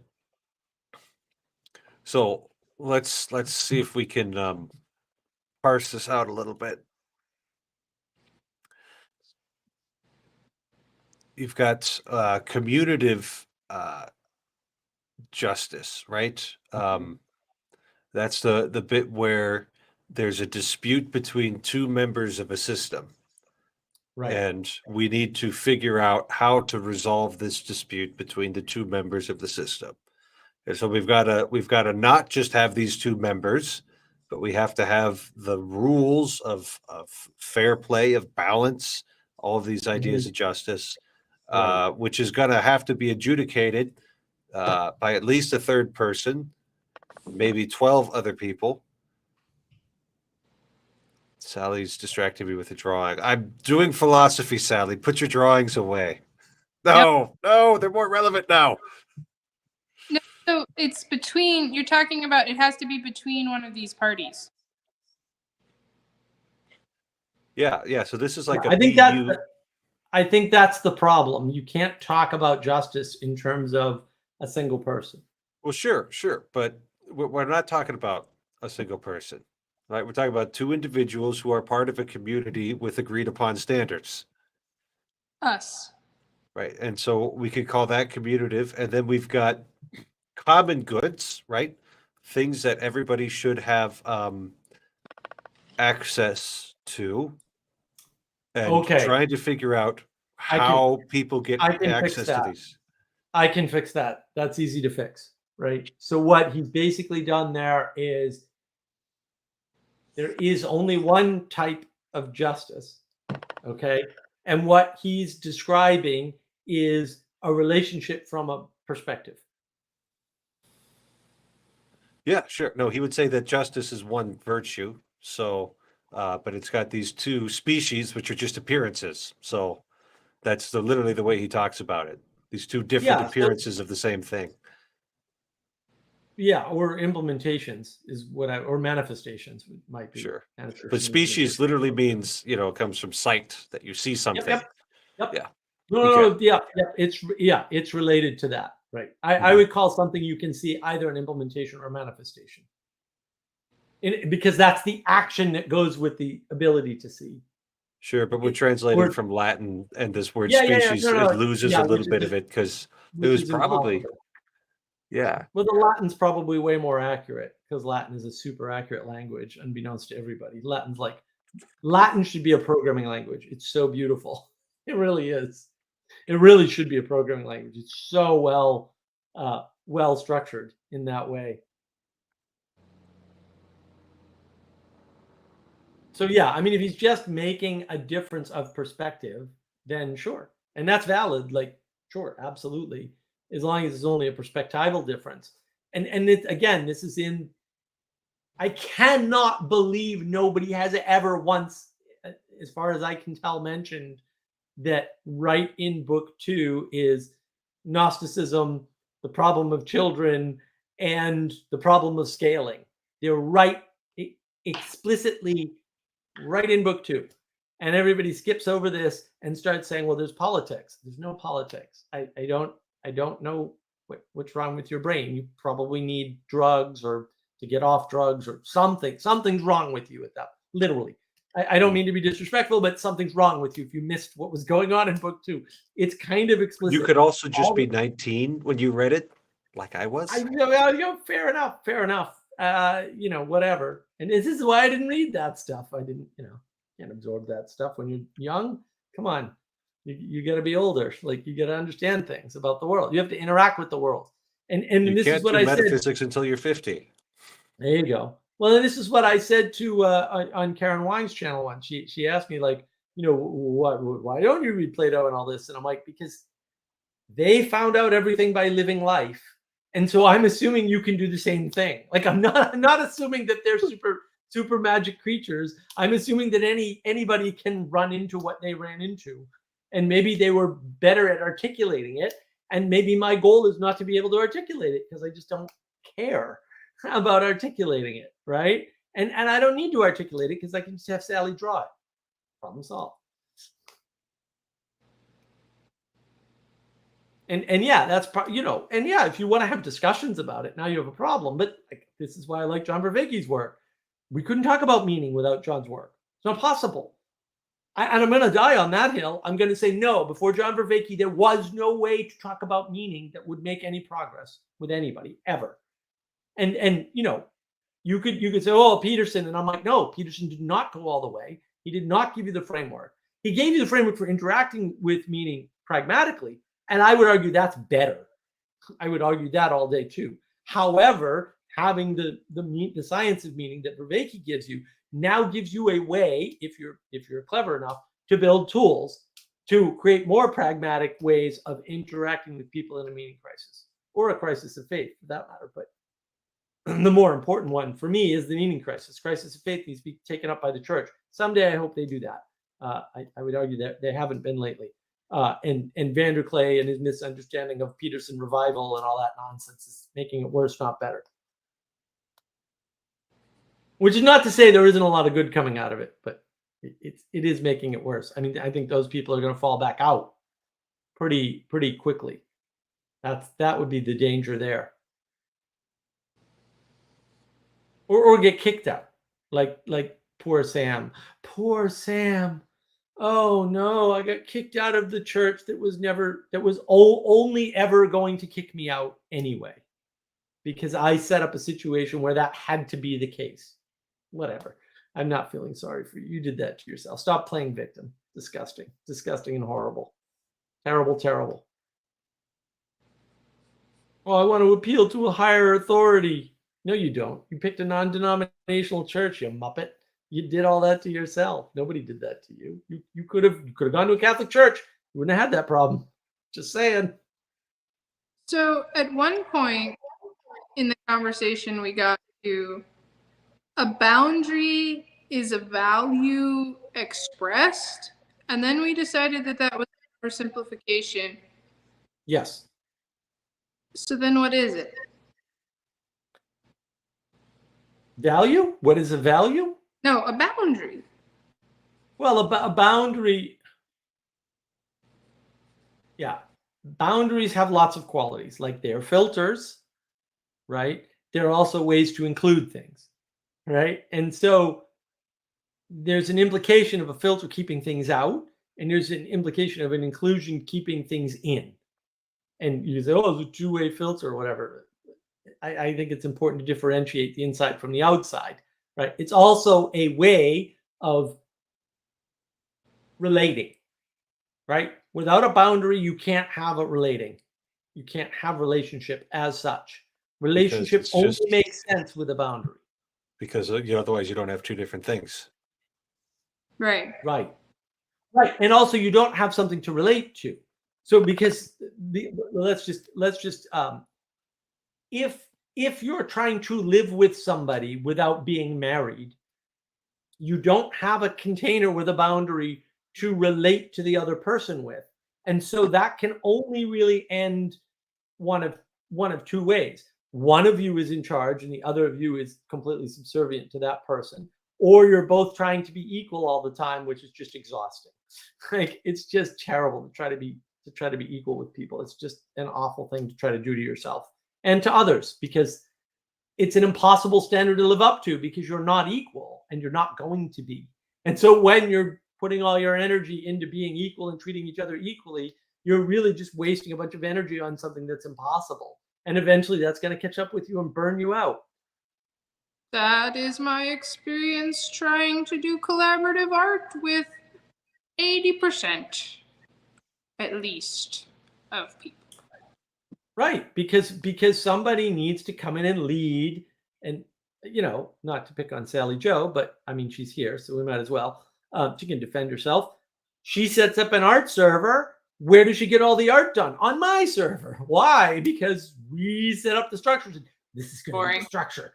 Go this way, right? And there's all sorts of other little pieces there, but it's the leadership and the willingness to draw the clear boundaries and filter people out for her and get people to see, look, if you're going to post, be involved. If you're not going to be involved, don't post. Yeah, well, and the thing is, I can't do my own art while entertaining the ideas of others. I can in regards to what I'm doing with my art, because I do art with this group, but it's not because it's stuff I don't want to do. And if I have to entertain all ideas equally, it becomes infinite. And I have this horrible habit of being nice. And I just have to quit. It's not useful. Just because I can't go down every rabbit hole of why this person wants to draw cigarette lighters and this person wants to draw lilies and this person wants to draw ducks and this person wants to draw non-organic forms. And I was very excited about to become an artist and trying to get this going. And I've tried it in a variety of iterations, and it has been the most functional with this other domain. Yeah, and I've just been looking for a functional domain. I'm pragmatic, and I think it's valuable, and so that's what I'm. And then you've been searching for constraints. It sounds like. No, I knew that I was though. A container. So you need a container in which to manifest the art, because you can't just manifest random art. Yeah, no, I tried working with galleries. I tried a variety of different types of galleries. I tried working with musicians. I love the way musicians think, but I don't love the way musicians act, because the language of songs is the same as the symbolic language of how I draw and paint and make forms. And so I can riff on ideas and structures and what could be created with musicians all day, but functionally doing anything, I just get too angry with them, because I expect if you said 8 o'clock, it was going to be 8 o'clock. If you said Tuesday the 12th, it was going to be Tuesday the 12th. And then I'm there and I'm ready. And everybody else is like, well, maybe we'll see you at 10. And just nobody shows. Anyway. Yeah. Yeah. That's real. That's why the bands that get big probably actually had to be organized early on and actually rehearse. I call it band boy syndrome. There's just a band boy syndrome. It's kind of like California-itis, except a little less terminal. Yeah, I've got a brother who's a musician. I know exactly what you're talking about. I'm kind of a bit of a musician myself, but not full time. So what, and I think you probably answered it, and it probably just doesn't fit into the square hole that I'm obsessed with. What would be a functional example for the average congregation member of having a self-maintaining boundary in a Christian way? Does that make sense? I feel like it does, but I'm getting caught up on the word self-maintaining.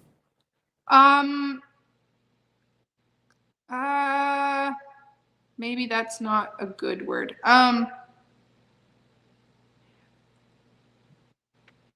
looking for an alternative to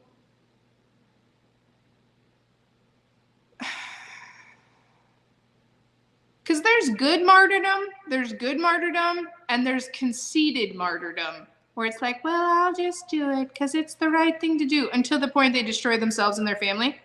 Mm-hmm. And you shouldn't do that. You should have some boundaries with other people that are requesting things upon you. And it's hard. Here's a good, I think this is a good example. there's the mother who's doing volunteer stuff to the detriment of her own kids, but she can't stop because she doesn't have boundaries. How does she, in a Christian way, figure out where that begins and ends? And this isn't specifically the one, but this is the best cohesive one I can think of right now. Yeah, yeah. So basically, what we're dealing with here is the virtue of prudence. And prudence is knowing how to go about the good in the right way. If somebody doesn't have an intuitive sense of the good, then usually, like the way you learn prudence is just to be around prudent people and watch what they do and figure out how they do it, right? If you don't have an intuitive sense of when that's too much and too far, you just have to. I mean, this was the answer I gave: is you find a wise person who cares about you and ask what they think. Okay, so I just got hung up, and so it's seeking out a person to embody it, like seeking out a person who's doing it well. Right, yeah. Right. Okay. And then you explain it to them, and hopefully they got something to say.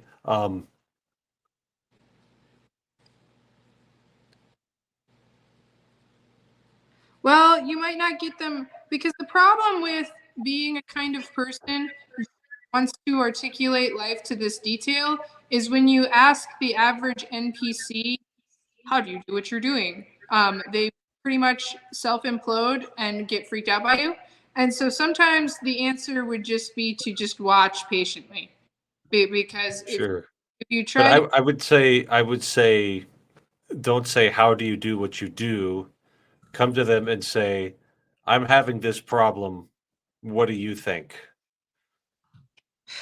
And then they don't have to explain to you how they came to the decisions that they're making. They're just going to make the decision based on whatever reservoir of participatory wisdom that they've built up, and they'll just give you the answer, and then you just listen to them and you just do what they tell you. If they're really trustworthy, you can just like, okay, I don't fully understand this, but I'm going to go for it. And that's the submission.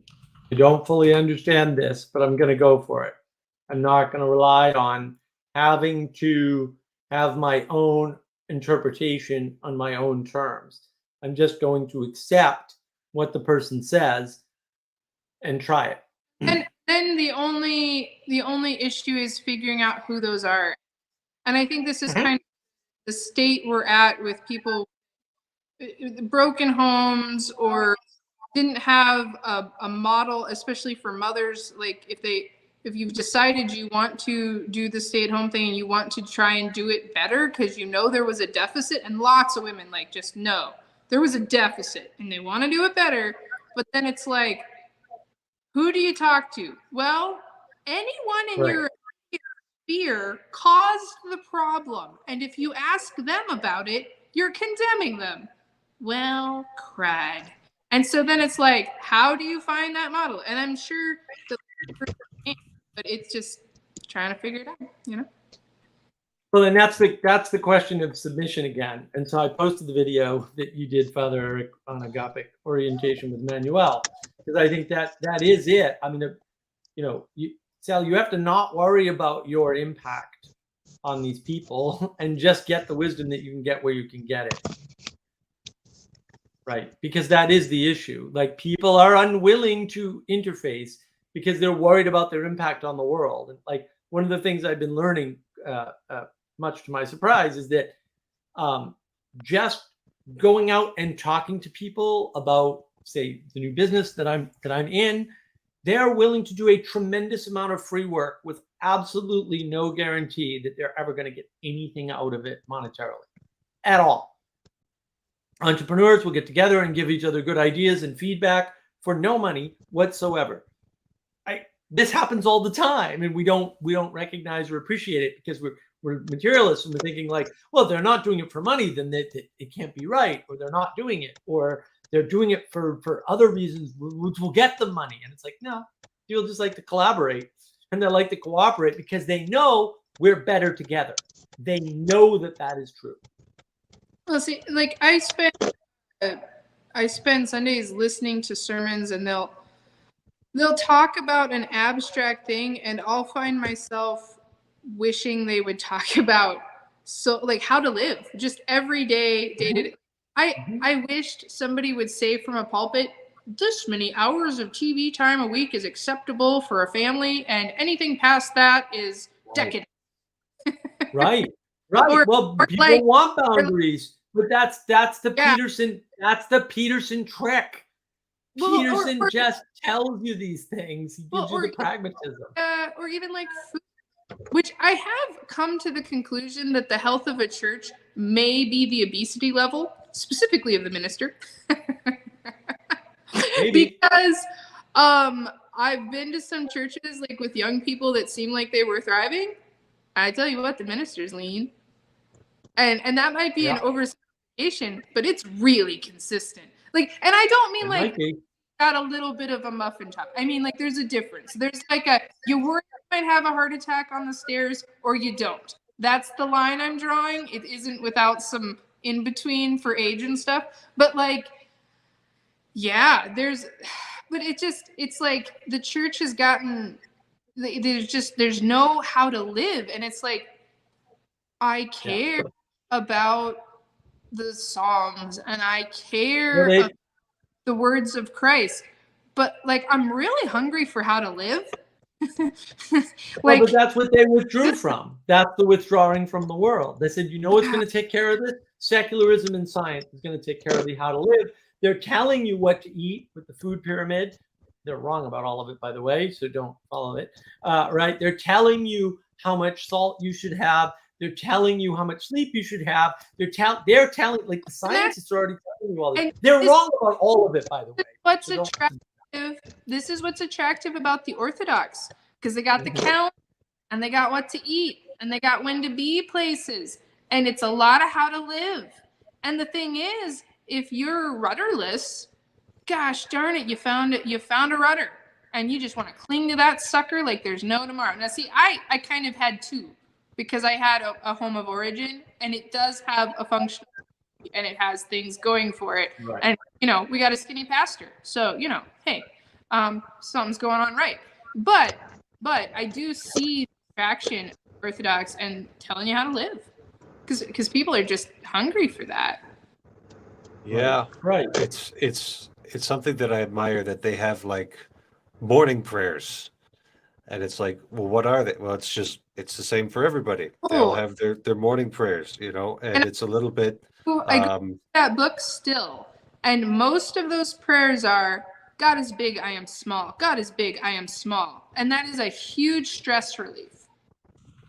Like that, like it is. It just to meditate on that consistently, that's a huge stress relief. God is big, I am small. God is big, I am small. And I find this going out into nature too. I always got that from nature. Is like the sheer scale of things is a huge relief. It just is. It's just, outside is big. Well, yeah. Well, because they're giving you a boundary and telling you where you are in relationship to that boundary. And so that makes sense that would be okay. Well, and I did post our talk, Father Eric, because I think that's relevant, right? What's wrong with the church? Well, the church needs to build community. Why? Because people outside the church don't know how to build community. And so the church can't, to your point, which you made excellently in this particular talk, the church can't grab people from the community outside of the church and bring them into the church community, because there is no community outside to grab. And so there's no handle that you can't appeal to that.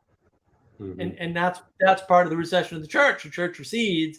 There's no pragmatism anymore. They're all in the heaven, realm. They've receded from secularity, which is really just materiality. And now that they're receded, everyone's hungry for it, because science can't fit the bill. They can't fill the stomachs. They can't meet the need, and that's the problem. And then Ethan, welcome. What did you have to add to all this?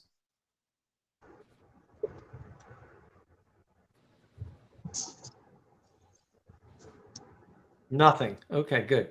That's fine. You can't hear us. Okay. So Ethan, if you can read this, then you're not watching the road. Nice. That's a nice troll. I'm all in on the troll.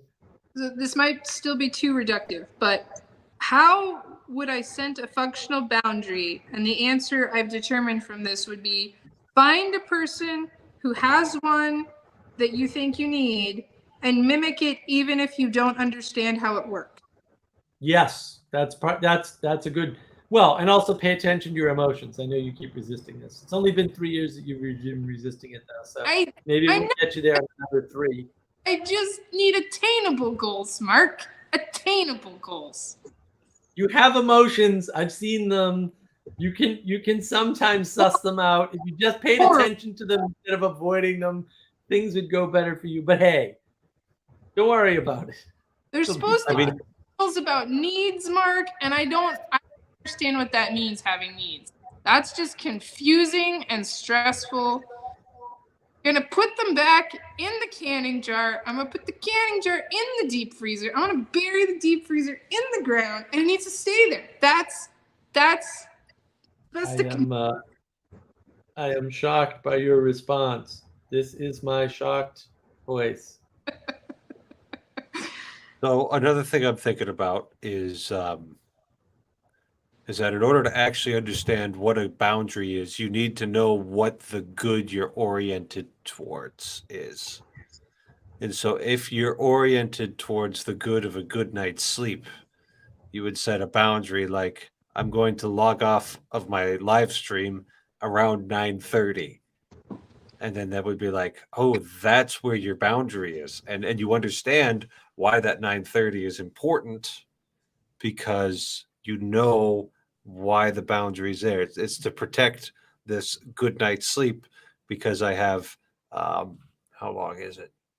I've got 6 hours of a confirmation and first communion retreat tomorrow. So yeah. So once you understand the good that you're oriented towards, you know why that boundary matters. Are you trying to escape the live stream, Father Eric? Is that what this is all about? And make a helpful contribution on my way out. That's excellent. A potentially helpful. Yeah. All right. Good night. Good night. God bless. Always a pleasure. There, Sally. See, he basically said everything that we always tell you that you never listen to, but that's okay. We can pretend like it's all new and you've never heard it before if it makes you feel better and get you closer. The thing is, within his constraint, it shows that he has this premise that he deserves sleep. And some people don't understand that. And then it's like, is it holy to deserve sleep? And I could just keep chewing on it. And like I shouldn't, because that's probably the sinful spirit or something. But people do this to themselves. They're like, do I even deserve sleep? Is it even Christian to expect sleep? But that's the rebellion, and that's the whole thing about trying to understand something rather than submitting. It's like, just submit to the fact of sleep, and then you don't have to ask the question about whether or not you deserve it. You can just stop there and stop asking the recursive questions that never end. Right. Well, that's the issue, because you can't know these things. The mimicking people who you think might be doing it right is pretty functional, and I like that because it's like I actively can see how to do that. I don't know who that would be yet, but I'm like the probability that they're out there is more likely than they're not. So yeah. It's so pessimistic somehow. It's amazing. You're resistant and pessimistic, very passively aggressively, and it just, on the one hand it's frustrating and it's kind of beautiful. Like, how did she pull that off? That's amazing. Oh, I don't know. You're good at it, at least. So, like, points for being good at it. No points for not just submitting, but If I could see how and when into what. but you Well, like that's to say, but that's the submission don't. but that's the submission is don't. not saying how and when into what. The submission is just the doing. Like that's the How whole point of it. do it then if you don't see how and when into what? This is the conundrum. Well, that's what submission is. It's Okay, not so I'm understanding. no, this is the jump that people make then. If they don't have a conception of the how and when into what, they just jump straight to submit to the devil. No, That's what happens in people's minds when they No. go nightmare no, mode. I don't think it They're does. like, No, I don't think it does. I think look, you can. I think so. No. I No, think no, no, no. When you don't know what you're submitting to, that will happen, right? And that's the same statement First as if you believe you do not have a religion, then one will be provided I to you without your knowledge or consent. Same that- statement. trauma. I think that's the trauma with the submit word. People didn't understand what they were submitting to, and then they did do that, and it's just total, just patriarchy. Oh, no, when I hear what people Out. submitted to, it's never submission. It's always like somebody told me to do something, so I did it. And it's like, yeah, but that's not submission. Like It's that's not so what submission confusing is. when that way submission was used forever. It just, I'm trying to unwrap it and be fair with it. It and wasn't it's so hard. it wasn't being used that way in the religious context.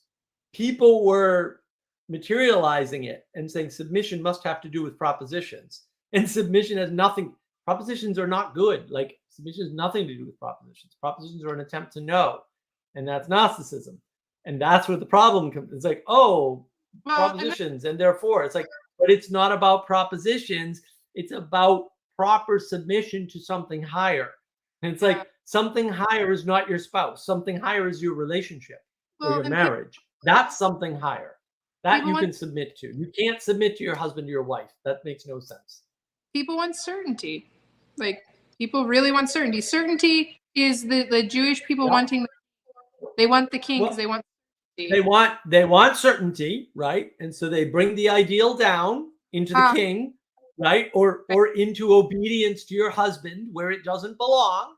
And yes, the penalty for certainty is that you drag down the virtue or the value or the ideal. And when you do that, you screw up. No, the penalty for certainty is servitude. Yep.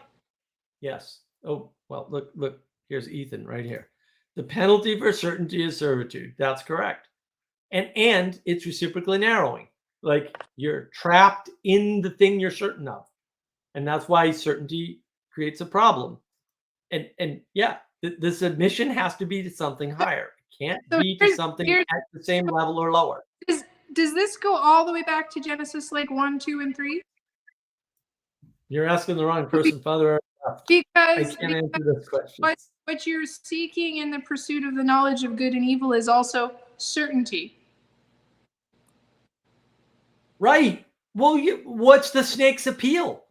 The snake's appeal is that it's certainty, right?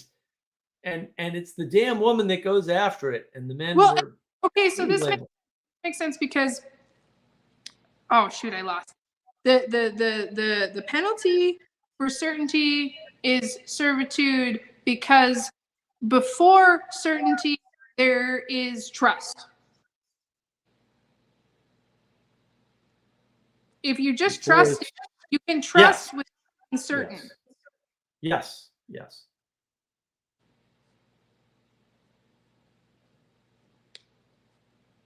Well, I like this comment. Chris Wood. It's like trading liberty, uncertainty for security, certainty, and getting neither. Yes. Right. Because you're over reducing on both ends. Right. And you can't do that. Right. You can't do that. And that is the issue. Like you're. Oh, that's somehow. I don't know the implications, but that's good. No, you don't have to know the implications. Just do the thing. This is where you basically, this is my pragmatic thing on creation is good because nothing else is useful. Like you either decide all the pain, suffering, and horror in existence is worth for existence to exist. You do that, or you're screwed. on being, And if you look pragmatically at those two options, which might be the only two options, only one is useful, because the other one, even if it's true, is not useful. So there's no that, and this is, yeah. So yeah, this is like that. Right. There's a nice limit for you. Yeah, I would call that a limit. Right. This is the nice thing about pragmatism. Pragmatism deals with limits, and then you don't have to worry about things anymore. You just go, oh, there's a limit here. Okay, and then you can decide what to do with the limit. And that's what I like about Peterson. I like how Peterson talks about, what's the first thing the man does? He blames the woman. Yes, that's what he does. He doesn't say, yeah, I bit the apple. He goes, it's her fault. She did it to me. It's so funny. It just cracks me up every time I think about it.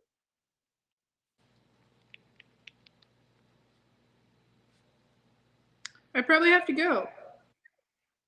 That's okay, Sally. It was lovely to see you and have you on the live stream, because you're not usually able to do that. So I'm super Yes. happy. It And if we is- resolved a bunch of things by talking about boundaries, then I'll be like, damn, I should have done a live stream like this ages ago. Maybe Sally would be better. Who knows? We'll think about it for like 24 hours and then ask you the exact same question. That's probably Well, I hope so. It's been 3 years. Why change now? Like, it's tradition at this point. yes. Have a great night. See you, Sally. Have a great night. Oh my goodness. Yeah, what a time. She doesn't know how to hang up. Nope. We'll have to kick her off Nope. the stream. There we go. She finally hung up. So yeah, well, now I'm here all alone because even Ethan left me. Although he was driving. I don't know why he was trying to talk while driving, but he does crazy things. So yeah, I mean, look, if we made progress on boundaries that Sally understood it, then maybe somebody else understood it. And that would be freaking amazing. So yeah, anybody who wants to jump in, there is a link in the chat. It's only pinned on Navigating Patterns because that's the only channel I can pin things on. And the best thing I've seen all night is I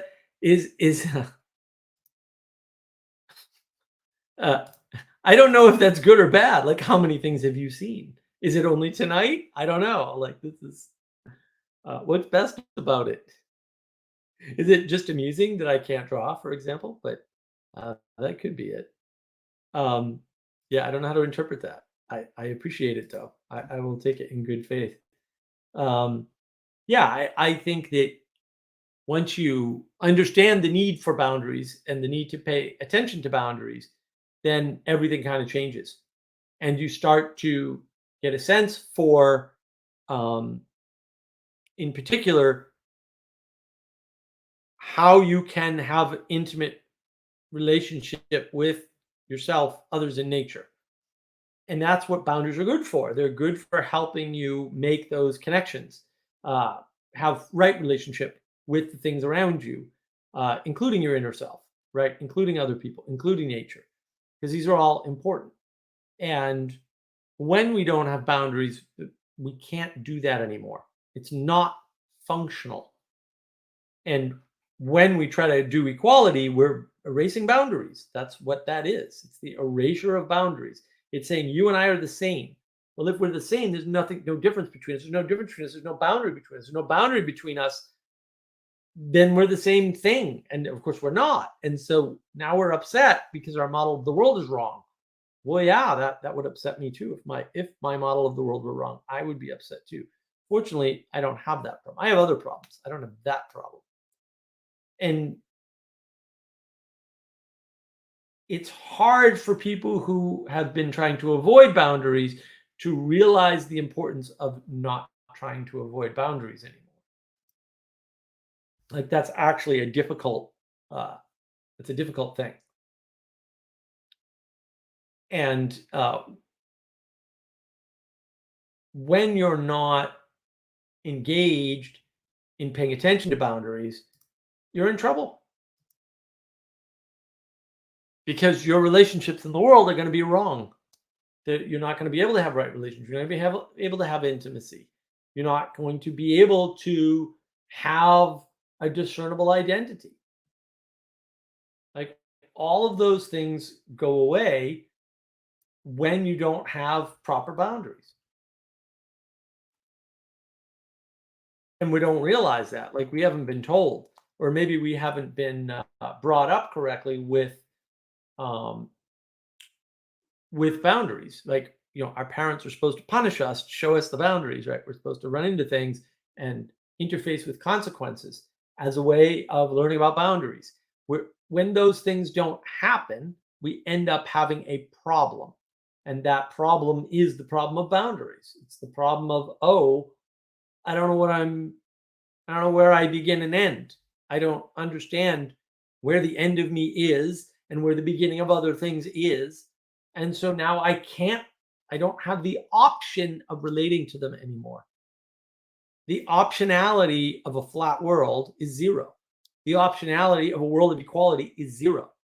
You don't have any options. You don't have any ability. You don't even have a you. Everything's been squished. And now there's no you to interface with. And for you to use to interface with others. Because the boundary is the interface point, right? It determines the interface. It constrains the interface. It allows for that relationship, that quality of relationship, that intimacy. And I did post I guess I got over 1,000 views already, which is amazing. The intimacy talk I did with Andrea with the Bangs on her channel. And that's why I did that talk, because she's an excellent interviewer. You should probably watch all her stuff, because she's really, really good. But I did that talk to do a sort of precursor, forerunner talk about these quality relationships, or qualities of relationships, which is how I'm thinking about intimacy. And I did another talk with Catherine on intimacy, which I'll post here, because that was rather good too. That's on my channel, Navigating Patterns. Currently in the shower. All right. Well, we've got Ethan coming soon, so that's good. So yeah, I mean, when we fail to think about boundaries or take them seriously, or we deliberately try to subvert them without knowing that we're like equality, it's not clear immediately that equality destroys boundaries, but it does, and it can't do anything else. Don't try to resurrect a bad idea. It's a bad idea. Leave it buried. Bury it and leave it buried. Pee on its grave every once in a while, so you remember how bad it is. When we don't take that seriously, when we try to do away with these boundaries, whether we realize it or not, we destroy everything.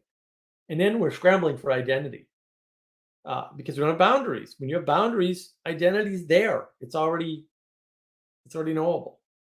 You don't need to pursue it independent of anything else. You can just go, here are the boundaries. Here are the interface points. Here is how I'm interacting in the world. And here's how I need to interact in the world. And here's how I can relate. And here's how a quality relationship can happen. And now you've got intimacy. And now you can engage in meaning making properly. And without that, you can't actually engage in meaning making properly. It's not an option that's available to you anymore. And that, I think, is where the issue comes in. People don't understand the destruction of boundaries. They don't understand the importance of that. They're not interfacing with and understanding that the reason why boundaries are important is because they enable interface, is because they enable quality of relationship. Right? Scholar of Nihilism, Skylar, it's good to see you, my friend. Dogma. My karma ran over your dogma. Well, dogma is certainly a flattening, right? It's taking a symbol and making it an idol, and then not understanding the relationship, right? Which is to move past. Dogmas are things you're supposed to move past. They're guideposts, not stopping points, right? And yeah, I like the Catholic conception a lot better than any other conception I've heard.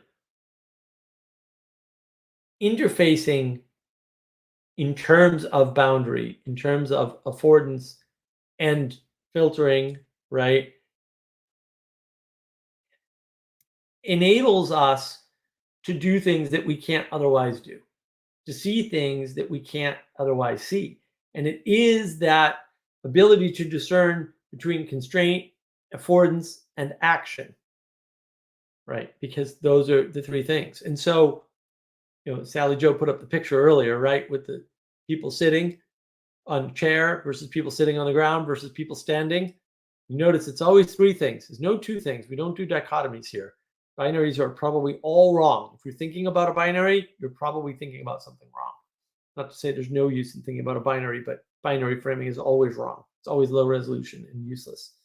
The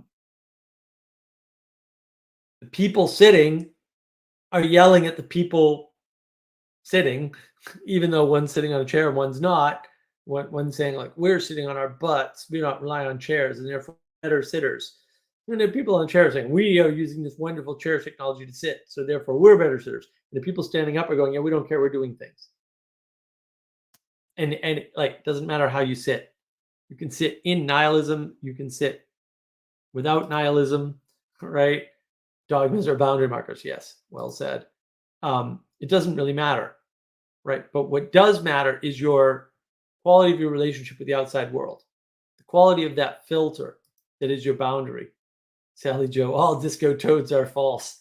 Yes, all the disco toads are false. I can confirm that all disco toads are false. Dialect thought traps you in the sorcerer's circle. Yes, it does. Well, I did talk about Hegel earlier. Skylar, if you didn't listen to the initial rant, Hegel is in there just because it seemed appropriate. I'm trying to lay a bunch of groundwork to knock over a bunch of dominoes. I don't know how good a job I'm doing, but I'll be knocking over more dominoes with that later. Wrong. Does this lighter exist or does it not exist? Yeah, these are pointless questions. That's part of the problem. What does non-existence mean? What does existence mean? Oops, we're already out of the binary because now there have to be levels of existence, levels of non-existence, because you drill down into properties when you're trying to talk about existence. If the lighter doesn't light, is it a lighter? Does it exist? If it exists, does it exist as a lighter? If it doesn't exist as a lighter, then it doesn't exist. Because the precondition was lighter. And so you get caught in these dialectic traps and you can't get out of them. And the solution is to stop and submit and say, okay, we're going to start here. Right. And then you don't have this problem.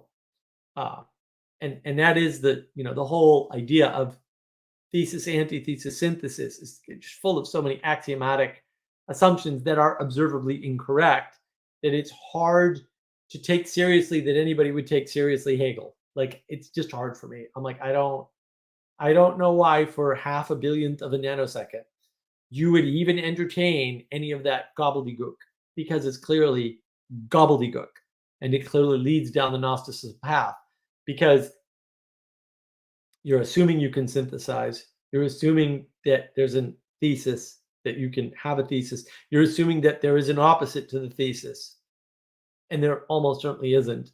And then you're assuming that there's a resolution and that resolution can be implemented. All of that is false all the time, actually, right? Which is not to say you can't do things in the world, but it is to say that Hegel's outline is observably dumb, and therefore you shouldn't even go down that road. And yeah, like, there's better solutions to these problems. They're just not in philosophy. They're in the Bible, or they're in the Bhagavad Gita, or they're in the Tao Te Ching, right? They're in the wisdom texts. The place you're not going to find them is in the Republic. And if you read the Republic, hopefully you noticed book 2 has children in it. And it has scale in it. And it has the idea of Gnosticism explicitly stated right in book 2. No one's mentioned this before. I don't know why. They keep talking about politics. It's like, no. I got a thing about Wittgenstein's solution to this. Good enough. Maybe. Sounds too modern for me. It sounds like he was born after Plato and Aristotle. Not a fan automatically. But I am enjoying the Republic. The book club, I did post the link earlier. The book club's going on tomorrow morning at the Texas Wisdom Community. Quite a bit of fun. It's got a Discord server. It's got a YouTube channel. Posted the link to the YouTube channel earlier, so you can see our earlier attempts at going through this book. And yeah, what do we got here? Which Catholic philosopher? I don't know of any Catholic philosophers. I wouldn't recommend anybody. I don't do religion, and I'm not a theologian. So Father Eric will recommend Thomas Aquinas, and I think he's probably right about Tommy. I'm a big fan of Tommy. I haven't read any of his stuff, but it's good. Ethan, the notion of children immediately invokes the concept of boundaries. Well, look, I mean, they use children in book 2 to justify censorship. And in justifying censorship, the justification for censorship is the idea of forbidden knowledge. There's the Gnostics. I mean, it's even more explicit later, but like, honestly, Gnosticism is right in book 2. It's right there. Like, it's not. Like, it's as clear as you could make it. It's not all in one place, maybe, but Thomas Aquinas, you're welcome. You're most welcome. Give him a shot. Father Eric's a huge fan. Everything Father Eric's told me about Thomas Aquinas sounds good to me. That's the best I can do.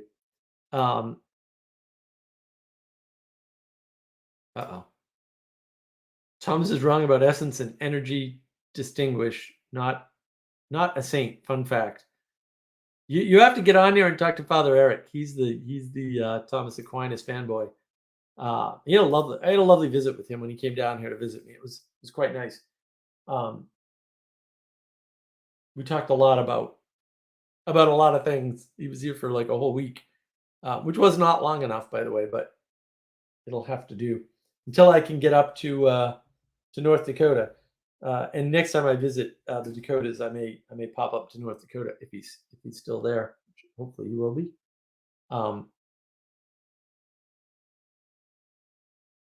They did offer him at the Basilica in Columbia to come down so he could get out of the cold. It was kind of funny.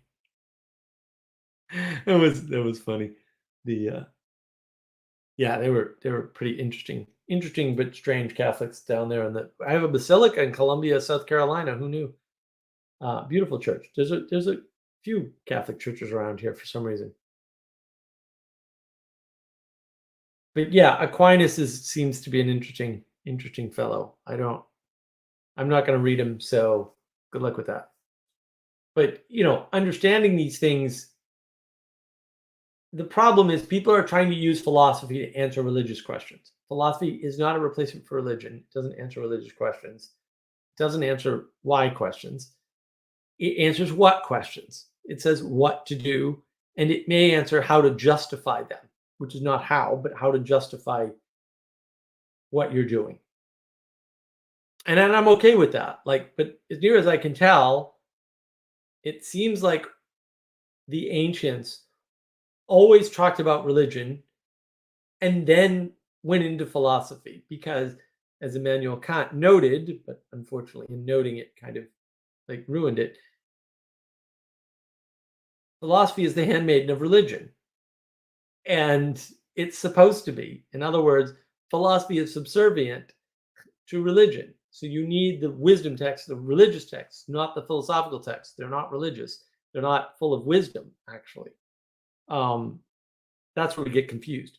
You don't understand the boundary between religion and philosophy, but there is a boundary there.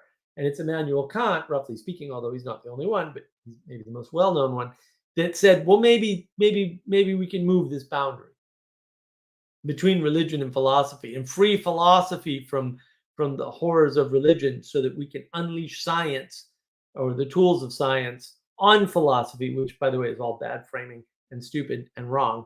And thereby,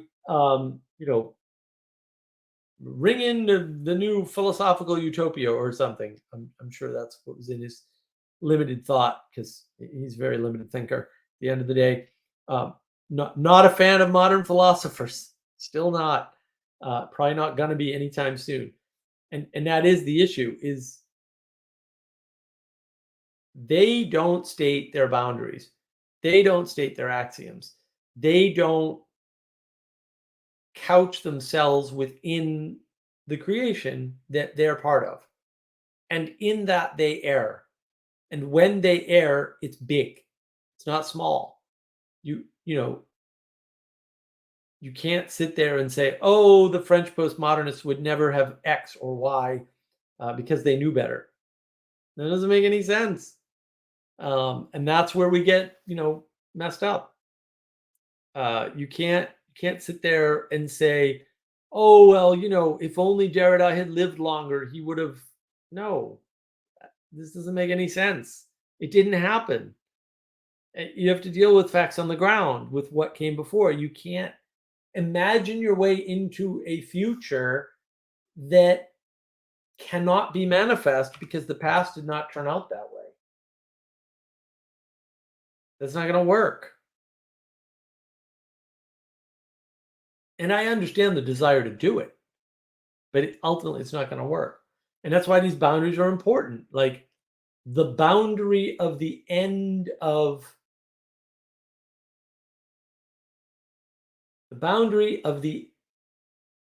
end of your religious tradition and the end of your philosophy, those boundaries are important. And we need to know what that boundary is. We need to know the limits. 5 hours into stream. Dang, they used to wrestle before philosophizing. Right, exactly. Well, and that is the problem, is that we're not linking philosophy back to pragmatism. And I was talking to somebody about this recently. They were basically saying, well, I've studied Stoicism and I'm a practicing Stoic, but man, when someone you love is dying, it's not filling the gap, right? It's not doing what it's supposed to do in their mind. Like, fair enough. The problem of grief is a problem. Vervaeke calls it a perennial problem. Fair enough. It's a perennial problem. Perennial problem is really not a problem, I would say. It's something that can't be resolved or solved or done away with. And therefore, it's not a problem because you can't solve it. That's just my little axiomatic assumption. But that means you have to go through it. You have to deal with it. You have to grow as the result of it or be destroyed by it. Those are pretty much your options. Should I pop in? You should pop in, sir. I don't know which where you. Oh yeah, you're on my channel. Yeah, the link is at the top of the channel thing. Ethan's claiming he's going to pop in after a shower, but maybe his shower is infinite. I don't know. I am a Stoic. Yes. I would argue I practice my own brand of Stoicism, and that Stoicism has limits. And so, to the extent that I practice Stoicism and Stoicism is good and I support Stoicism, it can't be your only thing, because Stoicism doesn't give you a why, it only gives you a how. Right? It just says, here's what to do, here's how to do it. It gives you stuff to do, but it doesn't give you what you need to really interface with that stuff, right? Which is the why. Why am I being Stoic? Like, why am I enduring? Why am I denying myself? Why is this? Stoicism won't give you that. So it's useless by itself. Look, none of the Greek philosophies were done in a vacuum. They were all done with the assumption of a religious tradition. Now, you can argue that it was a terrible religious tradition. They're all crazy pagans. Fair enough. But they started from the religious tradition. And to Skylar's excellent point, they went through participation, right, in the wrestling. And that's how they got there. End of a relationship. Yes. Well, the boundaries are important. Like, where is the end of a relationship? What kind of relationship? When is it that somebody's crossed a boundary that, is too onerous or causes the world not to be repairable? Right. And these are important questions. Like, you have to know something about that. You can't just magically intuit it through wishful thinking, because that's not an option that's available to you. Ah, here he is, Ethan himself. How are you doing, sir? What's going on? What do you think about boundaries? Boundaries, still on boundaries. Just kidding. Yeah, I've been in and out of the stream trying to catch it since 3 that you got on. How are you feeling? Been going. I'm for doing 5 all right. hours. Yeah, that's not bad. Well, 5 hours plus I was busy all day, so I literally ate dinner, prepped the stream, and jumped on. I didn't even have time to organize my notes. I mean, I had been organizing my notes, but I wanted a really organized set of notes. And yeah, the monologue might be a little wonky because of that, but I said that in the monologue. So fair enough. But no, I'm feeling fine. The new project is hard, but it's also fun. So I like building stuff, and I'm getting to build stuff. So even though I'm busy and I can't be on Discord 24/7 I'm adapted to, it's quite good. What does Lost have to say? Andrew Tate, released on house arrest, said he's been doing push-ups and reading the Quran. Of course he did. Well, look, that's one way of going through the stoicism thing. Oh, look at this. You have a fan, Ethan. We have a fan. Who we got? Skylar. There's trouble. How are you doing, Skylar? It's been way too long, my friend. Real life is tough, and just been dealing with that. So Well, running- you're my a lot. freaking hero, man, with what you do all day. Well, my bunk is kind of quiet tonight. I only have 3 people in it, so I trust them more or less. So I run a homeless farming center and a soup kitchen. My wife does all the food. I do the community resources. My community is in the middle of Arizona, Gila. I'm just catching other people up real fast, so we don't sound like we're crazy. You have a And fan. it's called the Warming Center. I just have a lot on my mind, and I felt like I should mess with you for a minute. So Excellent. Always welcome. We haven't seen you on the Discord recently, so it's good. No, it's good that I've you're been- jumping in the live. completely avoiding everything. Good. It's Lent. Yeah. You can claim Lent. I have a lot. Yeah. Tomorrow, for example, I have to go to the Reagan lunch for it's all over the Republicans of my state and a lot of other Cool. national ones. So that's fun.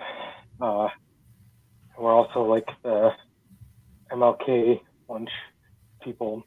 I'm a registered independent my whole life, so I kind of vibe with Kirsten Sinema more than any of the people in the Reagan party.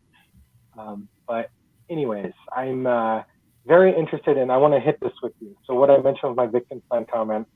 So I'm the guy who like jumps on Paul's live stream and argues with Jake about theology and tells him to shut his mouth because he's like completely out of his depth sometimes.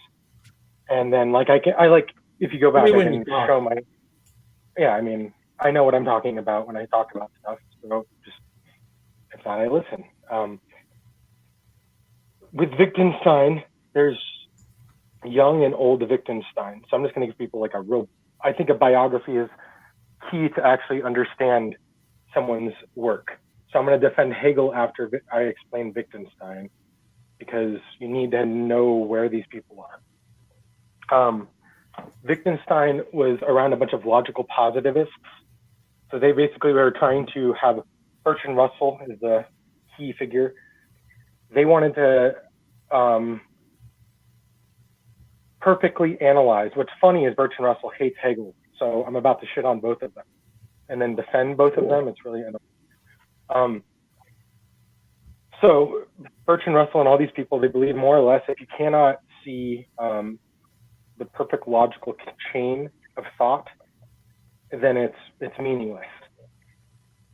So they want everything to be logically positivist. That's the technical terminology. Mhm. And they want everything to be like perfectly laid out. They're looking for, in my terminology, total coherence. They just want every single thing to be coherent. And then they just won't give up the fact that they want a complete system. But you can't, there's a trade-off between coherence and completeness. You can't have both. That's just how it is. Wittgenstein. Gödel's incompleteness later in his theorem. life- Yeah. Gödel's incompleteness theorem, right? It's Gödel. It's not turtles all the way down. It's Gödel's all the way down. Exactly. And it's scary when you really understand the implications. So older Wittgenstein gets away from this project. I'm skipping a lot. And there's a fun Terence McKenna clip where you can find him quoting this, and that's how I found where this is because it's in his notes. But a student asked him, but is it true? Because the student had read his work and was still in the milieu of these logical positivists. They wanted truth. They wanted truth capital truth. They didn't want science to keep changing what truth is every 6 months and updating. That's what's going on. So they're looking for capital T truth, and Wittgenstein answered, it's true enough. So Yeah. he's written huge theses, and here he is undermining huge tombs of knowledge. So, and yeah, I love Jacob. I love Jacob. He's invited to come through Arizona and be here. Totally. But he, as he says, how does he phrase it? Let people think for you, groups think for you. Yes. Yeah. Sometimes he should just, yeah. Yeah. Him and I You should just talk throw about Bertrand advice. Russell. Yeah, him and I could have a very productive conversation about Bertrand Russell. That's eggs and bacon. So my dad and I would call it eggs and bacon is, or Edward Bernays is eggs and bacon. Mm. So that's the book propaganda, and it's kind of if you think that that's how the world works, that's like third grade intro. That's what we were working with out of World War II, buddy. Like we have Mhm. a lot more on that. Right. Anyways, back to Wittgenstein.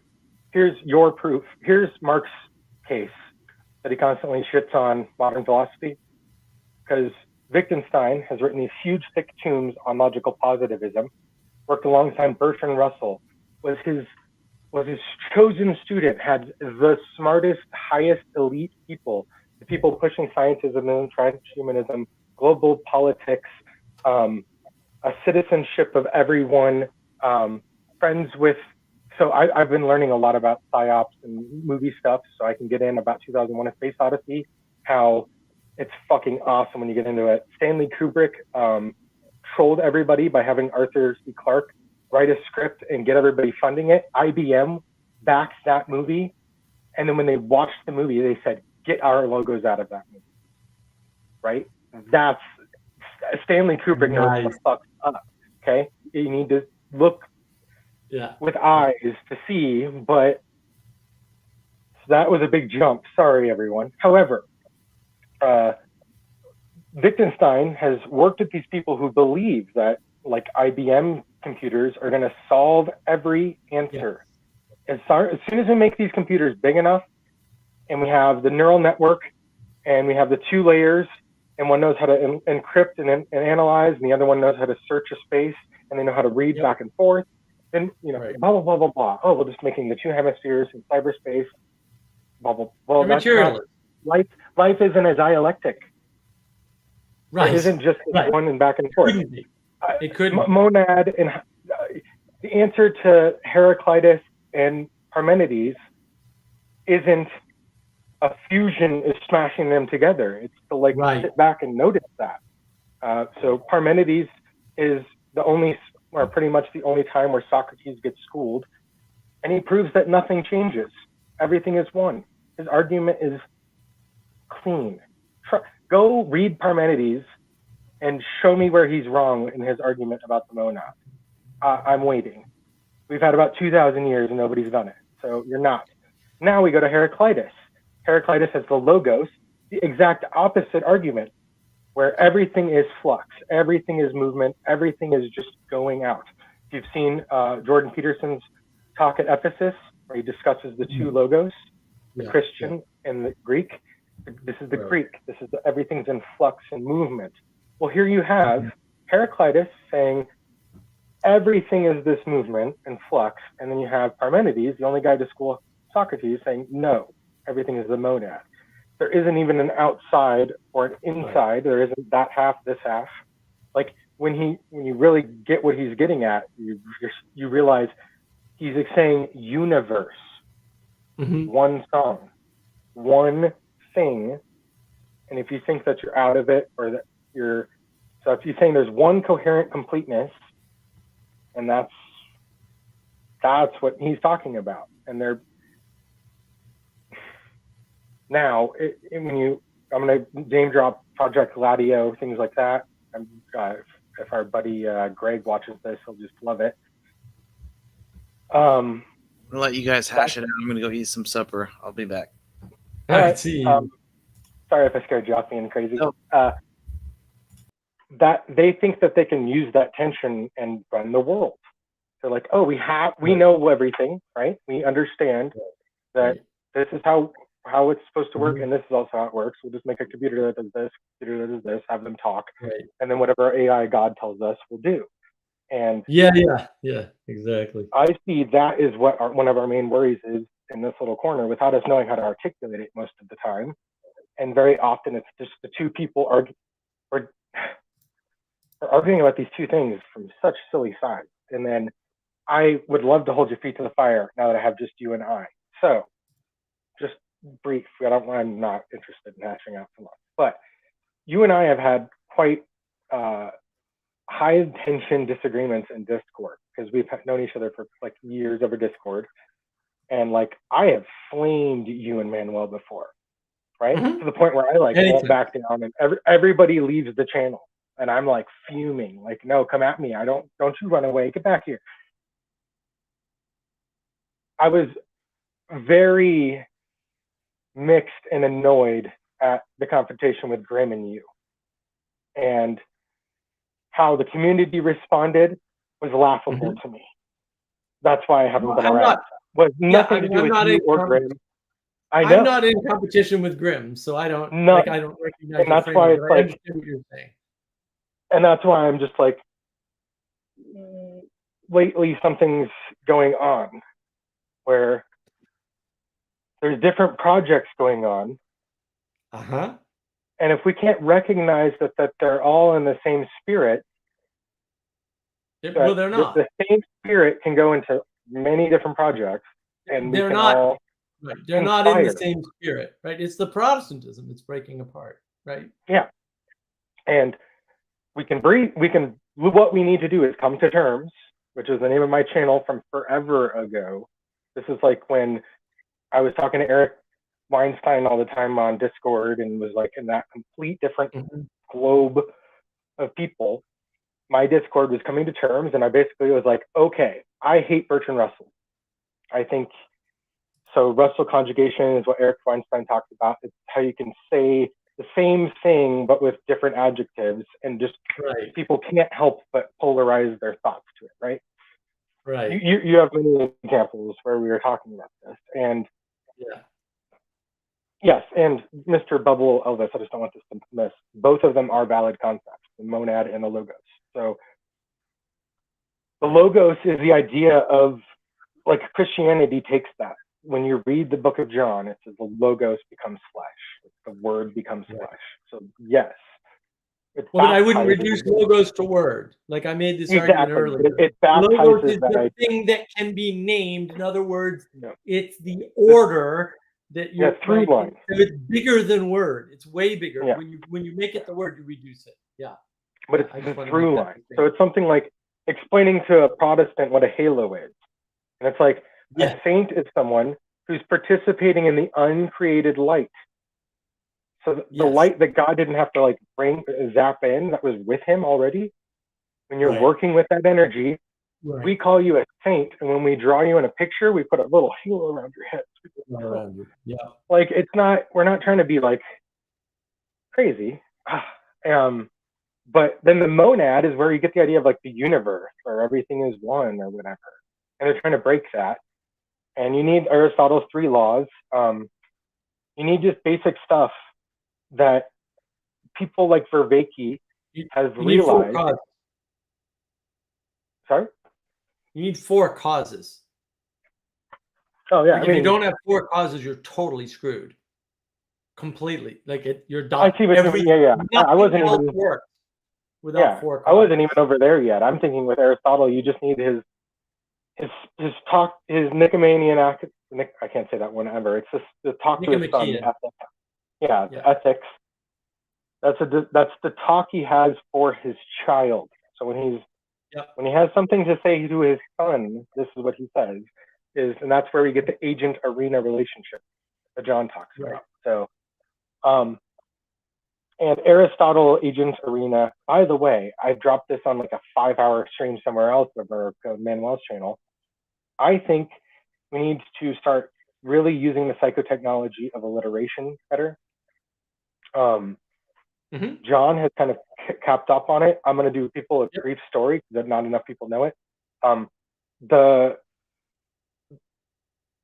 oldest English writings we have is a book of poems from an illiterate monk kid who was like working in stables, I think, and he listened to the prayers and stuff, and then just one day he could just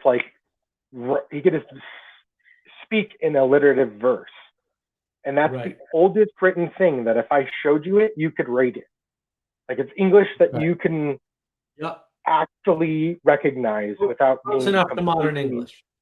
Yeah, it's close enough that you can actually go like, oh, I know these words. And sanity check. So my brother is just flaming me on some stuff lately, and he got on me about mental health, and I literally run an entire county's mental health thing.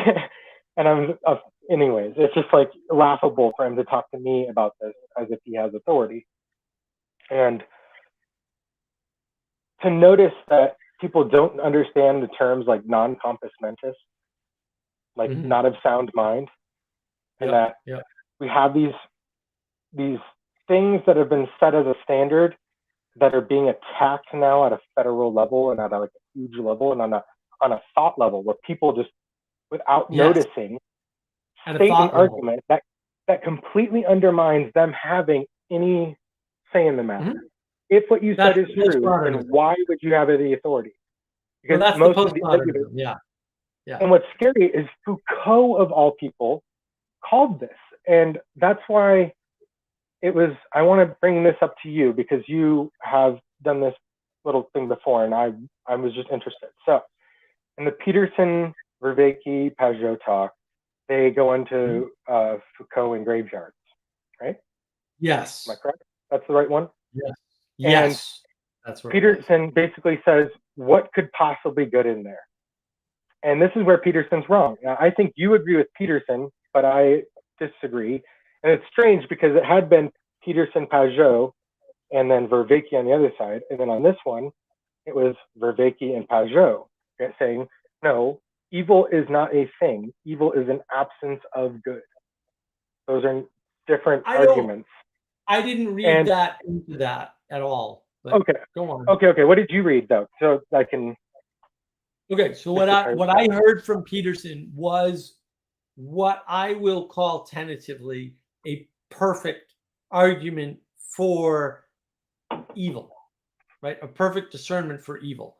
And the reason why I call it that is because it is a derivation of one of the forms of definition of evil that I have, right? So like all my cards are on the table. No, this matches what I say.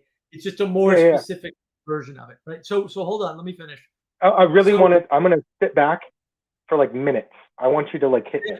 Okay. Is that okay? I'll hit I'm you with gonna- it. So what he says, and this it relies on axioms. Okay, it relies on axioms for sure. Not saying it doesn't, but I'm saying these axioms are correct and are not only that they're valid, but they're able to be validated. So that's two different statements. They're valid and they're able to be validated. Okay, by observation. And so what he says is that there is a place that you can go that is so dark that you know you're in the darkness. And there are things that you can do that you know that you are increasing that darkness. That formulation is correct, valid, and easily validated. Now, the problem for Peterson is, where is that line? Where is the boundary, right? Now, I would say that is an invalid question, and I will just state that axiomatically, and my proof will be, why are you going anywhere near darkness? Like, if you're not moving towards the light, what the hell are you doing? Now, if you're not moving towards the light, that doesn't make you evil, but it does put you in what I call the neutral state. And most people are most of the time in the neutral state because we don't have a choice. People who are not ever in the neutral state, we call saints, right? Or who are almost never in the neutral state, we can call them saints. Easy. Yeah. We have a psychopomp. When Peterson was called a psychopomp, he blasphemed and said, "Please no." Right. And that's a psychopomp. Psychopomp is someone who goes into the underworld, can come back out, and usually bring something. Not fun. Not what you want to be. So yeah, you're tracking with me a lot more. Right. That's my answer to the neutral state. And So this I don't think yeah, is correct. Evil can exist because the possibility for suffering exists. I don't think that's correct. I think that, look, if you wanted to criticize Peterson, and I don't think you ever should, Peterson says life is suffering. Well, no, you shouldn't. You shouldn't. What he's doing is work. His ARC project. He's doing something that works. Like, I can't say that his formulation is. The formulation can be wrong, but the message can be right. So his message is life is suffering. Okay, yeah. I would say that's wrong. it's- Life is not suffering, right? Suffering is inevitable and life is struggle. That is technically correct. No. Is technically wrong, but Not inevitable. I have a But Christian that's hope. not- See, this is how I see it. no, suffering is inevitable. No, suffering is definitely inevitable. No. But wait, the important point here is that Okay. Peterson can be wrong, but that can be the right formulation for people to absorb, because my formulation is difficult. At the point at which you say suffering is inevitable, like because you're going to be betrayed, because you're going to be lied to, because you're going to die, right? Whatever, right? People you know are going to die. However you want to, like, there's lots of ways you can cut suffering that seems like suffering to me, right? However you want to do that. You have to deal with struggle, and then struggle can be turned into joy or suffering. Well, that's a lot to deal with. And a simple, short message that will resonate with the most people might be life is suffering, because now you're validating their feelings. And that's actually not trivial. Like, you have to validate their feelings. If they feel like they're suffering for whatever reason, even though maybe they shouldn't feel like they're suffering, because it could always be worse, which would be my argument, it's not relevant. Giving them that message is really important. And the possibility for suffering can exist because souls exist. Yeah, I'm fine with that, but that says suffering is inevitable. So I think that's true. I think suffering is unavoidable. Just to let you know, a basic formulation, if you're stuck in that way of thinking, I think more in a constellation, not like a logical layout. For free will to exist, you need to have the possibility for suffering and betrayal and such. Now, does that mean that it needs to be chosen? Like, that does not need to be, but it needs to be a choice. If it wasn't a choice, there wouldn't be free will. How we know there's free will is, like, theodicy is the answer, or the question of suffering. I've been laying this on every priest I can get my hands on. One has balls, Stephen DeYoung, and every other will not touch this shit with like a stick. It's basically free will. The answer to theodicy is free will. That is not an answer people want to hear, because the answer to why is there evil, suffering? If God is good and powerful, so, you know, aware of everything, then why is this happening? Because he really does love you enough to let these things happen. Like, that sounds like, I work in the highest overdose county of Arizona, in the entire Southwest. I see fentanyl overdose weekly. All right, like literally, I see dead bodies every week. I get death threats from cartel. I deal with lots of stuff. This is real. Like, this isn't hypothetical. This is actually how it is. And that's why evil is the privation of good. And that's why our job is to shine the light and to be good. The only reason to go into evil is to spread good. It's what Jesus does when he tricks Satan and tricks hell into allowing him in. Is hell's like, yes, I've got him, but you're bringing light into a dark place. The dark doesn't do anything. Like, you just have to bring the light. That's why you go into dark. And right now the world is darkness is the absence of light. And so when you put light into dark, it ceases. And that is why love is like light. Yeah. And that's why I'm saying these are, so I'm saying these are, if evil is a thing, if it's ontological, then it's something like Jesus versus the devil. but it's Saint Right, Michael is the right, but- devil, and Jesus is Right, like, but that's the materialism. Right. yeah, that's And a dialectic. the problem. If you think Jesus devil, and And you're it's in a a dialectic thought, and you're not, all- you're already right. stuck. All in a source dialectics versus- are wrong because a dialectic is a binary, Well, and binary thinking yeah. is wrong. They can be instrumental, or when you have a very tiny arena, you know, and you know what the goal and you know what the outcome is, they can be super helpful. Yeah. But, like, Yep. you need to have that healthy Well, detachment and take a step Well, back. but part of Jocko the recently is part of the problem with binaries is our misunderstanding and misapprehension of how we think. Because when you look at the last stage of making a decision, it looks like a binary. Even though if you look at making a decision, that's not what happened. There's no way you chose between two things in a decision. That never happened. You always choose one thing over a bunch of other things. Now, the way you do that is by prioritizing your list and then cutting things out and making decisions based on that smaller list, right? Well, which means at the end you that's have one two way, things. but you also already have something you're just going for, and it's shimmering to you. Some things glow, especially if you're bad for you Right. and you know it. Right. That's why you'll do things that are bad for you, and you're gonna, like, mid-step doing terrible things, which is like half the people I work with. I've been using Gabor Mate's model of Right. lack of free won't. Oh, that kind of annoys me because he talks real slow sometimes, but you can double up the speed. You have to with Gabor Mate. But watch Gabor Mate talk to his son about his addiction problems. Fantastic. If you don't cry, something's fucking wrong with you.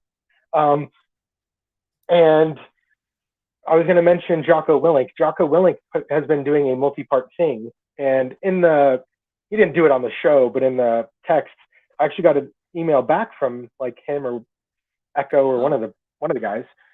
Because I mean, it was a one word. If you know the joke in the show, he'll load up answers that are yes or no answers on purpose. So I kind of like had this fancy thing and then just loaded it up like a yes or no. Right. Anyways, Jocko used David Foster Wallace's story of the fish, two young fish swimming one way and an old fish swimming the other way. He starts an entire, like, multi-part series on the game. And it's like one of my favorite Jocko series ever because he's so deep with so much stuff that if you don't know what the hell he is talking about, you just can't even. Yeah, you won't So be able to follow. this series is like a very good starter, and he's talking about the main metaphor, because when people hear that life is a game, they get, like, not everybody, many people can turn an offense to that. No, this is very serious. Well, it is serious because this is a very serious game that you die if you mess up, and other people can have, like, you can screw other people over, and it's a really serious game. There's not a, but to come back to what I was coming at earlier, a logical positivist wanted to have, like, a thing, and Wittgenstein had this fun little point where he show me the essence of a game. Right. You can't. Like, I can Right. he actually thinks there are essences. That's what's fun. And Right. Mr. Right. Thomas Well, Aquinas, There there's a are. difference It's between just not physics, but that's essences just and energy. materialism. Like, that's just Exactly. materialism. Right. And if you get past that as an old man, that's why it's fun to read. If you're going to go into philosophy, read someone who matured, or read someone whose life reflects their work, like absurdism or Foucault. So back to Foucault. Now, absurdism, Ah. that's a double click for anybody who knows how that guy died. Foucault,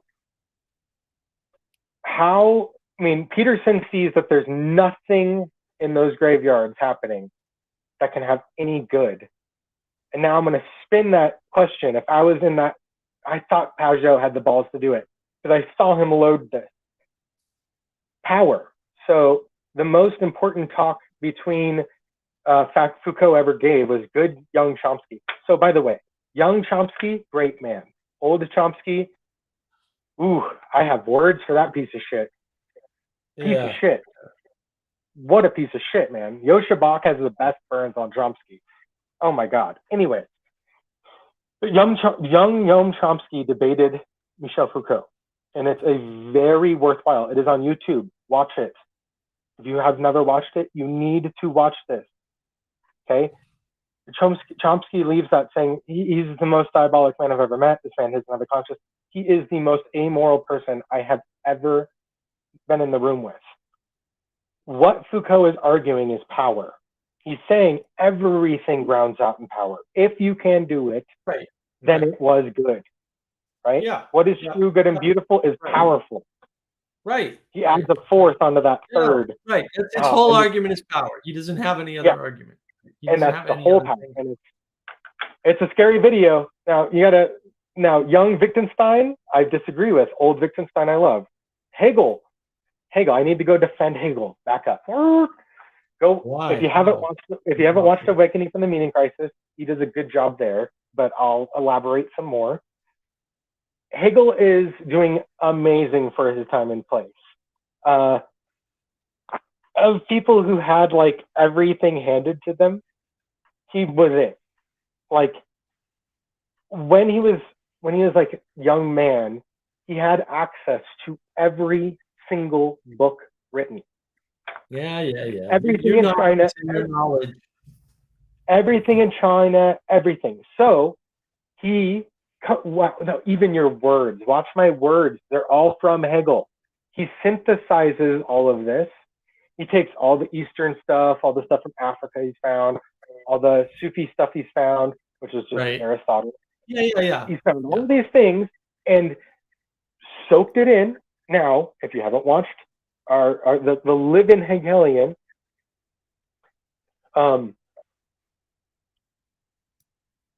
Papa Peterson got schooled by Zizek.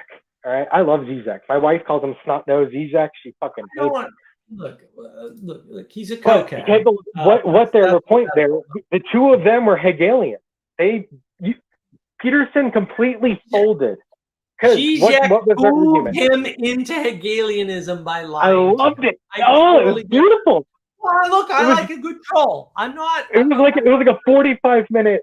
I'm gonna get him. Right. And Peterson has no But idea. also- He's about to admit he's a Marxist. But Oh. Skylar, it was You also are a only the troll. sum of your parts. And Yeah, but it was also a troll. So the fact that he I'm- trolled him is impressive, but also not interesting because he wasn't making a point. also, it's also impressive that I have a bunch of Russian friends who have like dual citizenship and such. On RT, like a week and a half, like I think it was 10 days before that thing, he went and let everyone know what he was going to do. Like he literally laid his game plan out. You can watch the video. He's in the back of the cab and says Look, exactly word for word what he's going to do to people. yeah. The cocaine It's amazing. troll And we is sent it to Peterson. Everybody was like, don't go in. Like, just wait. Like, let him go first. Wait, don't. Anyways, what they both conceded was that essentially, that was intended. They are just a summation of everything they've ever read and every interaction they've ever had, kind of an Right. amalgamated The dialectic materialism. of position. Yeah. Exactly. And Peterson fell into it. Peterson's Okay? a materialist, dude. I love Peterson. But I'm but he's a saying- materialist. Still a No, he's more than that. I'm saying he's a materialist off of the same argument you just made. If evil has function, if evil has more than function, evil is only function. It's Nope. a lack of good. Nope. If He legal- does if- not make that argument. He does not make a materialist argument for look. My What's his definition of argument? materialism is nuanced, right? Because my definition of materialism is that material is primary, not that non-material things don't exist. That's not my definition. Mhm. There are no people who believe that non-material doesn't exist. That Yeah, is even inane. information. Those people We had don't Dawkins saying information.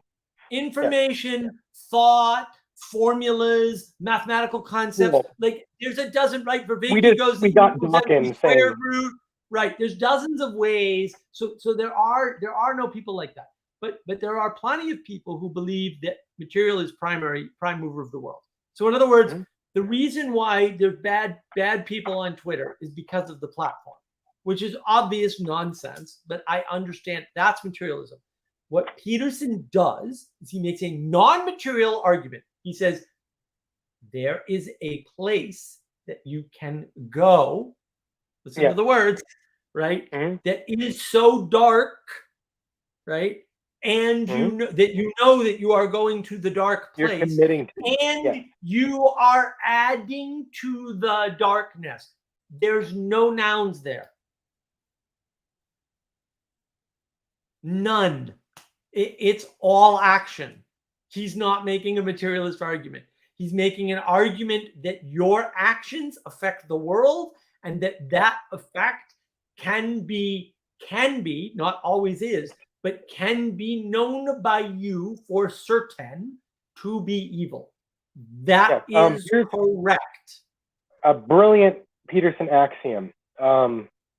Of things that actually his work should be contributed for, other than his amazing citations, everyone has a complete map of the world. It's just very low resolution. It's like an almost perfect paraphrase of him, because I've said it a lot and I have it written down. Mm-hmm. That's brilliant. When Peterson actually grokked that in the 90s when he was teaching at Harvard, that's why everybody should go read and reread Maps of Meaning, just the first chapter every once in a while. Just kind of the first. He rewrote that a lot. There's not room for improvement really in that, because he's aiming at a certain thing, and it takes him a big chapter to say what you just said, because and you're having to put a lot on that. So I will I will slightly concede to that. I mean, okay. So it's a non-materialist argument. I do want to deal with this, though. They should train I me can how to agree translate with that. Zizek's words into fluent, nice-sounding, angel-like sentences. The problem is that Zizek's game is subterfuge and subversion. And look, I think what's driving I Zizek, met him. right? He's the best. Hold on. To be fair to Zizek, I think what's driving him is nobody listened to him, and he was right about a bunch of stuff. And now he's Everything. pissed off. He's not trolling Peterson. He's trolling absolutely Everyone. every single person on the planet with everything he says all the time, and with good reason. And I like a good troll, but he's a coke addict. And like I'm not a fan of doing nothing but trolling. I've never been a fan of it. Tobacco and Coke is how you wrote all those books? What? Dude. Okay. Dude. There's like a good synopsis. I'm not going to name a channel because that's all kind of stuck now. But if you find a channel that has videos from like 5 or more years ago doing a breakdown of Zizek's books, in particular, The Sublime Objective of Ideology, or the Less Than Nothing one. I mean, he has a bunch, but Less Than Nothing in particular is such a powerful argument. He sums it up in jokes now, because when you're really fucking smart, you can tell jokes that can sum up your entire big thick book. So he has a joke about going to I think you're in Eastern Germany. Yeah. And you go to a little cafe and order coffee. And I'd like coffee with sugar, no cream. And it comes back, I'm sorry, we don't have cream. I can do sugar with no milk. And if you don't know what that joke is saying, it's like, you've lived a lovely life. There by the grace of God go I. Learn that and start chanting that every day. You don't want to learn what that joke fucking means. Because you're living in a bubble where it's like, you have everything at your disposal, so then not having it just means it's not there. But if the thing is never there, then your relation with it isn't that it's not there. It's different. Like, anyways, he takes these absurdist jumps and he takes in neo-Marxist reading. So all the things that you should learn from these people you don't need to read, you can just go listen to Zizek's jokes about toilets and learn like big, thick books. When he's saying a joke, he's telling you all the good jokes from his books and explaining them better than he did in his books. So that's the key, because that man is literally participation is different, right? And that's the thing. There's way more information in a physical reaction or a video than there is in a book. Definitionally, I mean, this is the problem of propositional knowledge. Propositional knowledge is low resolution knowledge. Yeah, and that's why it doesn't stick with you. Yep. Well, Skyler, wait. Now I have to impose upon you because I'm reading the Republic. We're doing a book Okay. club. It's on YouTube, right? It's on the Texas Wisdom I just Community. dive. Okay, here's my problem. I've never once, ever in my life, heard anybody mention that the statement of Gnosticism, the problem of children, there was resolution to censorship or the justification for censorship, because Gnosticism is forbidden knowledge, right? Gnostic children. What was the third one? Forbidden knowledge, the concept of Forbidden forbidden. That's the bridge, right? Censorship. It's really censorship because of forbidden knowledge, right? And the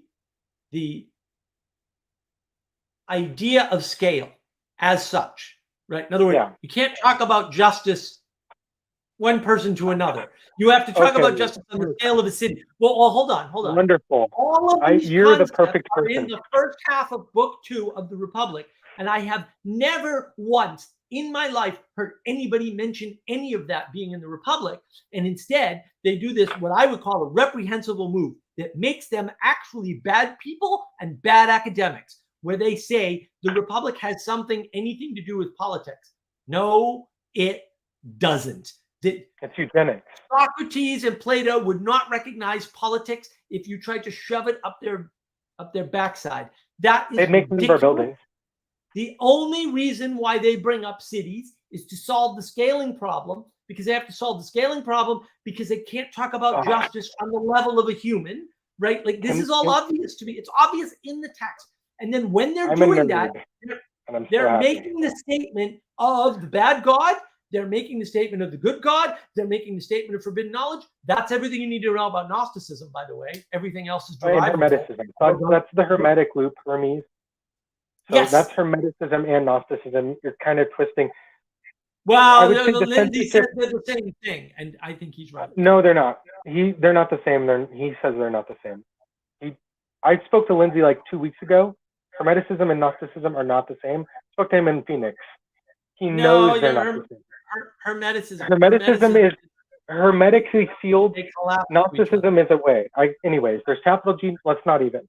I know what I'm talking about here. What I want to talk to you about now is wait. Am I wrong about Book 2? Am I totally wrong, or is all this stuff like right there and nobody talks about it because they all missed it? That's my only theory. Is that all of them missed it in favor of politics? It's not all missing. It's they believe it, so they look right through it. They believe in the eugenics, neo-Darwinism. He's a neo-Darwinist. Mm-hmm. Read all this as a neo-Darwinist. And then you can go, oh, okay. So why would I'm going to speak in code. Why would the fatherland and the house and the land of the rising sun, they have the exact same fucking ideology. Okay? They have the same hermetic seal. Right. Sealed system. They're gold. Well, all these people are silver and bronze and mud. But it isn't right. But all of this is it's all misused. It's all cast in the understanding of justice. Like they're not intending to build these cities. They're not intending to use these cities against one another to say one is better than the other. It's a mental, But so how I see the issue here is like if I can get Pajot in person, I'm going to be going to like Arlington next week. I'm just busy as shit. So you should have come up to Thunder Bay, you muppet. We had him in person. It was great. I had my tickets given and I run a crisis team, so it's not like a good time. Yeah, you're whining. You had tickets too, and you gave them up. I had to give them to someone. Sucks. I know. Recursive and fractal. All right, you do computer stuff, and recursive. Let me in like as quick as I can, shitty as I can, see if I can get this. Recursion is. I'm gonna put it like in a formula. Yeah. I have this recursion thing. I run it. And then I take the outcome of that formula, and then I take that recursion and I run it again, and I get a different outcome. And it actually kind of keeps going out. Is that like a really shitty? I'm trying to say this to a 5-year-old, like a little kid. I know how to say it hard, but I'm trying to say. Recursion. You keep adding the same thing, but it doesn't. Like if I keep adding 2, it just plus 2 each time. With a recursive value. That's not the recursion. That's not Okay, the let's recursion. hear it. Okay. So recursion is it's a process, and there's different types of recursion in computers. I know. I'm thinking on. Yeah, that's when it gets fun. That's why I asked. I think people are recursion- conflating fractal recursion is the and recursive process. thinking. Right, because fracticality doesn't depend on, but most fracticality uses recursion. Fracticality Yes. doesn't have to use recursion. Thank you. Yeah. Okay, that's- Mark, that was the first Right. high five in like 3 months for me from you. All right, good job. We've That been is the talking issue I at least see. 3 months. See, fractals can just nest on themselves. It's if you're into physics and you look at what Eric Weinstein's up to, he has this Yeah. thing that kind of like pops out of you go in or out of it, and it pops in with information. You're like, wait, what the fuck? Where did that come from? Yeah, Right. but Right. recursive doesn't do that. You don't need recursion to do fractals. No. That's wrong. Exactly. Practicality is different than mere recursion. Yes, The way beautiful. recursion works is it's just a process that Mm-hmm. is taking an input and doing the same thing to the input. Now, you don't have to feed the output back in. That's fractal. Yeah. Anytime you do that with recursion, you are going to get a type of fracticality. Yeah, That is Mandelbrot true. set. Now Mandelbrot set's a great example, right? It's Exactly, that's the visualization of it. right? There's all kinds, but not all fracticality is recursive, and that's where Yeah. people get confused. They don't I know think that. this is important for people to say. So, of things that to read in Plato, I think that's a big thing that gets very often flipped. He's doing a thought experiment. At Right. the end of the dialogue, what are they going to ask? You always need to read the end first. That's the trick. I thought everybody knew these things, but I didn't realize I went to a really nice school where my shirt was tucked in or I got beat. So, oops. I guess Boundaries they can did be teach me a bunch of confirmed. stuff. Yeah, they got me a lot of boundary issues, let me tell Right. you. I almost said bad joke right there. A little bit of self-censorship. I am in my church or not my church, the church I rent right now. So recursive and fractal, that difference I think is extremely important. Yeah. Because they're getting tricked.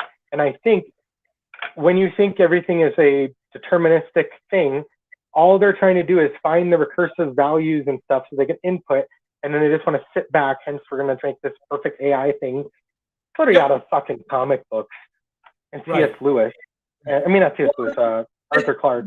C. Clarke. But Skylar, Oh. this is my big insight recently that I've been just harping on recently is people will start with the statement that the seed contains all the information to become a tree, and I'm like, no, that's wrong. Like that's obvious. You need gravity, you need soil, you need sunlight, you need moisture, right? You need, and like all the information to become a tree is not in the seed, right? All the information is not there. Most of the most important information is actually you need gravity. It's all. I'm going to take Dawkins' paper.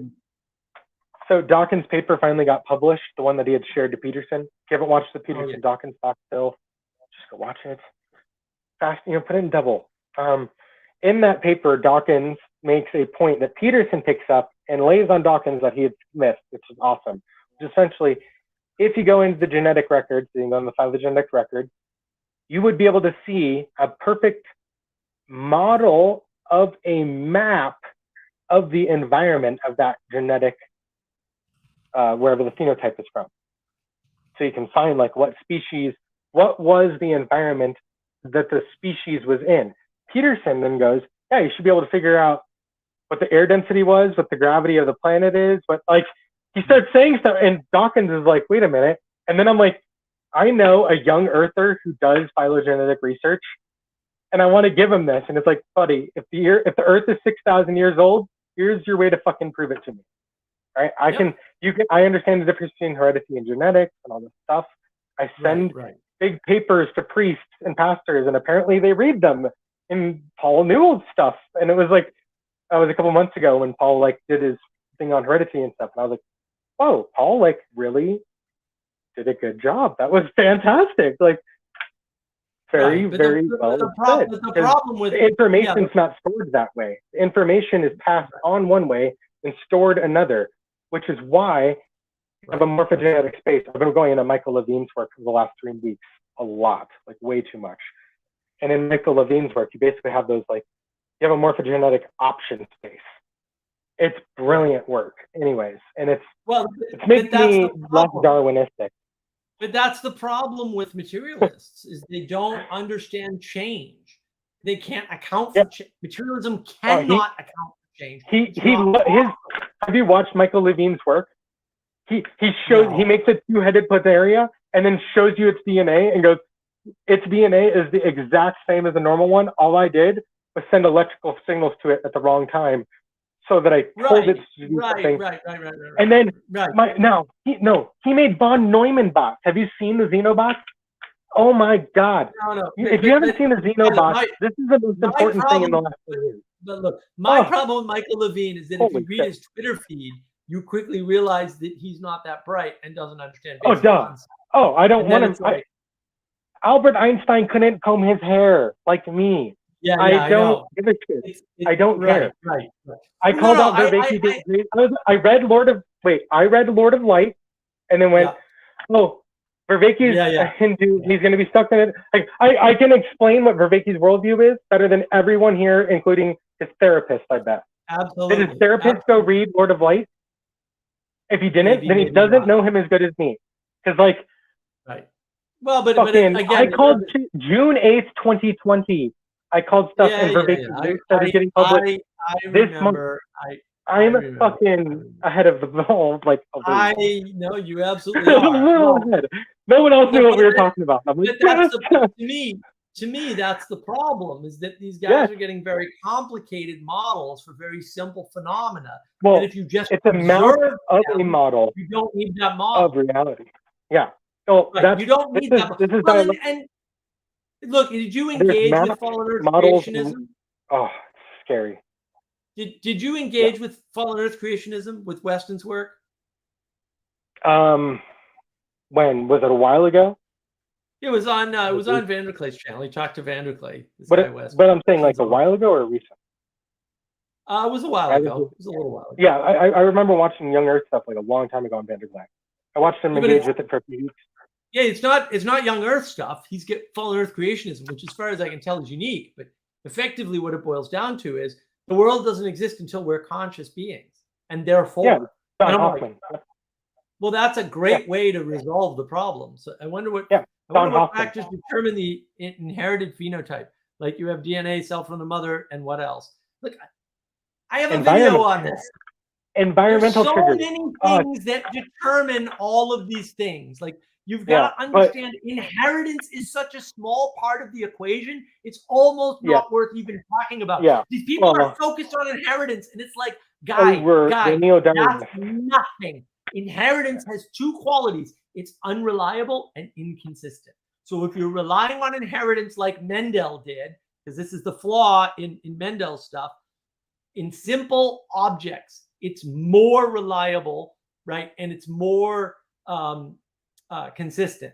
But when you scale up, and Darwin noted this, and everybody misses. I didn't even read his stupid book, but I read enough of his work to know His this. book is beautiful. Whatever. As you scale up, the reliability and consistency of phenotype goes away completely. Like you can do without it entirely. Like that. So people are going on and on about this, and I'm like, you guys are missing what's going on here entirely. And the other thing I noticed, I got to remember which video it's in.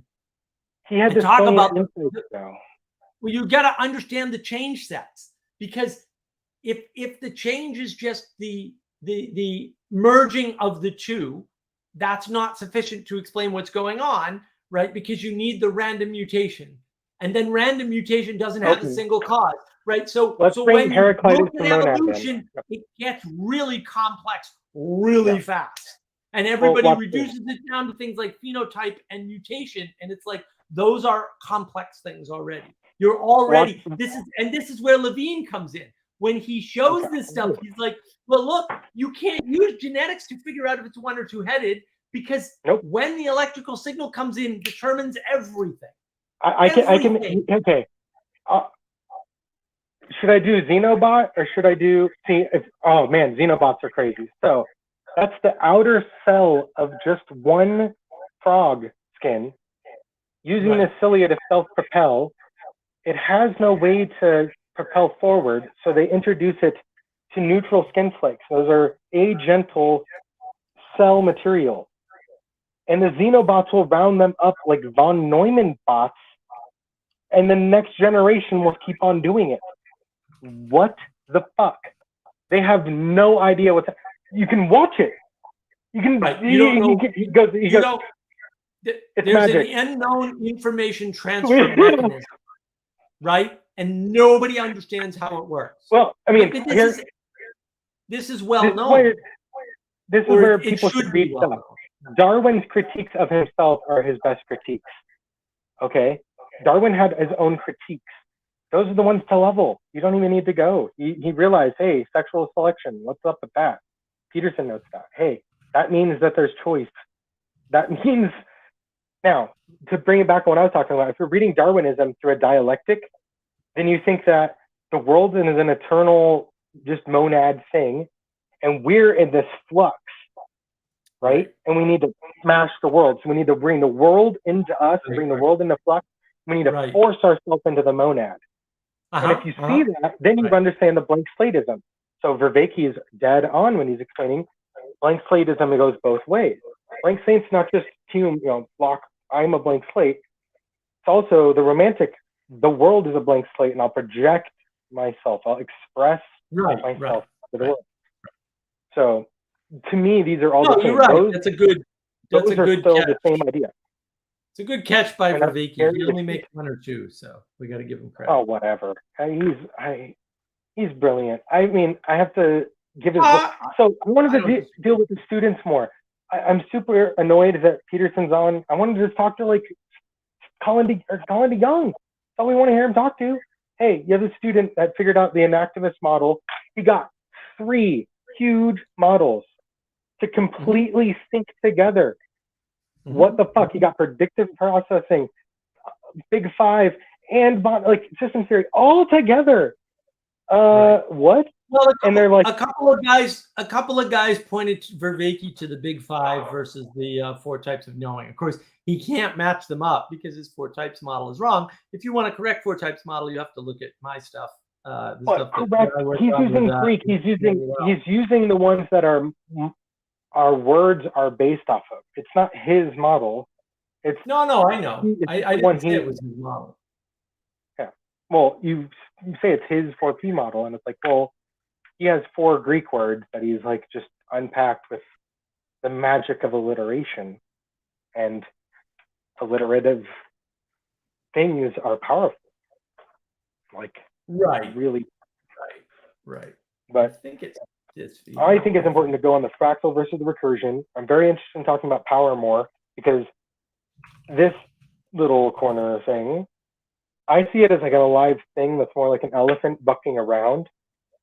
And I live in. What's your definition of power? That's the problem. Like my problem is nobody has a good definition of power except, of course, me. But I spent a lot of time on that over years. So I guess solipsist. You reminded me of that other solipsist I know that's like actually smooth. Rare. I don't think I'm a solipsist, but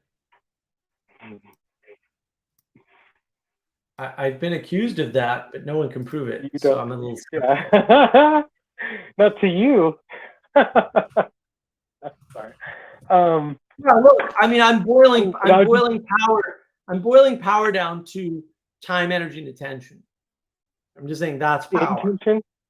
Intention. Yeah, time. No, attention. Attention. Attend. Okay. Time, energy. Energy, attention. Tea. It's tea. Wisdom tea. We're going to be making wisdom tea soon. I promise. Time, energy, attention. See? Right. And then when you direct it, you get power. If you don't direct it, you don't get a specific type of power, but it's undifferentiated power in the world. And that's the problem. So in other words, you're always emanating power, whether you're actively managing it or not. Okay. And then if it gets directed, it gets direct. Now it's manifest power in the world. It's like, oh no, that's bad. Well, it is bad because that means you have to pay attention to your time, energy, and attention in order to not do bad in the world, which I would argue is the correct formulation. This is why Peterson's formulation of evil is correct, because you're always doing something. You always have time, energy, and attention. You're putting it somewhere. Are you putting it to video games? Are you putting it to porn? Yes. Or are you moving towards the light? This is why Ethan is absolutely livid about Prager. And I guess it's episode 10. I haven't watched it yet. Although I saw the Peterson clip.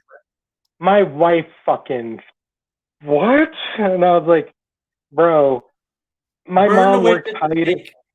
Bro, Totally done with Prager. go to a palliative care ward. Anybody who has never stepped foot in a palliative care ward has no fucking say in the conversation. Now, is pornography healthy? No, because it's made by mega corporations designed to brainwash you and make you never stop watching. Okay? How you can prove that is really easy. You can just go look at addictive porn on purpose and the ads go away. Weird. Anyways, pornography is evil because of the spirit that's behind it. It's like understanding what astroturfing is. Well, I think this little corner is saying Did you understand the problem with Prager's argument? Because there's an actual problem in his illogical formulation. I mean, his argument was not. I don't like most of his arguments. Oh, I mean, agree with Jason on this one. right, but I mean, his argument basically boiled down It's to not very good. if it prevents you from something deserved. in the future, like adultery, then it's not a bad thing because it's a better option. And it's like, If you've been watching the there's whole so thing many assumptions built in there that it's foolish. over and over, Prager has harped on this. If you look at a woman with lust in your heart, then you've committed adultery. Prager fucking like picked on that over and over and over.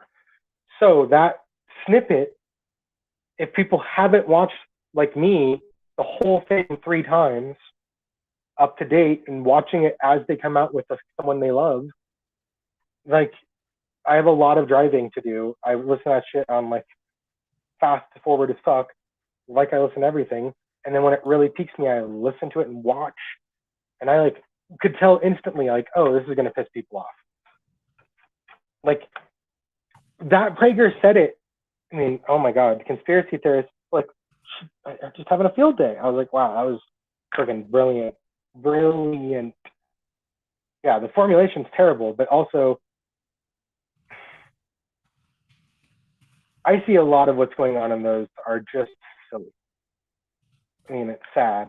I really like the formula. Like, I think Peterson's doing a good job. It's being done as well as it can be done. It's a great talk. I'm way behind on the episodes. I got to catch up, but it's a great series. I've enjoyed the series. I mean, even though 1 and 8 were the best so far, and you could skip the rest to some extent. I mean, I think it's well worth it. The best part of that series, in my opinion, is when Prager says things, and not just, he's not the only one that does it, but he does it the most, I would say. He says, oh, wow, I hadn't thought of it that way. I'd always been resistant to that idea. I've heard it before. But the way you put it, Jordan or Jonathan, because those are usually the two that give him the insight, is making me rethink this. And I think we don't have enough of that in society, where we give each other credit when we agree. So we don't simply agree and go, you know what, we agree about this, so let's just move on. Even more than agreement. Yeah, more than agreement. What they came to terms with. So that's the phrase I've been using, is coming to terms. So you say navigating patterns, I'll just start saying coming to terms. I say it fucking all the time anyways. That's fine. They're coming to terms with the fact that there's more than one valid way to read this, and you don't have to put them in some dialectic and synthesize them and try and like get the most correct way. No, Dennis, you can read that the Jewish women are the ones doing this, and I can read it that it's the Egyptians. Why would I think the Egyptian women are given this power? Why would I think that? Well, because of this clue, this clue, this clue. Because later the women do this, and this, and this. And then Dennis goes, huh, oh, now that you've laid out these text points that are 10 chapters away and a book away, you're right. In the next book that happens, in 10 chapters from now that happens, and this is happening right now. Maybe there is a pattern. Jonathan's like, yeah, I think everything's a pattern. Everything. And Pattern. that's better than just us agreeing or disagreeing or trying to like, Right. let's. Right. So I've become extremely anti-ecumenical.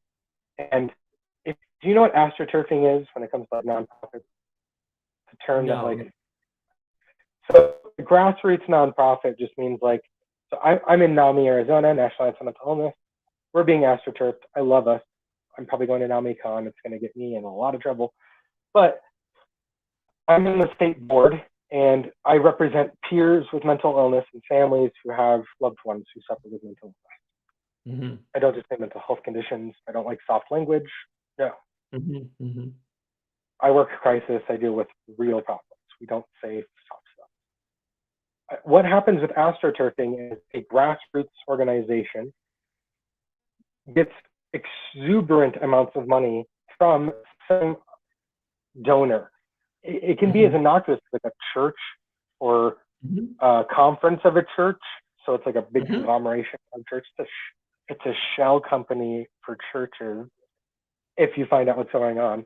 And then they give you this stuff, and then they get you reliant on that money. They get you to like comfortable. You're like, ooh, man, now, man, for the last 3 years, they gave us $300,000. We have a full staff. We got to hire. We don't just lease a building anymore. Shit, man, we got a building. And then I got it. year 4 comes along, and they go, hey, we'd like you to change like just like 2 or 3 year policy, just like on your bylaws, if you could just tweak this. Right. And then we'll send you the money. And if you don't take the money, what the fuck are you gonna do? You have to. So they just have to kowtow to it. And that's not the only way, but that's like the big number that like works.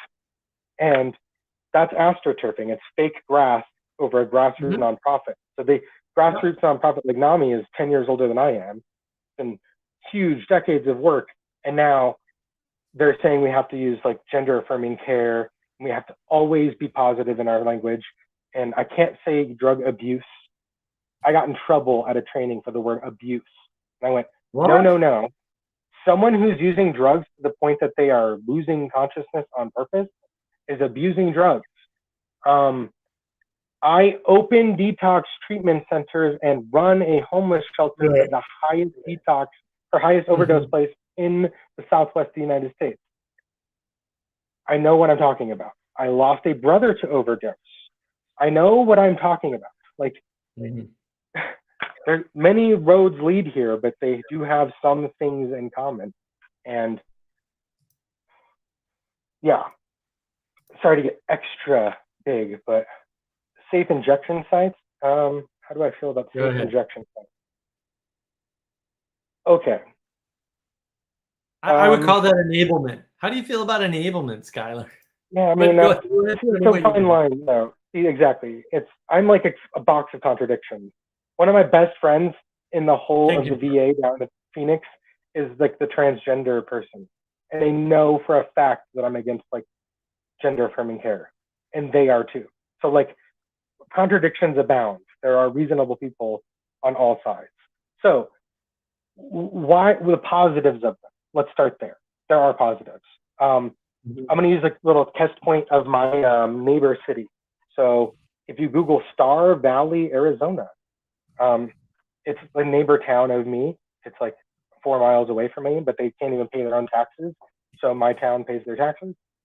They don't even have like the stoplight street thing taking photos for speeding tickets anymore because people kept suing them and winning. So back in the late 80s, early 90s, Star Valley was the highest per capita of AIDS in the entire United States. And why that was is they had no education. Everybody had been sharing needles for fucking ever. And I'm sorry if I'm cursing, but I don't know if your policy on your channel. I try not to be overboard, but talking about like the policies, you can say whatever the hell you want. How's that? Okay, cool. And then the shared needles there got the per capita, such a small community. They had been using heroin together, very clean heroin, bunch of former Vietnams. One out of, right now, in my stats in my community, out of my county, of people 65 and over, 1 out of 6 of them are Vietnam veterans. Like, that's my community. It's like, we rock and roll here. Like, everybody's got guns. Anyways, Wild Wild West. I would love to tell the story of Gila County sometime when people are in story mood. But the policies of Star Valley, basically, and we're talking about safe injection sites, not sidetrack. Basically, because they had no knowledge, nothing like that, everybody shared needles. They had the highest AIDS out of 100 people in the entire country, and like health crisis to say the least. The repercussions of those are still being hit in my county. In 2016, the homeless county data for the census said there were 6 homeless people in the county because they can't find them. They're all in the forest doing drugs. They don't want you to find them. It's a big fucking forest. You're not going to find someone unless they want you to. Like, you're not. There's just no way. Even with helicopters, tree to forest, you're not finding it. So there are things for safe injection sites. What you do there is educate in public safety. So it's like, it's how they're ran.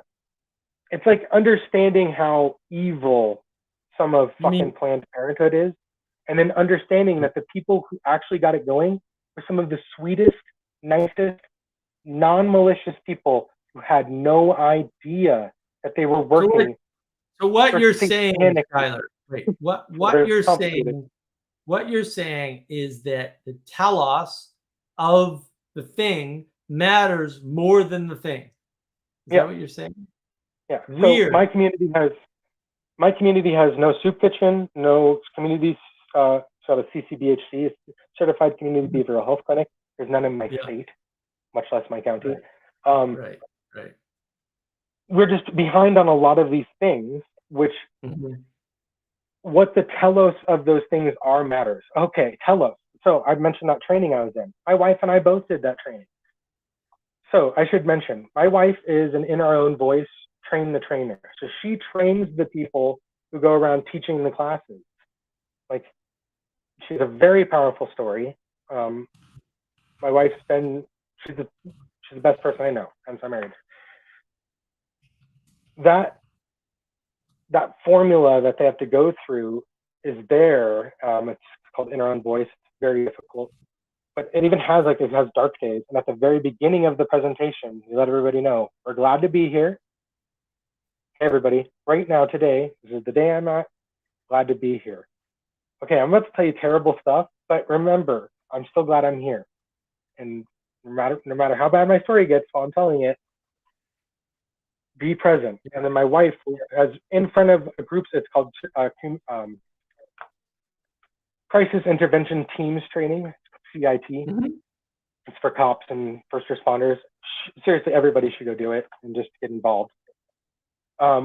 We tell my wife's story to a bunch of cops doing that. My wife was sexually assaulted by a police officer in her home who had been doing a case for her. So like telling that story to a group of officers, you get some emotional reaction. Like they want his name and whereabouts because a good cop hates a bad cop.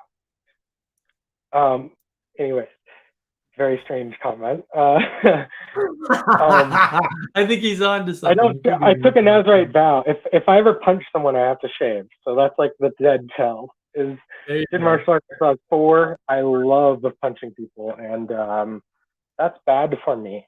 So I don't have a drinking problem. I have like a being around drunk people problem where I don't even need to be drunk. And that drunk guy is mouthing off. I'll just walk up to him and talk shit because I know jujitsu and I'll just choke you out. I don't. Yeah, but I'm definitely not a monk. My wife wants me to be an Orthodox priest. Like I hang out with them. I'm not one. I have a long journey ahead. I'm 31. Very violent machination in my head all the time, and severe head trauma. So I got a lot of healing to do. That comment very sidetracked me with Orthodox. Priest comment. That was funny. Yeah, I noticed the camera thing. I thought it was just because I was on StreamYard. My camera's low res. It looks really high res for me. Yeah, it popped like a couple times. StreamYard What were won't we be talking about just before this? We were distinguishing something or showing. See, I think there's. Oh, I did want to get this on Jocko, so I guess I can mention this. Here's a healthy distinguishing thing. So distinguish dichotomy from dialectic. Mhm. So I think dichotomies are a healthy way to view something because you're not formalizing them. You're just being as aware as you can, and they're more of a pragmatic conceptual scheme to work in. So this is Jocko Willink talk. I think Jocko's really nailing it lately. Of people playing the game who needs to get in this fucking. Anyways, he's doing a lot of good. So I'm not gonna knock someone who's like working their ass off, but like if you do a little less jujitsu and start just a little bit more public speaking, that'd be. These dichotomies he's pointing out are very healthy very often. And then I listened to the huge Civil War thing recently, and we need to have logistics in this little corner. So I forgot the name of the stream. I wrote it down and I can't find it. I'm losing my mind. What's the name of the stream so I don't have to? Which, That's what this it's called. stream? Yeah, right now. My stream? Oh, it's called Live Boundaries. Where do you end? Boundaries. Dogma. It's all about That was my first boundaries. comment. So my first comment, holy moly, hours ago already, was about dogma. It's just the word dogma just means like boundary. And as you pointed out, it doesn't mean like boundary that you never cross. It's more like in Lion King. Hey, see the shadow area over there? That's not our kingdom. Stay in our kingdom. Now, why the fuck would he say that if you're not instantly going to go to the boundary and cross it? Like, there's a healthy thing. I have a project in my head. So I've trolled you guys a couple times very lovingly. Neither of you caught me, which was nice. And then on this name a few days ago is on Grim. I didn't go on live, but I was just chatting in the thing while he was responding. And I tried to figure out because he has these like fucking projects and branding and he's doing his thing. Okay. What am I on? And I figured it out. I'm on the away team. So he's playing like basically like red shirts in Star Trek, the away team. And then one of the guys in the comments was like, OA team, because of how Graham has like a Yeah. the way he speaks. The comment section like picked up instantly, which is where I was vibing. I was in the comments like manipulating my thing, subverting where they were going. Oh, Chad's coming. Cool. But interface came up, and then dogma, and then in that chat, I noticed it was basically the same conversation was over here. When I saw you pick the boundaries thing, I was like, oh, healthy boundaries is literally what I'm teaching everybody in my personal family right now. Because they want me to come home, and I'm like, those cats are in the house. I have an entire forest I can live in. I'm a homeless dude. Like, I run a homeless shelter. I don't mind living. I'll sleep anywhere. I'll sleep like on the side. I just don't care. And I have these boundaries, and I set them. And to have boundaries implies all these nested things. Sadly, it's like the and media res starts. Boundaries come along with other things. You need to know what we are working for. And so I'm going to finish with this. Chad can talk. Jocko very much talks about when he's going through training, he didn't realize when the people fell out of buds. Okay, like buds is where you lose like 1 or 4 out of 5 people. So the Navy SEALs, everybody hears about Hell Week. Buds is where they lose 4 out of 5. And he just realized those people weren't doing this. We're all doing this. He's on the SEALs team. If we're picking up boats today and carrying them from one side of the thing to the other, that's what we're doing today. And so he just had such a simple goal-minded thing. And I'm working with a lady. She's very goal-driven. She drives half my volunteers nuts, but she's like the best at organizing. because she just cares about results. So what results are we after? How do we have healthy boundaries? And how do we Mhm. set up correct forgiveness? If we can't have Mhm. so Greg Mhm. Hurwitz, Jordan Peterson, and Pajot talking, that's fantastic. They all look like idiots now and then. That's what happens in a real conversation. Live, Mm. you make mistakes. You look like an Greg idiot now and Hurwitz then. talking is never fantastic. Greg Hurwitz talking. Oh my like, God. Makes me want to. But like. they all stumbled. Even Greg was able to pull out his point well enough to get Jordan to be like, fuck. Greg's Cut never it. had a good point in his pointy-headed life. Oh my God. He wants you. Phlebas wants to hear you on your. It wasn't I can do that for everyone. non-ecumenicalism. He was basically I- condemning ecumenicalism, right? Yeah, I'm very much. It's been astroturfed. So steering committees and astroturfing.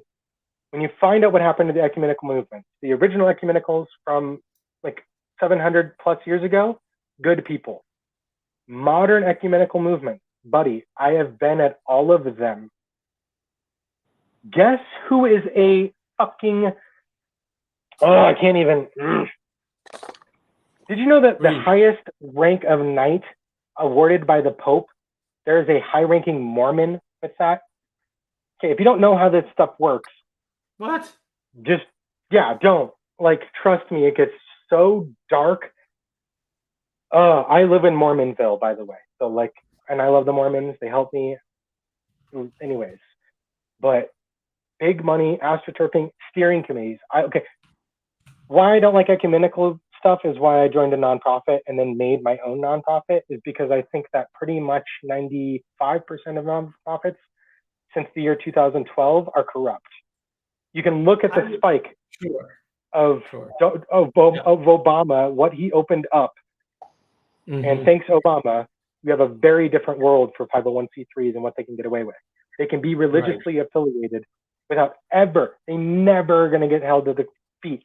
Obama got them past the Supreme Court for the 8th time. They're never going to get held to the feet as a religious movement. So now you can disguise your religious movement as a 501c3, force people to show up to these stupid fucking cult meetings. If they don't show up to cult meetings, you force them to be homeless after you've taken like 30% of their income. Bro, you're killing people. Well, look. I think of it this way, right? Which is the unhealthy idea that we can just expand the boundary and get ecumenism instead of fixing the problem. Where what do we want? at a certain point, some of these people have to be wrong about important things because there's a conflict. And they don't want to resolve the conflict. They want everybody to just get along. I'm like, no. The conflict has to be accepted or resolved. I'm so triggered though. But yeah, they think they have the formula of dialectics. So what they're going to do is take the ecumenical movement, modern, wants to take a dialectical synthesis of all religions. Prisca Theologia. They have like terms. And so Vatican II, Prisca Theologia, all these things. Go be a nerd. Jay Dyer, I paid that man $50 to do my homework. Very much worth he's a nerd. That Chad-based nerd, ortho bro, and you pay him to do your homework. And I was like, what's up with steering committees? This is what I know, this is what I know. And then like a couple weeks ago, he did another little deep dive, and that was thanks to me throwing him $50. And he is already like doing that. He's reading something, and he's read Carol Quigley. So if you don't know who Carol Quigley is, you sweet summer child, you don't know what's going on in the world. He was a guy who wrote for the establishment what they were actually doing, and then they wouldn't print more than one volume or one copy of his book because people started reading it and being like, wait, what? Anyways, the world is so weird. Chad. No, it's just I love your increasing in your bathroom. Yeah, Chad, bring us down to reality. I need to be in reality. My bathroom looks like shit. No. What are you guys talking about? Really, I was at the biggest level of like the monad versus the logos. So we're gonna go back to that. I thought everything goes into that. But I mean, you don't like anything past the Greeks, Mr. Mark. Oh, new philosophy is worthless. No, read the biography of philosophers, and like I said earlier, absurdism. He lives out. Read absurdism. then Garbage. look about how he died in the car crash and be like, oh, he got Paul Walker. Interesting. Kind of absurd what happened to that guy. You might say, like, when you see that you get the worlds that you're in. Why So we why like- do you think that's absurd? How he died? Yeah. Well, I mean, he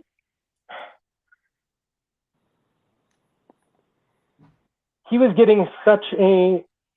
getting a problem similar to what happened to I've been diving into all this stupid nerd stuff. Sorry, I know old people, so they were alive during it. That sounds to me similar to what happened to the works of Repressive Tolerance Dude, where he complains about the people using his logic to the wrong end. He provided them a perfectly clean rationale of how to scapegoat without, okay, I mean, you don't plan on being monetized on this channel and stuff. Am I gonna like trigger you if I say like, do I have to speak in code? I don't know. Speaking code. I'll speak in some code. Okay. Skittles Day of Vengeance. All right. Yes. Yes. That got pushed through National Alliance networks, more than one. I'm on all the backlogs Yeah, I gotcha. for our approval, as if Yeah. mental health advocates are Right. going to say, yeah, we're behind you. What the fuck? And guess what happened? People did. Not everybody said no. So we're in a world right now where shit's like so crazy. Oh, yeah, that's like a crazy one because that's not even like a psyop. That's like, I mean, I work on the No, back end. well, I got a when- thing, and I'm like, what the?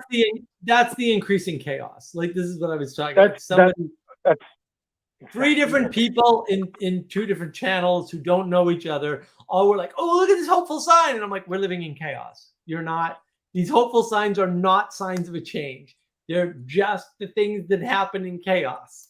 And I hate to break it to you, but like things are going to get a lot more chaotic before they get any I better. mean, but it's a formalized chaos. So why people feel calm though is because the logic behind the people doing these bad things is something like this is what Jacob and I and Pastor Paul talked about on the live stream many months back, was basically like total depravity. If total Right. depravity is there, Right. why am I Well, not it's doing not. it? Why That's would I not do what anything they're- good? That's not I what know. they're doing, right? That's what's happening because they're stuck in the pattern of religion. They're which is stuck in a what I dialectic. learned They earlier. don't know what They're good is. stuck. They don't know what good is. They can't put a positive forward. Logical Right. positivism died. Right. Wittgenstein killed it. Curb stomped Right. it. He Yep. wrote the thick books and then destroyed it with good enough. Boom, the Yep. curb stomp on my Yep. career. Like, Yep. so that's all of philosophy. Why Mark's mostly right, even though I disagree with him, about modern philosophy is because of Wittgenstein's life. Like, Mark's point is that. That's why I can't say he's wrong. I just disagree with him.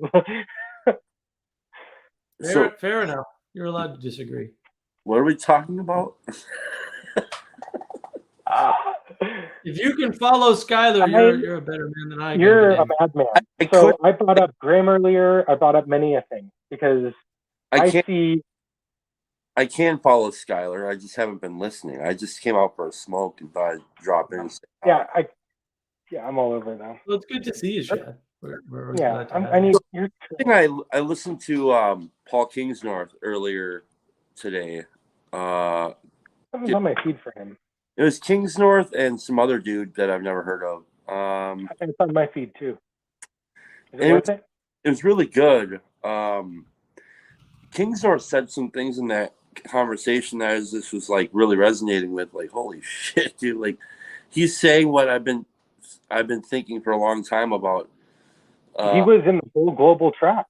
Yeah, Well, Paul Gingsnorth, he's amazing. but there's something that he mentioned about.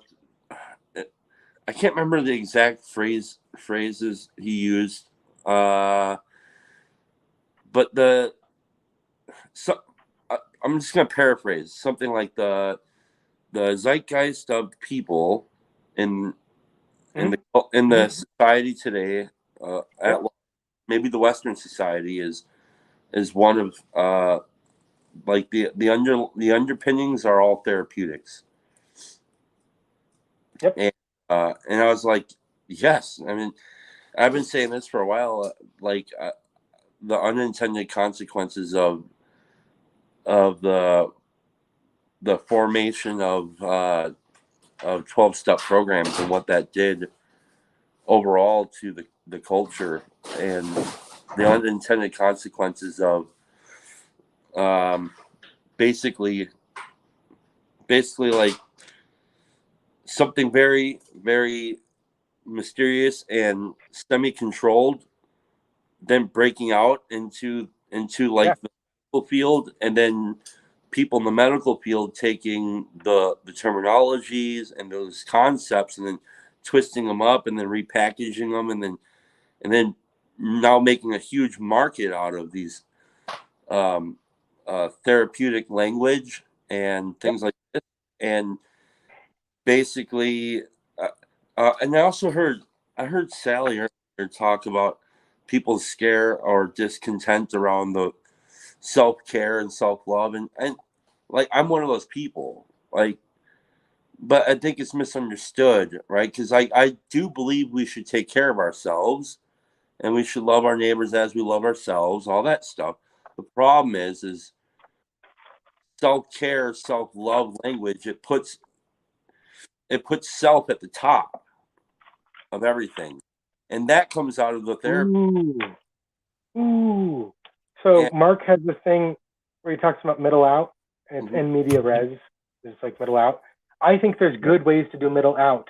And what you just said about self's not the center, it's a center of being. And I think that's what therapy helps you, what a good therapist can do, is help you realize that you are a center of being.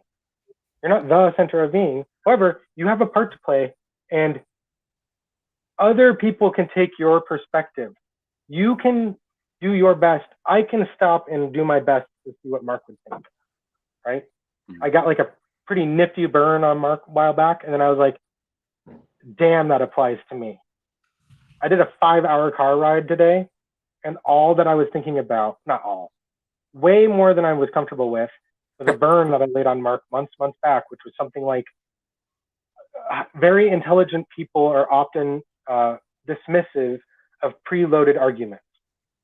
So that's why I hear self-help stuff, and it's like, it just irks me the wrong way. It sounds like a formula, and you can't have a formula for something that's like alive all the way. A formula is for something, and that's the big difference between, I think, probably what people encounter in therapy and what you would encounter in a religious context or community, or like a good somebody who's well plugged into a 12-step program.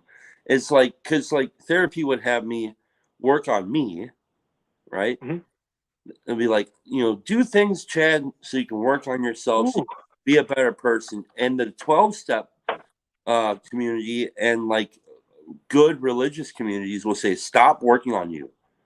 Work on your relations with others. Try to live by these principles that we have and go help other people. Yep. Being related. Oh man, you're making perfect sense to me. So tracking a bunch of stuff. I'm going to go back to the NAMI stuff. So I love National Anti-Mental Illness, free nonprofit. They have support groups everywhere in the country. You need support groups, you should go to them. They even have online ones. You can go to mine. If you go to Arizona, go to Payson, you can join my online support group. I host this one on Monday, last Monday one. Anyways, in those support groups, this is exactly what Chad was just saying. We have 2 basic program breakouts. We have peer-to-peer connections, and we have family-to-family. And in the family-to-family, what you talk about in the support group is the relationship you have with those around you. And in the peer-to-peer, how I frame it, and now they're now taking up my phrases because it's an actual grassroots nonprofit. not just my phrases, but in the peer-to-peer, it's about your relationship with yourself. You have that's why, I mean, if you ever want to watch a really smart series by Vervaeke and feel dumb for a while, The Elusive Eye with Greg Henriquez is very fun, because that's what I sit and think about since I can remember my dad, who's a physics professor, on the ride home from church one day when I was in had to be 8 or 9 years old, saying, just giving me a thought experiment of what would happen if the sun's gravity turned off, but the light didn't. Like, how far would we go out? What would happen? What happens if it turns back on? Anyways, that gave me a weird way to look at myself. And the Solomon effect is the technical term that Vervaeke used. Do you remember them talking about that Solomon effect? So I've had this idea. I was going to lay it on what's his nuts, but I'll give it to you. I haven't gotten a third alliteration, so it was going to be Solomon something stream. So there's an accidental. But Solomon stream, where you have to speak in the third person. So Skylar would have to be talking like this the whole time. And it's like, boy, that makes, after a minute or two, because I turn off my screen, and on these I can't. So when I'm on a Zoom call, even when they have me present, I turn off my self-presentation. Real easy for me then. I fucking hate this StreamYard. Anything. I want to put a sticky note. You could turn over off my thing. I don't. On this one, I tried for a minute. He doesn't want to. He doesn't want to turn off his camera. He wants to turn off him seeing himself. I just don't want to see me. I just want to look at you and Mark. He wants us to see him, but he doesn't want to see him. Well, it's a good practice. It's a good opportunity to practice something. Okay, we're going to talk about boundaries real quick. Let's hear it. So I've talked about boundaries before in the past, and as it relates to men dating women, and I think that it's an important thing that well, it's something that I've learned. I've learned not to be reliant upon whoever I'm going to be dating. I'm not going to be reliant upon their boundaries. They're irrelevant to some degree. Boundaries are about what I set for me that I don't cross. That way I have an opportunity to grow in different areas. So this might be here might be a solution to all of the crises, because I've been thinking a lot of all the crises because we're crisis centric. So, okay, whether you like it or not, or okay, how about this? Whether I like it or not, I'm going to join the church and stick with it. Whether I like it or not. Also, here's something I'm going to do. I'm going to be checking out very soon.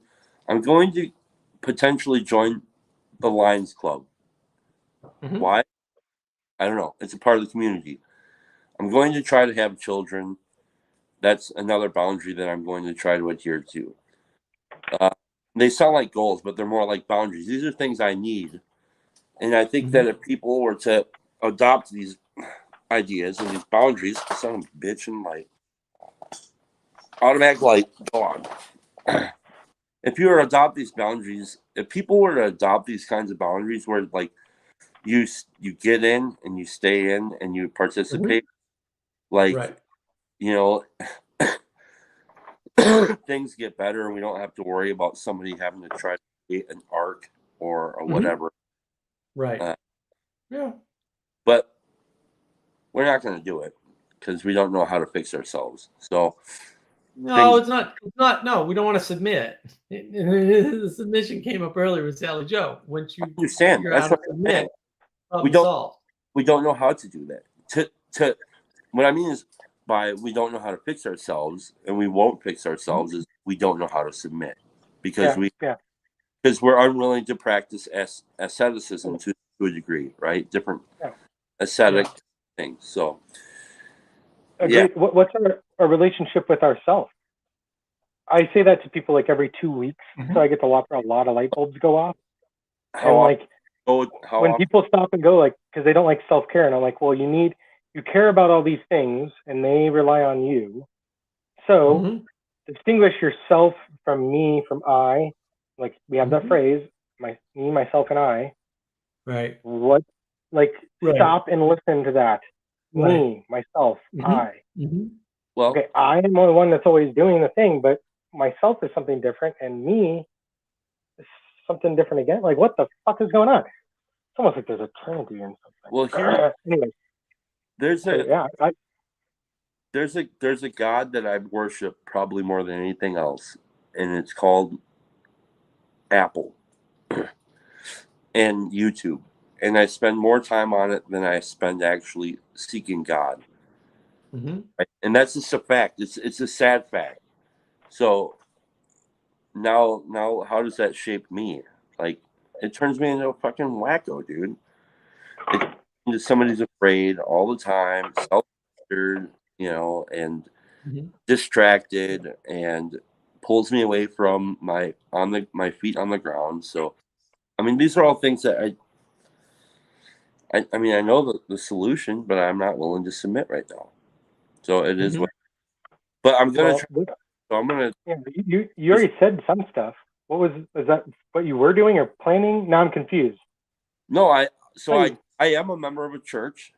Yeah. I'm there tomorrow. I'm going to participate in peeling some potatoes for the pancake breakfast thing that we have on Sunday.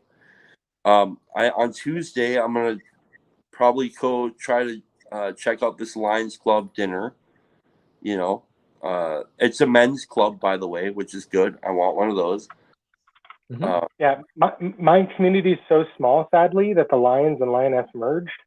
But the lady who's the treasurer of the Lioness, now the Lions are merged. She's also the lady who used to run the county thing, and she's the president of the nonprofit that I made. So, So like the Rotary Club, yeah, Kiwanis, Lions, if your community has one, go attend a meeting. yes, They have a public one quarterly, I guarantee. yep. Just show up The and be like, hey, what's going on? I asked the dude because I met him at the church. They're providing the tent for our church thing. I asked him, is there one in my town? He's like, well, no, not anymore. Unfortunately, the men and women, the woman sold off everything and destroyed the one in my town. And I said, what? He said, well, they decided to have a co-ed Lions Club and it destroyed everything. Yeah, that's what I'm watching happen here. So- that's why I mentioned it. Is like you need to find that, as you said, you need a men's club that's healthy. Yeah. Why? Because women need a women's club, and they talk. It's not like they're separate clubs. It's just like one club that's properly organized. Right. So I'm gonna Proper boundaries. You do need good, the boundaries. man. They do good things in the community. They're non-religious. I like that. There's going to be people from the Catholic Church there. There's going to be people from the Lutheran Church there. There's going to be people from different churches, people from no churches. We're all there. We're all, so in that way, that's kind of cool. That's as far as maybe ecumenicalism needs to go. That's good stuff. Yes. That's proper. Yes. And but let's face it. Hey, I had this idea or this thought the other day. I thought because people keep saying that the protest needs to end, and I was thinking, I think it already did. We just are not willing to admit it to ourselves that it has actually already ended. We're just like in any church where you have people bickering to other people in the church, and so in a way, I mean, in the West, we're just a big, stupid, strange church. Hey man, the Great Resignation. When I first heard that phrase, it like sunk in me. Like the word rock means you understand something in your stomach. Yeah. But when I read policies that are wrong, I get sicky and I can't eat when I read a policy that's wrong. When I first heard that, I got that feeling. And you are so correct on this, Chad. It's something you need to be careful with, of course. Like, duh. But the way to be careful with it is doing what you're doing right now and already telling some other dudes have to deal with the shit. The reason why I think that I believe that this is true is that if you ask the nuns, right, or the clueless, they all believe that there's just the Christian. for the most part, they don't know the difference between a Protestant and a Catholic, or a Catholic and an Orthodox, or a Mormon and a Baptist. Right. They don't know the difference. All it is those Christian people there. Right, Yeah. but I think, but look, I think the fundamental problem is that Protestants in particular like secularity because they believe that secularity and ecumenism are the same thing, or that secularity is the solution to ecumenism. And I think actually that's wrong. And the thing that saved us this whole time, and actually I was talking to Adam about this, I think it was today or yesterday, the fact that the country's so big is what stopped the battles between Protestant, and it didn't in the beginning. When our country was first formed, before it was a country, the Puritans were fighting with the Dutch. Like all the religious groups were actually, there were people dying. Like it wasn't any better than in Europe until they spread west. And I think that only works for so long, and that maybe, and I mentioned this in the monologue, and this is a concept that Manuel came up with, not me. Maybe we have reached the limit of civilized conflict, and now we have to go into the mode of violent conflict because we just might have run out. Like I don't buy this ecumenism one bit, because again, some of these people are clearly wrong. So, they're clearly wrong. They can't be compatible. Right. So like the religious in this country don't have to pay taxes, right? Like if you're basically, so all the Christian churches out there don't have to pay a tax. Wait a minute. Churches don't pay taxes anywhere. Wait a minute. I want to just mention my point 5 minutes ago, and then I'll shut right up. Okay. Thanks to Obama, 501c3s don't pay any fucking taxes either. Right. They're religious organizations too now. Of course. That's what I was thinking about. But that's a universal. That's not a U.S. thing. That was in Europe long before. In fact, tax money was collected to support the church in Europe. That never happened here, but it happens in Europe to this day. Right, but those are often churches that are state-owned churches, right? But that's my whole point. It's not. It's in Europe. It's worse. Here, they just don't have to pay taxes. In Europe, taxes supported the church. Right. For whatever reason, it doesn't really matter. But it's right. It's a big So difference, not a small. I don't know. This is a weird concept. It's maybe a stupid one, but all of the churches are under this umbrella of not having to pay taxes. That makes them an entity, even though they're all separate. It makes them an entity. That's what I mean. Like the protest is ended, and we just bitch and moan, and we'll like to say, I'm actually. I don't think the protest has 22 billion protesting. Like they're still bitching. Who put 22 billion into ecumenical back in like the 30s? I think it was David Rockefeller. Weird. Some guy who's never been in the church in his life.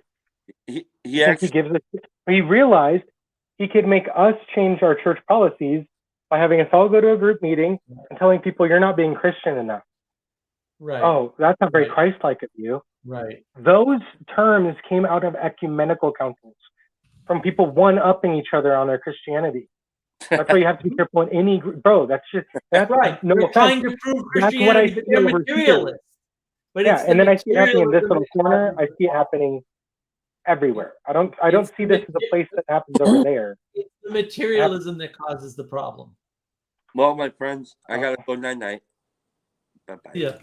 I think it's more than materialism. I mean, I think it's built in. Like, I don't think it's built in. It's not built in. It's materialism that causes it to do that. I need you to explain that one then, because I don't see how materialism alone or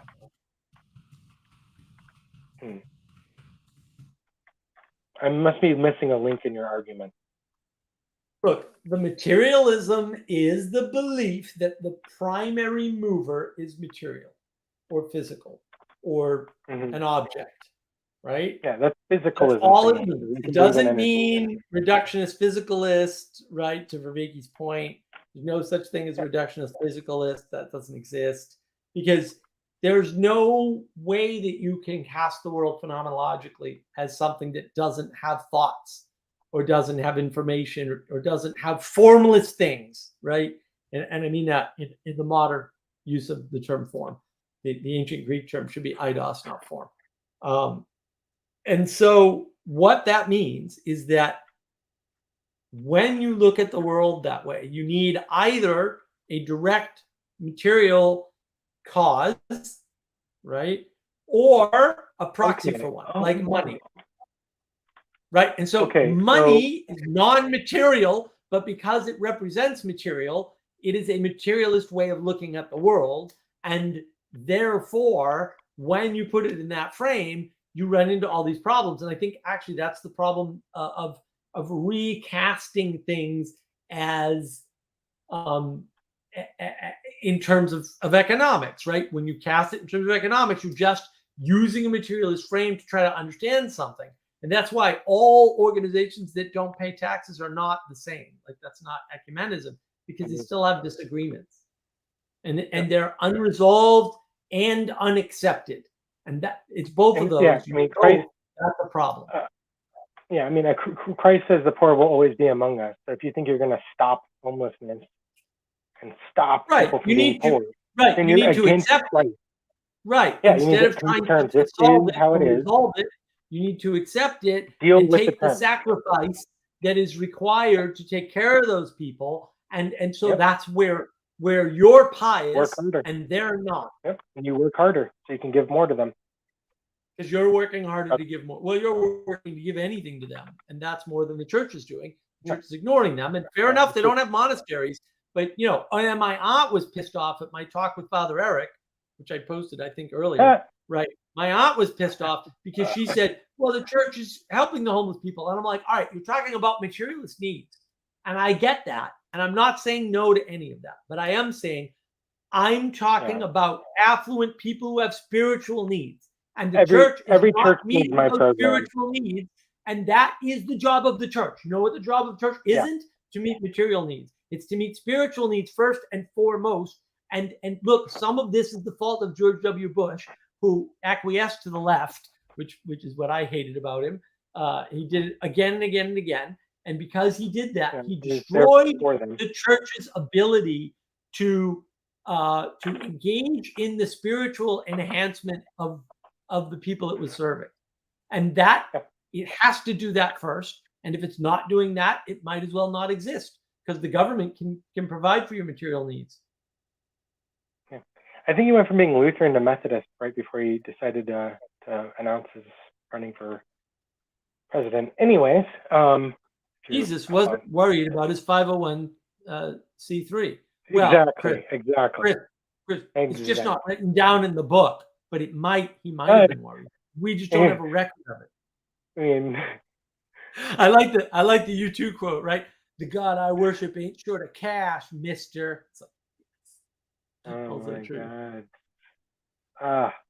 Well, okay. Part of the problem is you just said something about Frontier. Okay. Yes. Frontier. Dr. Jim was on recently. That man's brilliant. He was talking about westerns and wars and spies. That guy, and that's what I think about a lot. I live in Gila County. Can I have like a quick story time? I don't have to, but go ahead. It probably make a little sense of what you were just talking about with moving west or whatever. We don't have a place to go after the Civil War. So I live in Gila County, Gila. It's called the Pleasant Valley War. If you look up the Pleasant Valley War, you'll find out why we're the 48th state, even though the Mexican-American War happened. Every other place got claimed, and Arizona was just a territory. Why that was because of logistics. No air conditioner, so you can't really live in Phoenix yet. So Prescott is the capital of the seat of where they're going to have this state. And they're trying to get our state to be ratified, but they have to show that the capital can display its sovereignty over the county. Well, Gila County has the Tewksbury's and they're just not having it. There's two families that are in a feud, and they're both, fleeing from the Civil War, yada yada. But the lawman got stuck up from both sides when he came to Gila County. He got his gun. He basically just sent home with nothing but his clothes, and was like, "If you come back, we'll just kill you. You have no authority here. And that delayed our state being a state for like 18 years. That mentality of a frontier mindset is completely absent to some people. They think that the world has parking lots everywhere and has been like evened out, so when it rains, it just like gently moves to the side. Like the last fight in the Matrix, where it's Neo versus like a billion Agent Smith.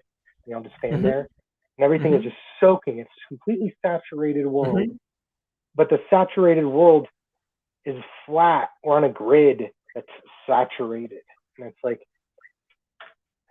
that is the frontier we have now basically made for ourselves. If you go to Phoenix, Arizona, it's a perfect encapsulation. Frank Lloyd Wright tried his best to prevent it, and they just like took the part they liked and cut out every part of life and love and energy, and they're like, let's just make sure everybody has a strip mall, everybody has a shopping center within a couple miles, everybody has, make sure within your section you have one of these within this many miles of you, no matter who you are, and then we'll all be happy. If your Amazon package can be delivered within 2 days, and the whole world's Amazon package can be delivered within 2 days, we transcend. We just like humanity 2.0. Because we'll be freed from the bad God's constraints.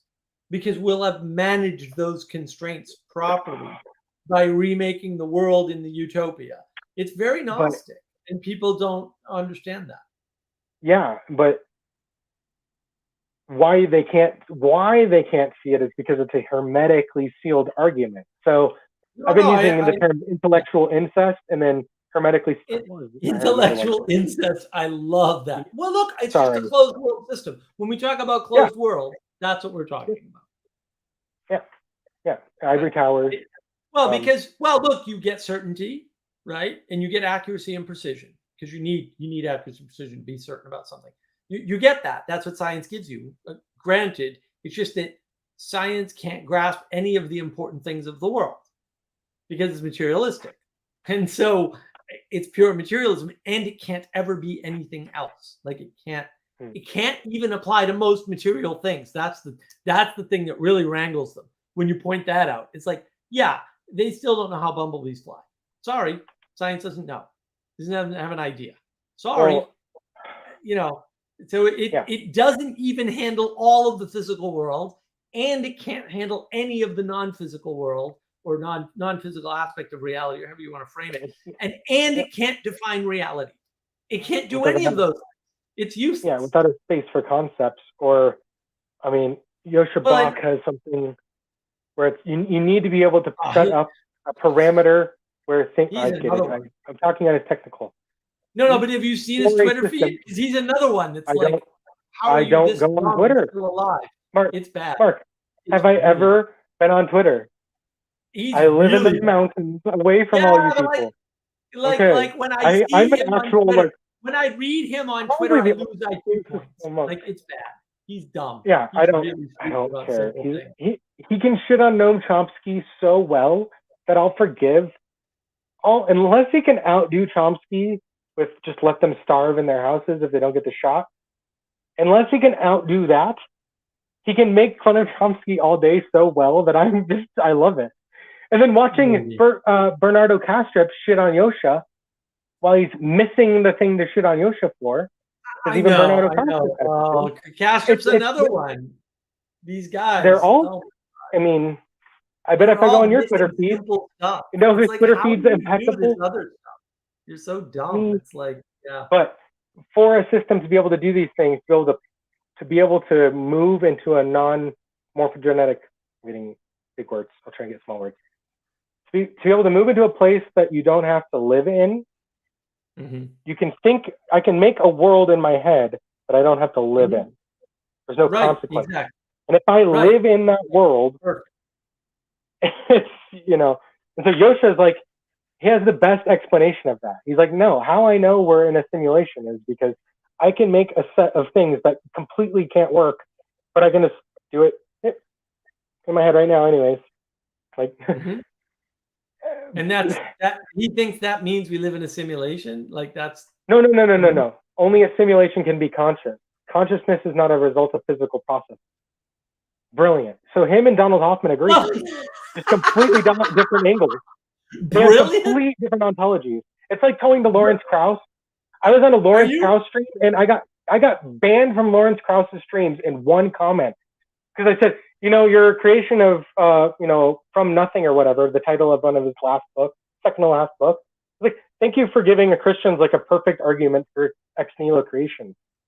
Blocked from the channel, like, woo, sensitive little bit. No, like, no, I like sensitive. that idea. We must be living in a simulation because reductionist physicalism doesn't work. It's good. Gosha's actual awesome. Only a simulation can be conscious because it's brilliant when you have it, but then you're like stuck, like fuck. You think that's where he's wrong because he kind of like. Well, the definition of simulation is something that isn't conscious, so that's the first problem that comes up. Well, yeah, there are other problems. You can simulate things though, and so he has a ability to get away from the hard problem. Like he actually groks the hard problem, and instead of he's just saying, "Let's not do that." It's just right, but the problem is they're assuming it's a hard problem. It's not. It's a 2-second problem. Yeah, but it's funny because you can take Yosha Bach and you can take Donald Hoffman, and if you understand the hard problems of consciousness, there's a conference down in Phoenix. Look it up, yada yada. They laid out there's at least these two problems. There's like the problem, and then there's the hard problem. David Chalmers, blah blah blah. These two people have complete, perfect, airtight refutation of David Chalmers, yet they don't agree. They're completely incompatible. In fact, one of them is rather hostile to the other. And then Bernardo Kastrup completely disagrees with that. He completely sidesteps the whole thing. Right, but that's the problem. Like people don't get this. The world is asymmetrical. There aren't opposites to things. That's just wrong. Right? And there can be. Yeah, there are some, but it's not like that's not the world. The world isn't all dichotomy. No, actually, Skylar, I think actually this is the trick. There are opposites to aspects of things, but there are no opposites to things. But then that's scary. No, hold on. Let me finish. Let me hear it, 'cause I'm scared now. The correct naming definition of something. The correct naming of something. Okay? In other words, when you have the right name, the right oneness of something in the world, cannot have an opposite. It can have something larger than it that is the opposite of most of it, but it's not an opposite because on the negative side, it's actually larger because there's more evil in the world or more potential for evil than there is good. In other words, there's more bad than good. And what most of the world is neutral because there's not two of anything. And it's that lack of symmetry. It's the lack of symmetry that creates life and the world and reality. Because the two worlds mythology it cannot be got around. Like there's definitely a two worlds mythology. And then because there's a two worlds mythology, reality is the combination of the two worlds. And the thing that creates that is us. It's consciousness. And that solves all the problems. It's a very simple model. It doesn't take much to understand. And once you get it, it's like, oh, okay. So there isn't a symmetry, right? This is the why is there more matter than antimatter in the universe? It's a dumb question. There obviously is, and therefore, right? And then it's like, oh, okay. If there's an asymmetry there, then there must be asymmetries everywhere. Yes. And then that means that nothing has an exact opposite. And if it's not an exact opposite, that fixes the problem because now you're like, oh, okay, there's no binaries. Yeah, but the aspectual argument just is where you get total depravity. It's where I can accelerate good by doing evil because I'm creating more space for good to respond.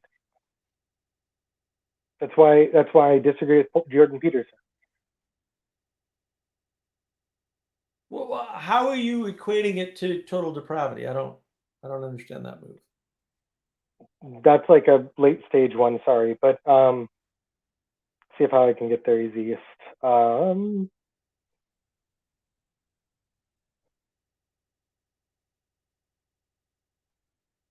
So,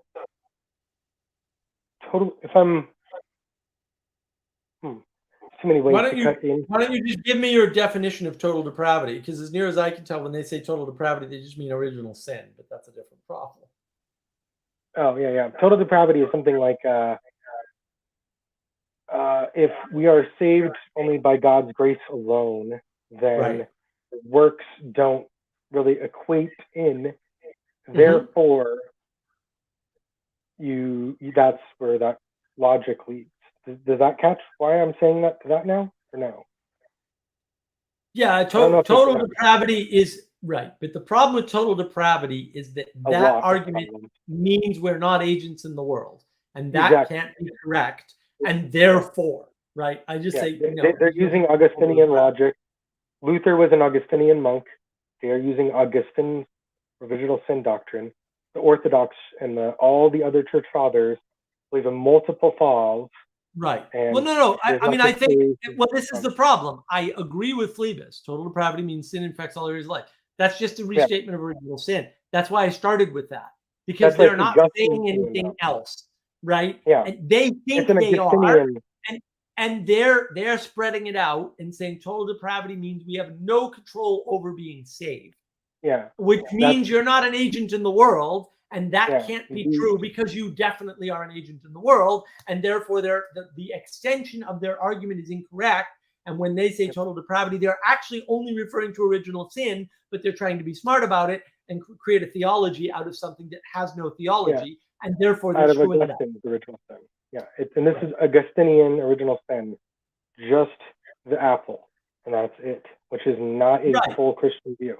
That's Right. reifying and making doctrine off of a reified thing and like Yeah. ignoring huge A amounts series. of stuff. A make series of yourself- obvious and foolish mistakes. Right. So That But there's shouldn't real matter consequences. because you should just take it as an axiom and stop there instead of trying to roll it back.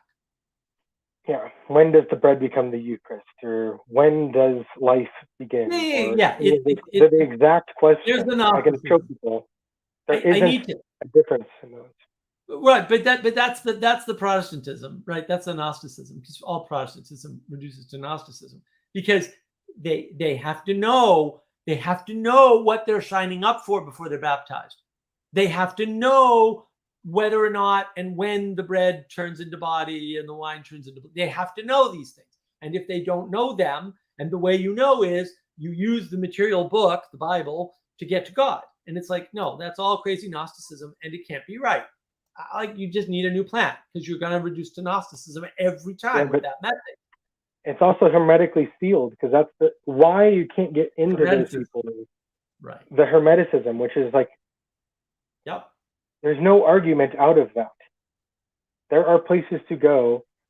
So I'm trying to get your argument better. Let's see if I've gotten it. Okay. People who are communing with evil are going to that place that reduces any optionality. I would say it this way. I would say some of the evil, right? Not all of it. I'm not making a universalist, all-encompassing argument. Some of the evil is definitely people who know they're doing evil by way of going someplace as far away from light as you can get to increase that darkness, to do something so dark that it makes the darkness darker, or keeps the darkness going. Even it doesn't have to expand it or make it deeper. In Lord It of just the has to Rings, keep it going. what popped in my head is in Lord of the Rings, Melkor, the deceiver, the Satan figure. Yes. When humans and elves start popping up on Middle Earth, he comes out as a very illuminated thing, and he gives them stories about how the other high beings are going to torture them. Meanwhile, that's what he's doing. And so, well, look, I have to defend Jacob's version because, again, the thing that people like Van der Klee don't understand is that when they make the total depravity argument, they're reducing agency. And when they reduce agency, you're saying you have no control over being saved. well, And that brings you away from the responsibility of doing work. Let's and do that this, is Mark. I'm with you, but let's do this. So what I argued in Jacob about so long ago was about the influence of Newton on, so Newtonian physics on Calvinist theology. And Jacob's like, what are you fucking talking about? And I was like, you sit down and listen. Because Calvin is trying to understand this thing. If God knows everything, he's now has this trap where he thinks space and time are a thing. Calvin is around when we are just getting the ideas of space and time. We didn't have Einstein yet telling us that's not a thing. It's space-time. Okay? Right. We're at the early stages where it's space and time. And then you have him in dealing with that. Then you have generations of his theologians going forward. And then you have this fucking brilliant guy, Newton. I had a comment earlier that I'll throw out now about Newton, who Newton realizes that there's scary action at a distance. Yes. And that I can account for it with math, but that can't be right because action can't take place from a distance. But then when you go down to the micro level, have you ever touched anything if you actually technically nope. Well, that's Zeno's paradox. Weak force. But that's they just keep rediscovering Zeno's paradox and not understanding what it means. It's exactly. But it's also, I can show you, Einstein showed you that strong force, weak force. Trust me, you break that rule, shit goes down. Like, it's not a rule you break on willy-nilly. But laws of physics can't be broken. That's why they're the wrong term. A law you break and you get punished. A law of physics you break and you didn't break a law. Go show me something unnatural. Go. Well, look, it's the lack of distinction between the law of God, which is unbreakable, right? Or a law of nature like gravity that is unbreakable, right? It doesn't say it doesn't have exceptions, right? It just says it's unbreakable. Like there's no case where gravity doesn't cause the phone to fall. Yeah, like I can get balls of water to go upwards with two speakers playing with each other. Right, but that's not breaking the law of gravity. It's not breaking the law of gravity. It's adding another law that's overriding the law of gravity. Right, but that's different. But that's different from the law of man, which is derived bottom up from action. And we don't make that. This was in the monologue. We don't make that distinction. We don't make the distinction between those things. And that's part of the problem, is that we keep using the word law in two different ways. And the law of God is non-negotiable or semi-negotiable maybe, but the law of man is fully negotiated. Like it's not based on axiomatic assumptions. It's based on participation. And it's not, you don't follow a law of man. What you do is you follow the pattern. And when you break that pattern, right, you break, it's effectively a rule and not a law, right? Then it's adjudicated in a court. So the law of God is not adjudicated in a court. And so they're not the same thing.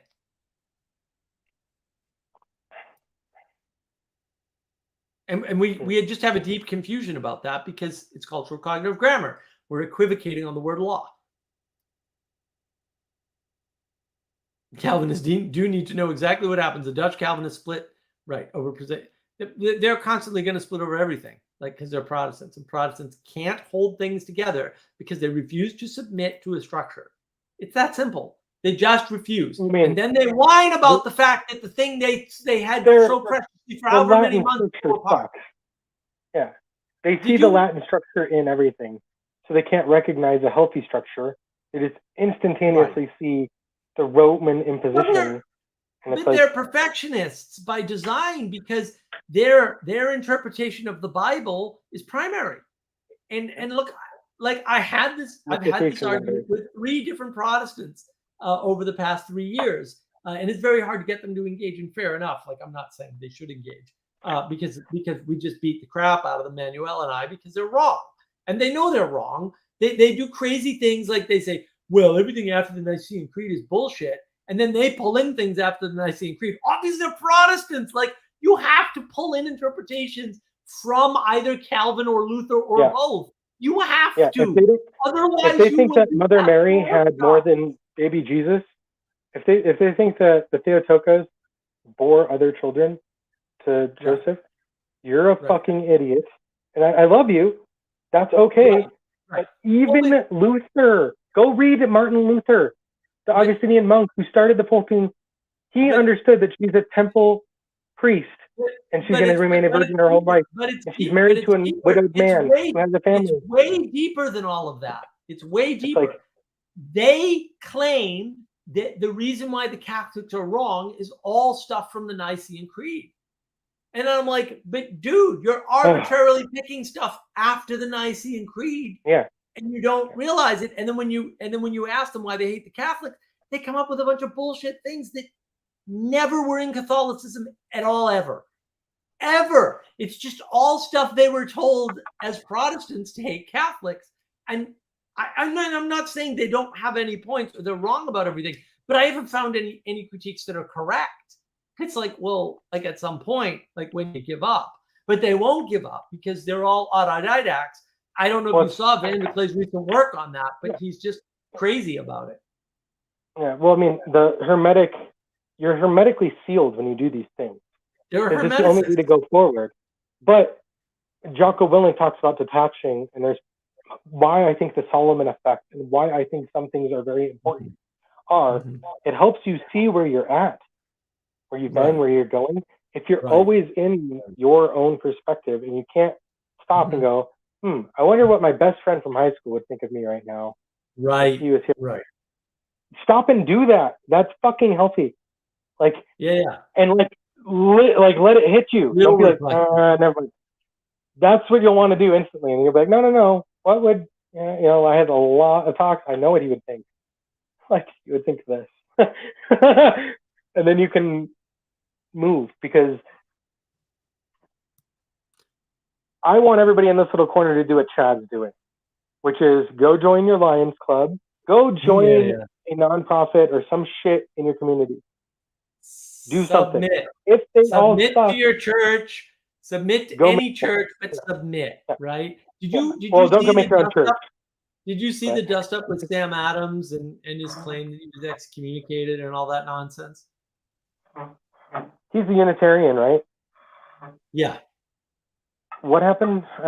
Somewhere in my head. He claimed he was excommunicated and then admitted that what he was From who? describing had nothing to do with excommunication, and then said Excommunication from who?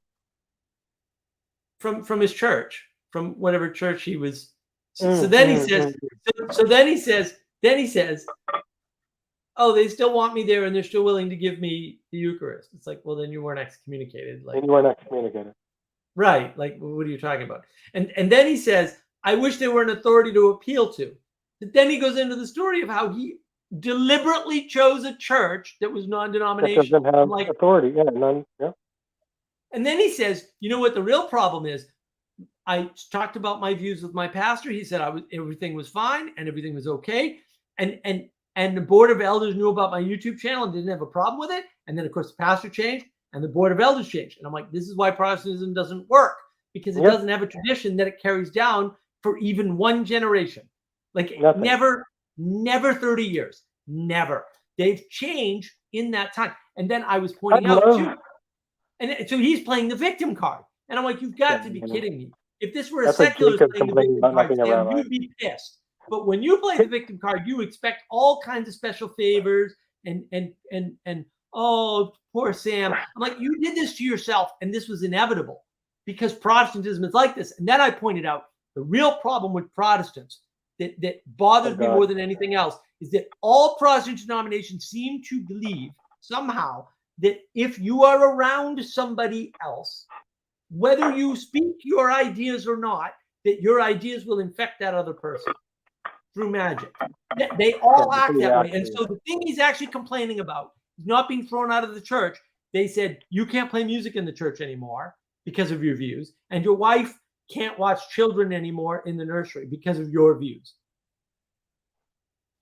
That's it. That's all that happened. And now he's upset. And it's like, well, you kind of did that to yourself, and it was inevitable. There was no way in hell that wasn't going to happen. It was definitely going to happen. Maybe it took less time. Maybe it would have taken more time, but it was going to happen because you're in a Protestant church. Like Protestant churches aren't denominations. They don't have long-lasting statements of faith. They don't have long-lasting anything. They can't do that because they're not submitted to a higher structure, because they give every individual the right to interpret the Bible themselves. And so they prattle on about bad Bible interpretations, and every single Protestant has a different interpretation of the Bible. The argument you're using there, I'm pretty sure, I think the argument you're using there is best formulated by Harold Bloom, who was an English professor at like Stanford or one of them, but he's an actual Gnostic. Like his self-proclaimed view is a Gnostic, and he claimed that the Baptist Church, I was raised in the Baptist, and many others like Mormons and stuff are Gnostic. And yeah, they are. I need to help James Lindsay distinguish Gnosticism and big G, small g, and then Hermeticism. Because when you say hermetically sealed thought, I think that's the only way, because Hermeticism is sort of like the system that keeps it going, but Gnosticism is the thing they're looking at. They see this thing, and you only see what you're already looking at. So they see that there's a thing behind it. They see this. Why you can't get them out of that orientation? How about this, Skyler? When you create a closed system, Gnosticism is inevitable. Yeah, because there's someone outside the system who knows it. And that's what I mean by they're the same thing, because one leads to the other. One will always lead to the other. Always. One is a function that leads to the result of the other. That doesn't mean I actually think that's the argument I heard out of Lindsay. Now, I could be wrong, but that's what I heard. That's right. That's what he's trying to say, which is, but that's not. He says they're conflated, and I'm not going to unpack them right now because I don't have the time. That's usually what he says. Yeah. I got on the talk with him recently where we did have the time, and what we were able to do is like, there's Hermeticism, which is like a hermetically sealed argument of some sort. Right. That really, you need to have catchphrases for these things to cement in your head. So for me, Hermeticism is intellectual insight. It's when I'm able to idea launder. I can put the citation daisy chain going, where I'm actually just citing my professor's professor, but I don't fucking tell anybody.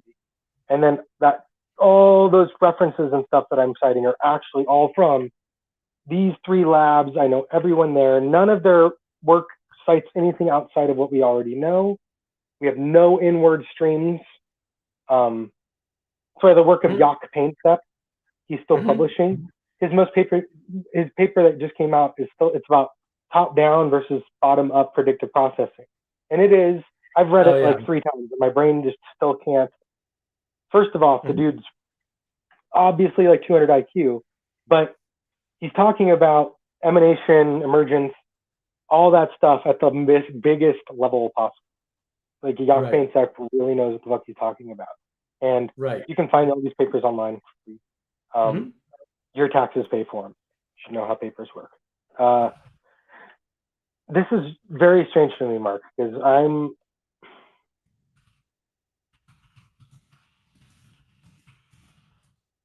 you're not trying to go for branding or for certain things. You're doing the more to the Peterson approach of individually helping people. And then you don't care if they subscribe to your channel and come back every time you stream. If what they got was useful and they're out doing something useful, then that was the success. Leave the Discord servers, leave the streams, leave the YouTube. Yes. So you have freaks like me who are never in, and then I pop in and I go bye for a couple more months and I pop in. And I keep an eye. And when everybody's doing something, I'm subscribed to all of your guys' shit. So when you're all looking at something, like Chad mentioned in that video, it was on my stream and I was almost watched it with Kingsman, Paul Kingsnorth, because Paul Kingsnorth was raised a globalist. We're all going to save the trees by making the new technology that's going to save the planet. And we just need to all be hippies, technological hippies. Right. And then he popped into reality one day and was like, holy shit, this doesn't make any sense. Like, it's just like whack. And more people need that. And if you're helping people do that, I'm not against your mission. Grim is off doing his other thing, and I've realized what Grim is up to. I finally get it clicked. Hi, Sally. I have your box somewhere.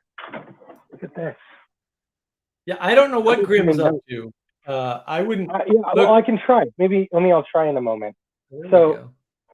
Grim is gonna use. Okay, let's all shit on the Stoa for a sec, but there's some great content on the Stoa also, so you can do both. Maybe. Hey, I've had heated conversations with dude. He left first, saying, but Stoa has a good channel format. When their channel is running properly, it's when they invite people to talk about stuff they haven't published, they haven't shared yet. What are you Yeah, yeah. thinking about that you're not sure about, that you're just Yeah. kind of like feeling? Yeah, That's when Stoa is like fucking. So they have Yeah, a I Daniel agree. Schmachtenberger, and this is when Daniel Schmachtenberger was like producing a bunch of shit and couldn't let anybody know. So he's literally Mhm. like making a Netflix documentary that's going to explain to plebes what's going Mhm. on, and he's not even putting his name on the project at all. Like, dude, Mhm. Daniel Schmachtenberger is playing the shit close to his chest. Props. Yeah. He has this thing called converting Moloch from Sith to Jedi, and the metaphor he uses is who could beat Emperor Palpatine. Luke couldn't. Luke couldn't Right. go cut him up. You had to have Darth Vader baptized. Now this is my. If I get to talk to Daniel, I have 2 words for him. I'm gonna go, baptized betrayal. That's Darth Vader. We figured out that story. How do you Mhm. defeat the evil emperor? You have the proper turn of a betrayal.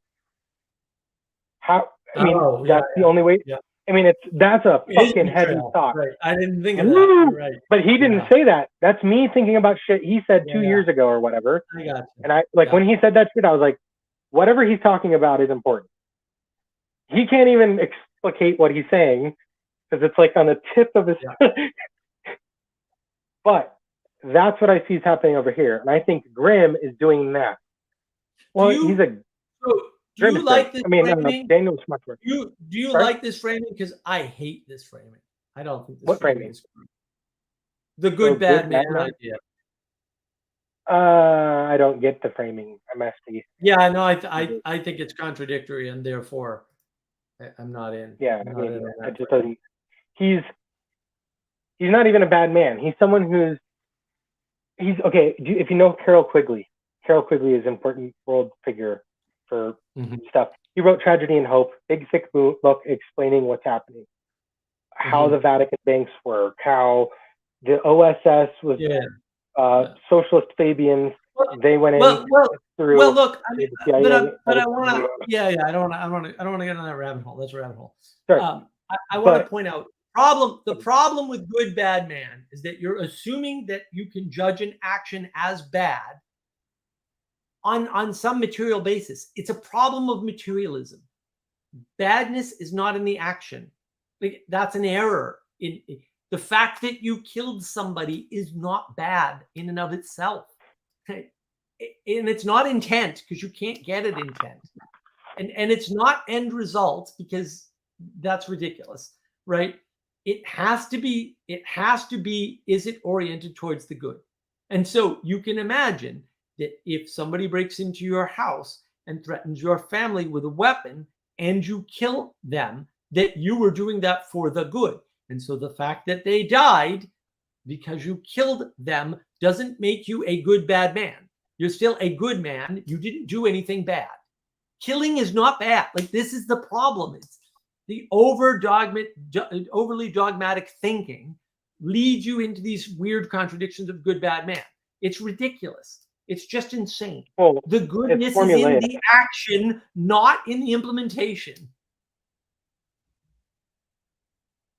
Yeah, I see it as formulaic, and I think more of I think in constellations is like the metaphor. So I live where there's stars outside, and I point people at Orion's belt when I go hiking and stuff with them. Like, I take people out in trucks and where I'm walking with my homeless people in. I didn't never got to say what I thought Grim was doing, but I think like this, and then I can go back to what that is. I point out it's like Orion's belt, and a lot of people know that because of Men in Black, at least. Thank God they at least know something. But Orion's belt, the belt of this hunter, Orion, and Orion is hunting, right? He's doing something, which means there's a thing he's hunting over there, and he has stuff with him. So he has dogs. There's a deer over there. Once I show you Orion's belt, I can show you a lot of stuff because his belt means he's wearing pants. Okay, who wears pants? Humans. What do humans do? Hunt and gather, or they die. Okay, so there's like really basic stuff that you can show this. So what I see Grim doing, and why I brought up the baptizing betrayal type thing, is he's me if I was 15 years older and didn't get a wife who just like me and her somehow the stars or did their thing or whatever. Because I'm totally susceptible to be like that. I have no real impetus to go do stuff. I could ride this life out on easy mode. And it has nothing to do with my skin. It has to do with the fact like where I was born, who my parents are, and like I got adopted by my grandparents. Off the bat, bro, I got it better than everybody. Like people who get adopted by your grandparents are either really, really bad or have it really, really good. That's what happens. I know the stats. I work with them. I know it. I got it really, really good. My parents moved zip codes to make sure I was eligible to get into a certain school. They did a lot of sacrifices that normal parents couldn't do because they had already raised children into adulthood and they could see this whole thing and they're like, fuck, we're doing this again. Let's go here. Like they got a completely different way of viewing the system. So all of a sudden, now you're in your 40s-ish? I don't even know. I have no idea how old you are. I do have an age. That is correct. There is an age. 40s-ish, up, down. I'm not going into that. Oh my God! It needs to. And you tell me your real name. I can go figure it out. Last name and whereabouts. You can. Just don't. I don't want to. Okay. I'm 31. Okay, I was born in '91, so I have a very weird thing because my dad's a Vietnam vet. I was raised by a bunch of World War II vets and Korean vets and Vietnam vets. And so none of my friends know what the fuck I am talking about ever. They just they don't get it. Because you don't make any sense. Well, yeah, but all the vets I hang out with get it me just fine. Like, yeah. Well, because they've been through some shit. Yeah. No, I talk to vets all the time, right? And we totally get it. The people who don't get it are the people who grew up in affluence, right? I was homeless. I've lost everything 3 times. Yeah, I was the poorest kid in my whole place. My parents tricked the system. My parents were brilliant. My dad was a professor. He never got paid well. The economic crash happened. Guess who lost a bunch of money? My dad's retirement fund, because he trusted the system. So my dad's like totally got betrayed by everything. And here he is doing his best to help me. I mean, that timeline-wise is weird, but that's why to talk about anything like this, to talk about what I'm about to say, I have to make it personal to me. So I put it in the game. This is me. I see it that you and Grim are somehow doing a very similar project. Because like over the last few months, I've been real bird's eye, barely been on Discord. I think I had some talks with Andre one-on-one. But you guys are doing it literally from such, I'll even use what you said earlier. It's like there's a different aspects completely. You're avoiding all branding and stuff, but you're wearing a monocle. You look like a James Bond villain on purpose. Right? I'm a pirate, man. I get it, but it's like you're leaning into. You're not. If someone makes fun of you for that, it's not gonna stick. You're like, I know. Yeah, it doesn't work. Look, Sally's got a lot of influence over this whole project. So yeah. Oh, see, I didn't know all that, but yeah, see, I didn't. But look at the map. Look at the thing in the corner. All that Sally stuff. Yeah. So there's these things, but Mhm. I'm someone who I'm literally tomorrow I have to hang out with the Republicans at the Reagan luncheon. I'm Gouge sorry. gouge my eyes out. I'm sorry for myself. It's gonna be I'll brutal. send flowers. Woo! Can I give Mind you a you, list I'm of people actual that friends need to with Paul go? Gosar and stuff. I'm like, yeah, I'm going. I'm the guest. No. A list of people you need to take care of. Oh, I mean, Cowards. They're a bunch of cowards. Unprincipled cowards. Won't not stand all of up them for though. But anything. see, there's Ah. gullible ones too. That's what's crazy. We got a lady to come out of retirement, and she's the only one doing anything, but she just doesn't. Okay, there's a movie called Amsterdam. It has Well, hold on. It's George okay. W. Bush all over again. Oh, well, the left has a point, and so I'll give them what they want because I don't have Well, standards he was one of them. to stand Yeah. by. You muppet. What the hell's Yeah, wrong he- with you? No, Yeah, hold he the was 100% line. Hold one the of them. line. Don't listen to these idiots. Their critiques are invalid. Yeah. Yeah. Stephen Coughlin, having been now completely into his stuff, Stephen Coughlin is based as fuck, by the way. Holy moly. Worked for the defense secretary, used to work in the Pentagon. He understands how this stuff works. They're using this as a smokescreen, smokes and mirrors. And that's what I think both of you guys are good at calling out smokes and mirrors. Is that making any sense at all yet? Well, that's I'm able to work that's with people who correct. hate each other. That's Okay, correct. But my did you board see is a the bunch of people who hate each did other, you and then did the you see only the thing they agree is me. stream?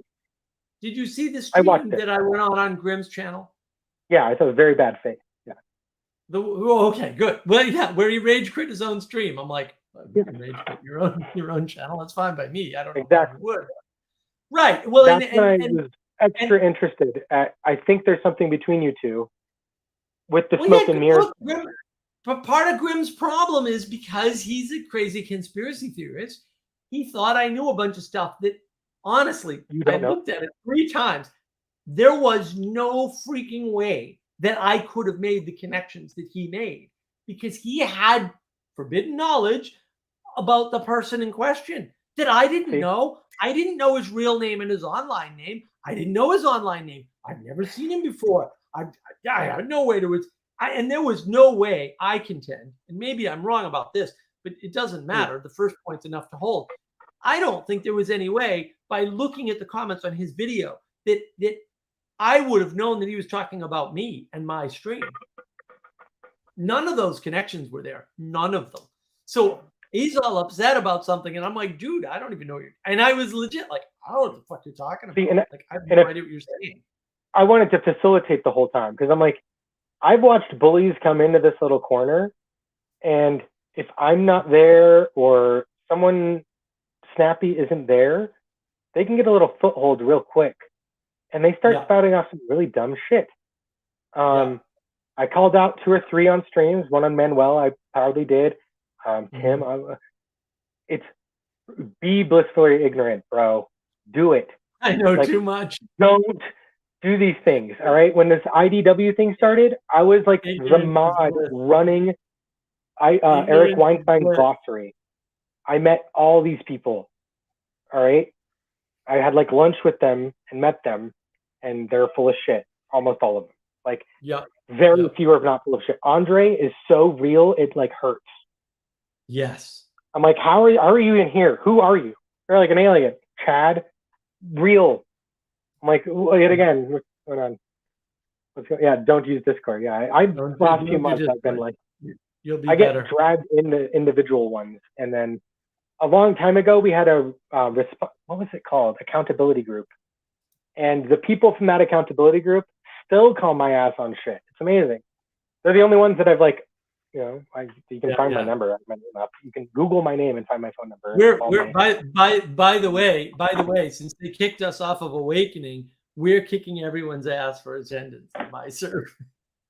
We're blowing away BOM. We're blowing away FMC. I'm like, you guys did it to yourselves. You're so anxious to rebel and get your own way that you're screwing up, and that's fine. Super fun. 3 months.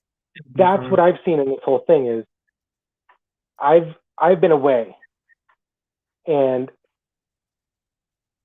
I think I'm going to sound like an actual conspiracy theorist. So like, breathe with me now, and conspire. I genuinely think that there's people who love you and him not being able to get anything done together. Now, should you two Oh, be yeah. working together? Oh, Fuck no, those, But you two should be able to contribute and help. He Right. should be able to recognize you're definitely part of this project. We're You're on agents. that one. there are agents of chaos everywhere, and we identified one And- early on. And we can get thrown off of FMC until a woman made an accusation against him, and then he got kicked off. But it was too late, mean- and then he slimed his way into BOM, and he's still running around causing trouble and being an agent of chaos. They're Gotta everywhere. say, blessings to the creator, Mr. Joe, our atheist demiurge of BOM. The private conversations I've had with that man sometimes, muy Mhm. bueno. Because I would just be like, hey, is this guy a troll? And he would just let me know where he's at with him. With no Yeah. filter. It's like this, because he trusted me enough. I didn't use fake Mhm. names and I was Mhm. consistent. We need something like that. You need it can't just be him now. He's busy. Well, you need. He has real shit to I do. think that, but I think the flaw is fundamentally in who is being caught by Vanderclay, and I think it's all rebels, and so they're all like crying on each other's shoulders and stuff now. And it's like, well, that's great, but we need people who can build things, and people who can build things are not rebels because rebels Yeah, can't they'll build criticize. things because they're too Yeah, busy going 2 bricks. No, we can't have 2 bricks. It's like, holy sheep, what is wrong Yeah, with you they're- people? They're so prone to criticism that they can't put anything positive forward, and that's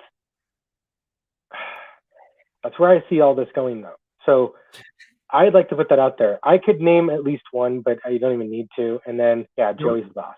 Seriously though. Watching Yes, people. Skylar, what was the conspiracy theory? There we go. Answer the conspiracy theory question. Oh no! Where was I at? I know too many. You Of didn't this place, I answer. already You said said it. I'm gonna sound like a conspiracy. Well, I think I you were said it just here. There are pointing. people actively conspiring. Yes, there are. Many of them have 3-letter names. It's like fucking weird. But No. Trolls are lazy. I get that, but like, I've called some of these people out literally years ago, and they destroyed YouTube channels just by Yeah. appearing on them and like messing with the guest, and the person didn't Yep. realize what was happening, and Nope. the channel's They gone. didn't. And I'm like, bro, I sent you $10 in a patron, so you just read my comment. Don't let him near you. And to watch that happen to people on good faith is painful. So you two, I actually think are in good faith, and it's driving me nuts because I'm like, okay, I've gotten a lot of progress in my local community at getting people who are completely at ends, like all the vets groups. They used to just not. They would on purpose make their events at the same time, so you had to pick which one to go, so they could call you out for not showing up Yep. to theirs. Right. That's fucked up. If you're doing that, I don't like you. Even if I Yeah, agree you're- with you, You're a fuck bad you. person. I'm not hanging out with you. I'm not hanging out with you. Right. I'll go do my own shit. I'm here every day doing my thing. Come join me. And Right. that's what I see you both doing. But it was also, there had to be some shit going on. Like the whole framing of it. Because I was watching it live. And like, I stopped no, it live at There's 15, like before the thing happened, I stopped it. And I was well, like, look, wait, look, but this is something's wrong. the And then problem, Tyler. I This is didn't the problem. read anything. I came back like 45 minutes later, realized, Yeah. oh, it's pretty short. Started watching it, and then I was like, I was right. Something is fucking wrong underneath. Well, what's wrong? What's wrong is the conspiracy theorist doesn't realize that he's being manipulated, and people people tried to manipulate me, and it never worked. And I'm just like, I don't know who you think you are this or who is you your think strength. you're up against, but your tricks are not going to Yeah. work ever. Your And I will your see all aspect of that. disguising is powerful, Mark. The aspect disguise that you have, your strength is your weakness, and you're at least not shy about that, right? Right. Like it doesn't even offend you when I'm just like, and that's what you do, and I can just make fun of you with the word, and it's like, and we're on. I don't have to like, because You're a man enough to not fucking care. You've been in Boston. You've been made fun of Well, before. Well, and look, this is something Sally Joe was saying, because she just figured this out not too long ago. She said, "I have told multiple people, and she's done it in front of us. You can tell Mark Emanuel that you disagree with them, and you don't know why, and they will just stop and move on. And no one would do it. No one. They would not do it. They would insist on continuing the fight, even though they had already lost and could not possibly win. And I mean, we would insist because whenever I win with you guys, it's because I actually will die on that hill. It's because I'm not trying to beat you. Well, it's because I will die on this hill, and so you guys and look, lose. And we think that if you'll die on that hill, that we're And- going to find where we're wrong, right? Yeah, That's the That's what correct I'm here thing for. to It's do. not a problem. Like, You're supposed to let's die do on this. the hill, and we're What- supposed to kill you. And if we who was can't, that lady? then we have to wonder if we're right or wrong. That's the Let's correct not name drop, attitude but to have. there was a German girl for a while, or something, And he- German or European or something, and I said over my dead body. Do you remember that? Were you here? I mean, the person lost their fucking mind. That was They were Anahita, so wasn't it? offended. They worked in a trans thing, and we were talking about children. Yeah, and I was like, yeah, over my dead body. And Yeah. I was like, I'm not saying over your dead body. I'm not saying over your family's dead body. I'm not saying over, saying over my, I am willing to die over my principles, which means Right. you would have to kill me for them. Totally flipped out. And you just said you would, and you realized that you are willing to kill me because I believe something different than you. Mhm. And if you can't come to terms with the fact that I am willing to die for this, there's nothing, I will let you fucking kill me. I won't even fight back. I'll stand there and tell you why I'm going to let you kill me for it. I won't. There's other things I'll kill for, very few, but like, oh, it was very funny to me because like it let me see like, oh, you're an elitist to the degree where your judgment of how I should see things determines if I am valid in what I get to do. I mean, whoa, that's hermeneutically sealed thought completely. Look at this, Skylar. Look at this. Sally Joe is admitting she deliberately, needlessly trolls me for no reason. No reason. Just for quote good measure. Whatever that means. Whatever. I mean, it's so not a problem. you're It's really overly funny when people get upset too, because we're usually just like, yeah, whatever, man. Yeah, And they're whatever. like flipping out, and we're like, it's not a big deal, dude. And No. and yeah, they can't let things go. Yeah, There I we just want go. to properly come at these. Like, Teo is correct. I have thick skin because I understand real struggle, right? And I'm on a discernment mission for better discernment, right? For others and myself, but mostly for others. so I would like to put this out here into the little corner. I'm a facilitator, like a trained facilitator. I genuinely, because I like did a deep dive, I have an account that I've never had anybody link back to me still. And it's been since like the very first weeks of IDW bullshit. So I have my little ninja account, and I'm not going to say, but I know something's fucking up. And it's not like, what's funny is it's like, here's the two people calling out smoke and mirrors in this little corner the most. Right. It's like everybody else is watching the magic show, and you guys have night vision goggles, and you're like, there's a fucking wire here.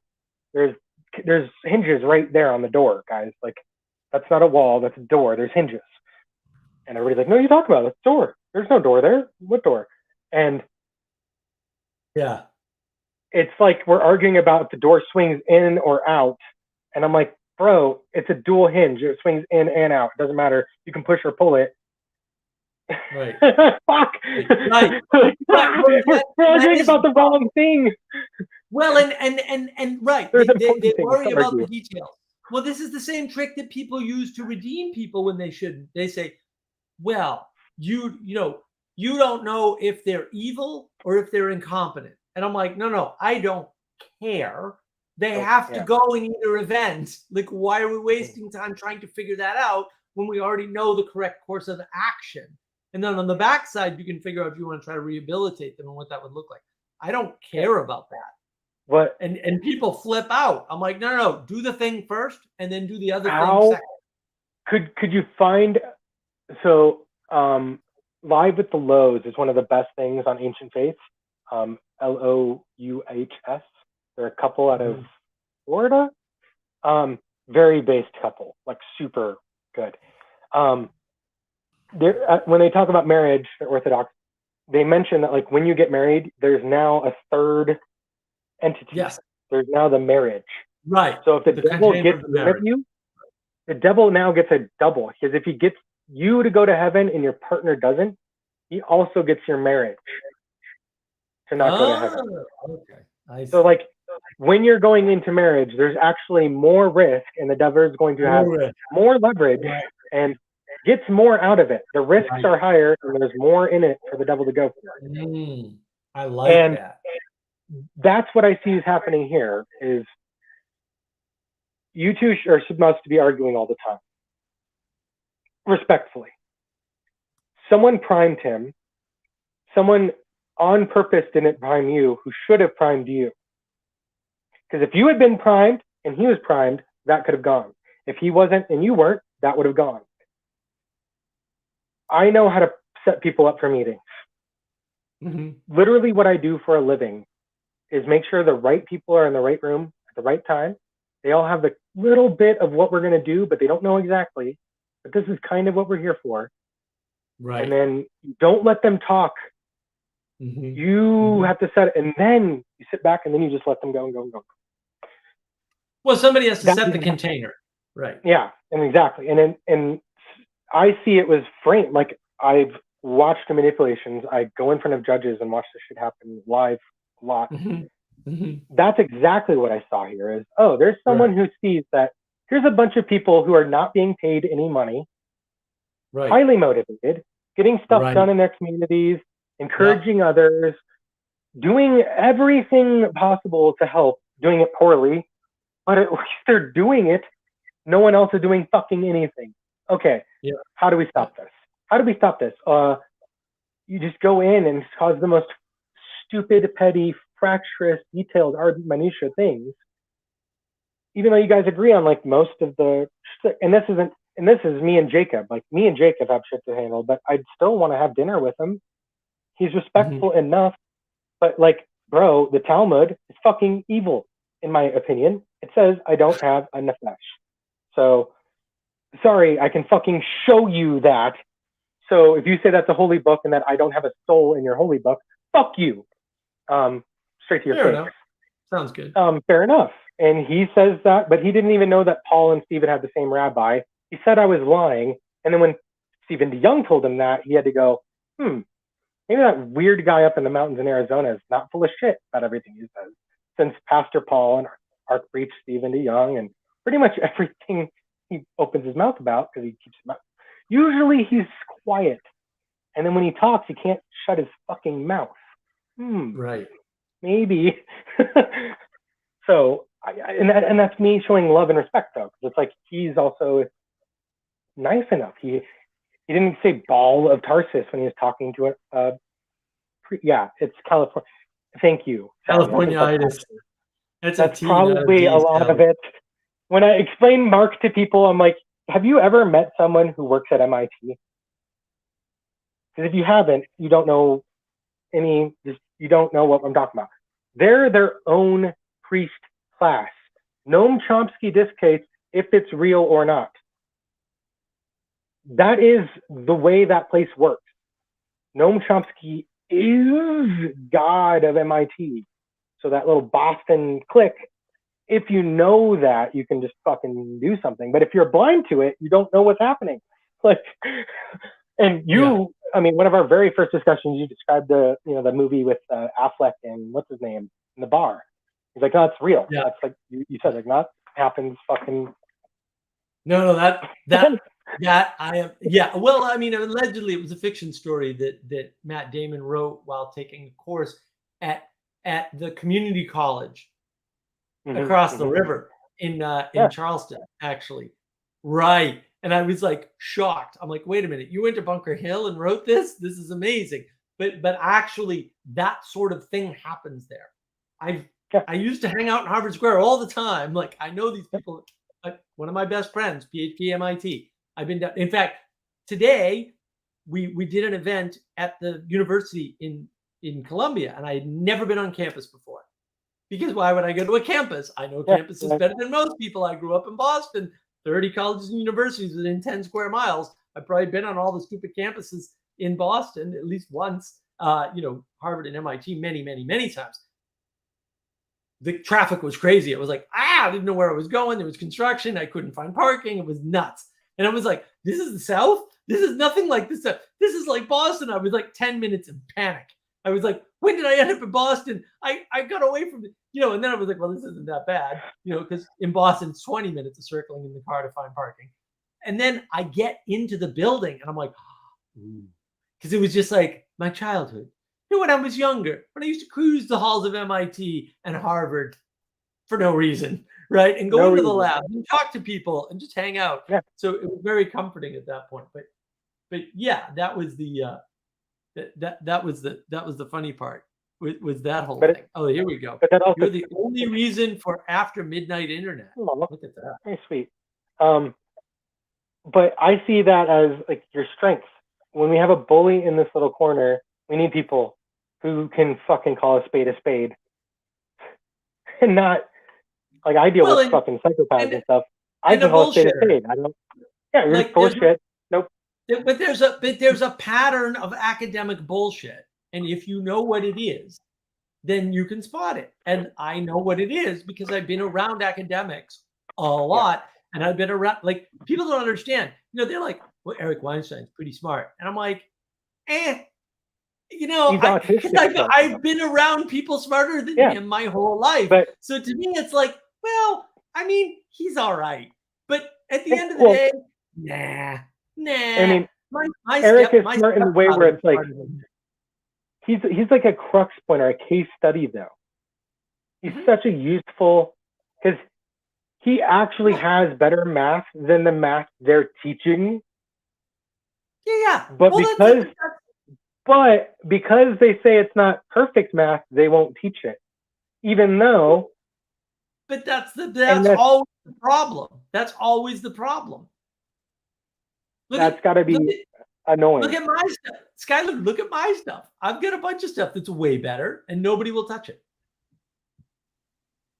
And then when people don't understand, they don't. But they don't see the background. Like He went through channels. He played the game and was screwed over. Well, that's different than what you and I are doing. No. Like my brother's like, what are your credentials? He got mad at me because we talked about an overdose, and I'm like, Roy, when you play that game, you get screwed over. So my best friend told me this story. Well, no, he didn't tell me the story. I pieced it together. He wouldn't tell me. He went to University of Pennsylvania, one of them, I forget which one. One of the universities in Pennsylvania, and his professor stole all his work, all of it, and presented it as his own entirely. And that's not unusual in academia, and that's the problem, is that if you play in that space with those people, you are going to end up getting screwed because it's very much a matter of who you know and who likes you and who's above you and who can steal your work, because most people suck. Now my stepfather had an unrecorded IQ. So you guys are all impressed by like Eric Weinstein. I'm sorry. I knew 3 people with unrecorded IQs. 3. Okay. And a lot of the ideas I talked about with professors at schools. Like, this is not new to me. You hearing me is new to you.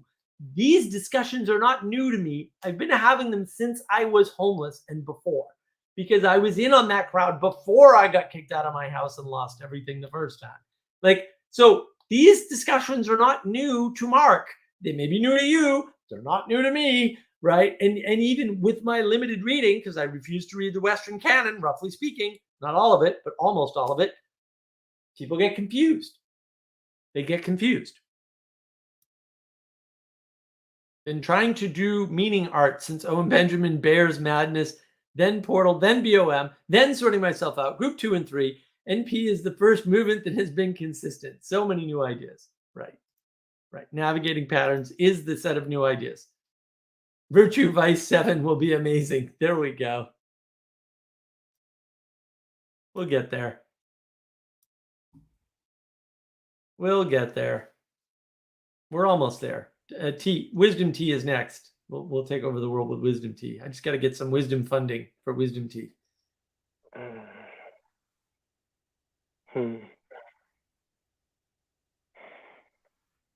Okay. I'm gonna step aside for just a sec with my mic on mute, and you don't have to land the plane if you don't want. I have to be up for literally like hours and hours. I guarantee I'm not going to be going to sleep before you. I woke up like 3 hours ago. So fair enough. Midnight. I'm just saying, it's an like, 8 don't hour wait for me to stream, catch so up. I'm gonna land the plane real soon. So go right ahead. I noticed that when on the thing finally. I'm like, I wasn't here the whole time. So whoa. What projects, or I'm trying to think of the right verbiage. What things are you trying to navigate? I don't want to like spit fire it. I'm thinking if you can give me like a thoughtful answer in a minute or two of the arching one. So for me, Skylar, I found National Alliance of Mental Illness. They do education, support, and advocacy. I actually believe in that mission. Especially the original. Like I read the original Round the Table. There's a group of parents whose kids are getting screwed over by the system for mental health. Right. So I figured if we make an organization, when we talk to them, they have to respond. So Right. that's Right. proper. Yeah. Good job, them. So education, support, and advocacy. So supporting people who have no idea what's going on, either the system, family members in crisis, whatever. Educating. What is out there already? What can be done? What do we actually already know? And then advocacy. If you know stuff, how can you go help the people who don't know what's happening? And maybe prevent stuff from happening, like upstream. Those missions hit for me. And then when I noticed now they're getting astroturfed and like there's new ones coming in that undermine, they actually are dialectically opposed to educating. If I'm making sure people don't have access to some stuff, then I can't be educated. If I'm advocating, I can't be, advocating for for-profits if I'm advocating for peers. Right. For-profits advocate for themselves. Peers don't have anybody advocating for them. Why the fuck would I advocate for a for-profit? So they're twisting the words, but using the same thing, which has allowed me to kind of make my presence stand out. Right. In this little corner, I've seen this very consistently, how I view it. Hours of talks on other people's channels sporadically. Something like it's a living thing, and it's actually moving somewhere. Some people really don't like the fact that it's moving because they just want to study it. They're so used to analyzing good things. Yep. They don't understand how to watch something move and learn from it. They need it to die so they can dissect it. They can study the muscle tension on the ligament. And it's like, bro. Right. Bees, how do I know bees fly? Because they make pollen into honey. It's when you answer it that way, instead of, well, their wings and the bulbous and the bow, it's like, bro. No. Phenomenology. Not theory that you didn't experience, because you don't experience them flapping their wings. You don't, but you do experience their sweet honey. Exactly. So and so this little corner to me is about noticing what is the honey out there and reaping the benefits, and then not shitting on other people's thing. That's what I've enjoyed from the beginning, is I've been able to defend my positions while kind of going against others, but not like attacking. It's kind of like what you said. If that person's willing to die on the hill, let's go find out where he dies or where he kills me. At least in this fake fight, we're not actually drawing knives on it right now. Let's do that in an argument, fake argument, where we entertain these ideas and see if we can. It's just those projects. So I got Grim. So I got Grim to say what project I think I'm on. That's the Away team. So I'm out doing the thing. He talked to Raj and some other people. I really clicked with Raj. I like Sikhs. Can't tell. The Sikhs think I'm a Sikh. Mhm. which lets me feel good because like Orthodox people think I'm Orthodox, Sikh people think I'm Sikh. Yeah, yeah. Hey, I'm sure. And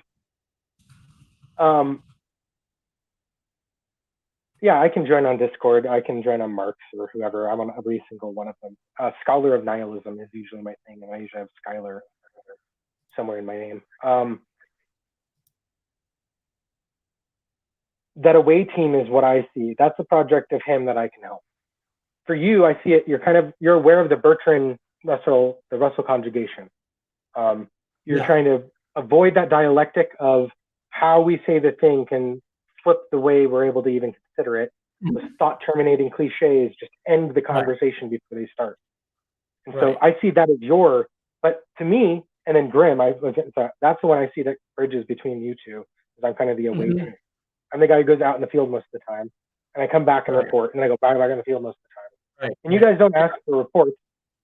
You just know when I have a report, I'll come back, and I'll go back out in the field. Right. Like Right. I work out in the forest. I drive a Jeep into the forest for a living. Right. I'm comfortable with this.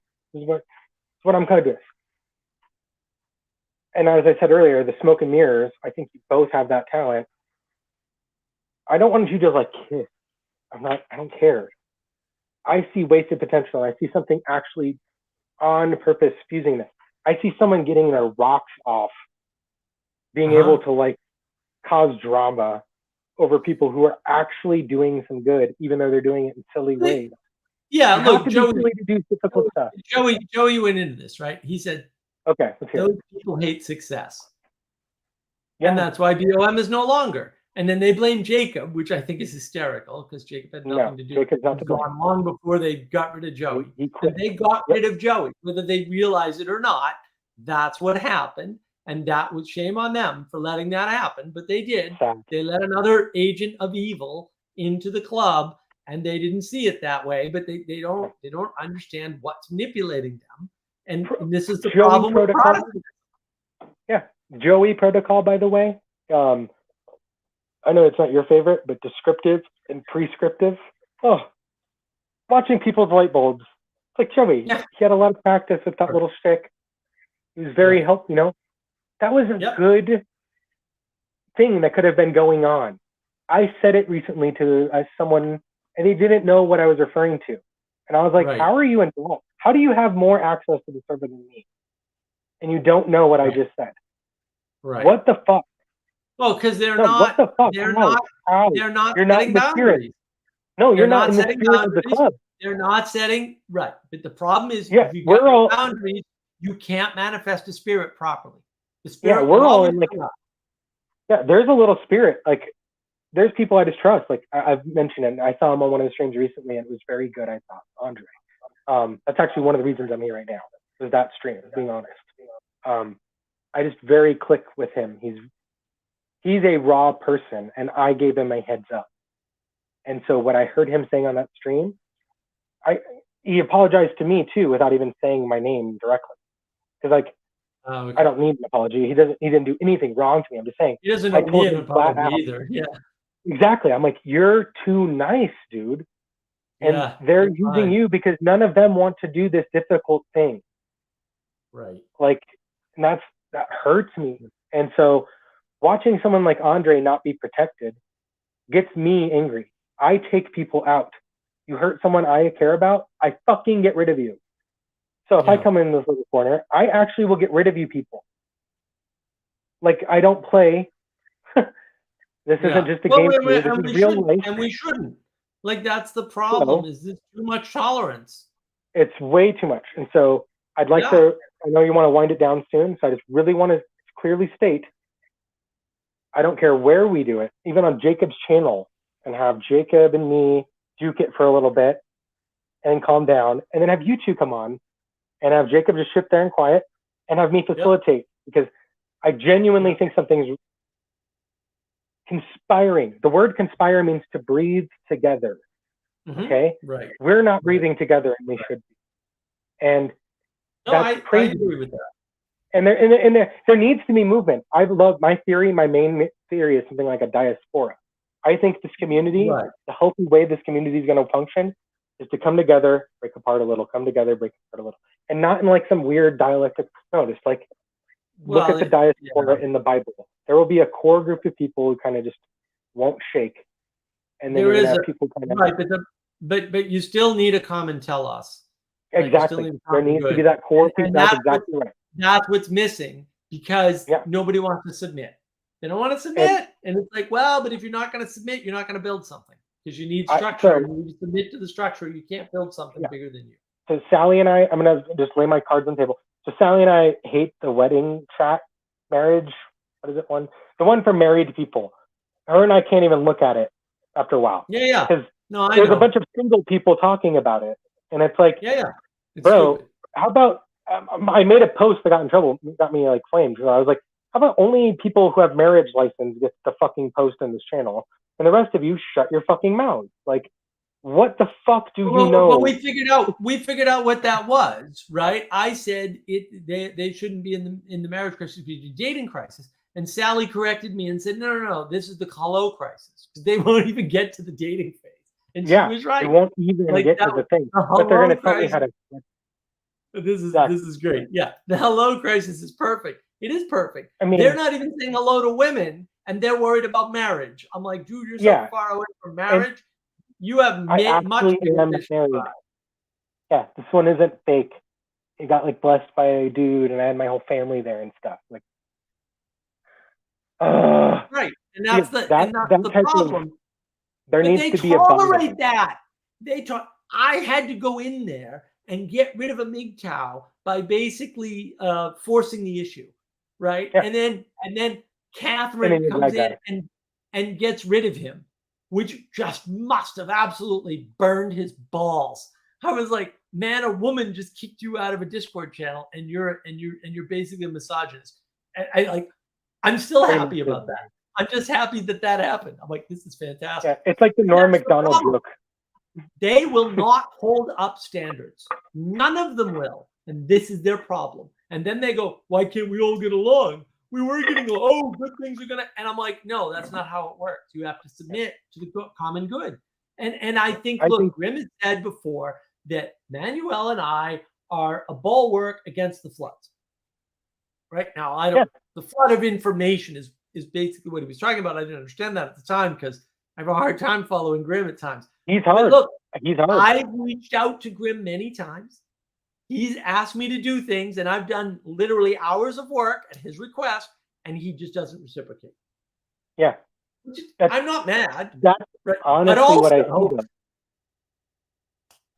right? I'm willing to engage. I'm willing to give you long comments. I'm willing to post them, and then you can ignore them and make me post them somewhere else, and I'll do all that because I wrote it all down, right? But the problem is I'm not getting any feedback back. And it's like, well, at a certain point, this isn't worth my time because I can get feedback from other people. Or if I'm not going to get feedback, I can at least do the things that I think are helping, even if I never get the feedback. But Grim is not one of those cases, you know, which is, I'm not saying I'm never going to talk to him again or anything like that. I'm just saying at a certain point, it's going to be like, what? This is a waste of my time. I can spend my time, energy, and attention on something else. And that's more the issue. Yeah. The project should be maybe not aligned, but they're not even parallel. But to me, I know they're pointed at something that's actually the same. Well, you have to point at the good, and you have to submit to pointing at the good, and you have to come to some kind of agreement. And this is the problem with Christians in general, materialists in particular, and Protestants, is that they will not hold a line. They will not create a boundary and defend it. And if you're not going to create a boundary and defend it, because you have to be mean to defend a boundary. Oh, well, you have to be a good, bad man. It's like, well, I don't care what framing you use. At the end of the day, if you're not willing to stand up for your principles, you're not principled. It's that simple. And standing up for your principle means sometimes you got to knock somebody out. Sorry. It's got to happen. Other times it means you get, and you get fed to the lions, as you know. I mean, that's genuinely how it is. You're going to get eaten by, some of you are going to get eaten by lions, but you're Christians. That's what you're for. But you should choose that. You don't have to cry while it's happening. You can have pity on the people. The way it doesn't happen in the moment is that you choose it. Like the act of choosing to get in front of the lion and risk being eaten reduces the chance of being eaten.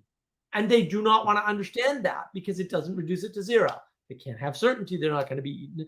And they've got families or whatever excuse of the week. It's like, well, that's great. But still, the lions are going to eat you. If your argument is the lions are going to eat me last, I got news. You're not getting in. You're not getting in. You're not passing the pearly gates. You're not getting into heaven. Sorry. You're going to be judged harshly for that. You are. I'm sorry. You're not following Jesus at that point, for sure. Good luck. Good luck to you. Right. But also, no, I'm not a fan. You guys are the ones volunteering to be for lions. Be for lions. And if you can't do that, just admit it and don't call yourself Christian. And that's fine too. You know, and they can't levy the same claim at me because I don't claim to be Christian. And there you go. I don't know, Teo. I don't think the corner's growing. I think the corner's getting smaller. I think there's more people claiming to be in the corner, but they're not. They have no common Yeah, they're not in the spirit. If you're on how about this? If you're on the Bridges of Meaning admin and you can't explain to me the difference between description and prescriptive, right, then you shouldn't be a fucking admin on. What are you doing? And what are you doing here? Look, you have no idea what you're here.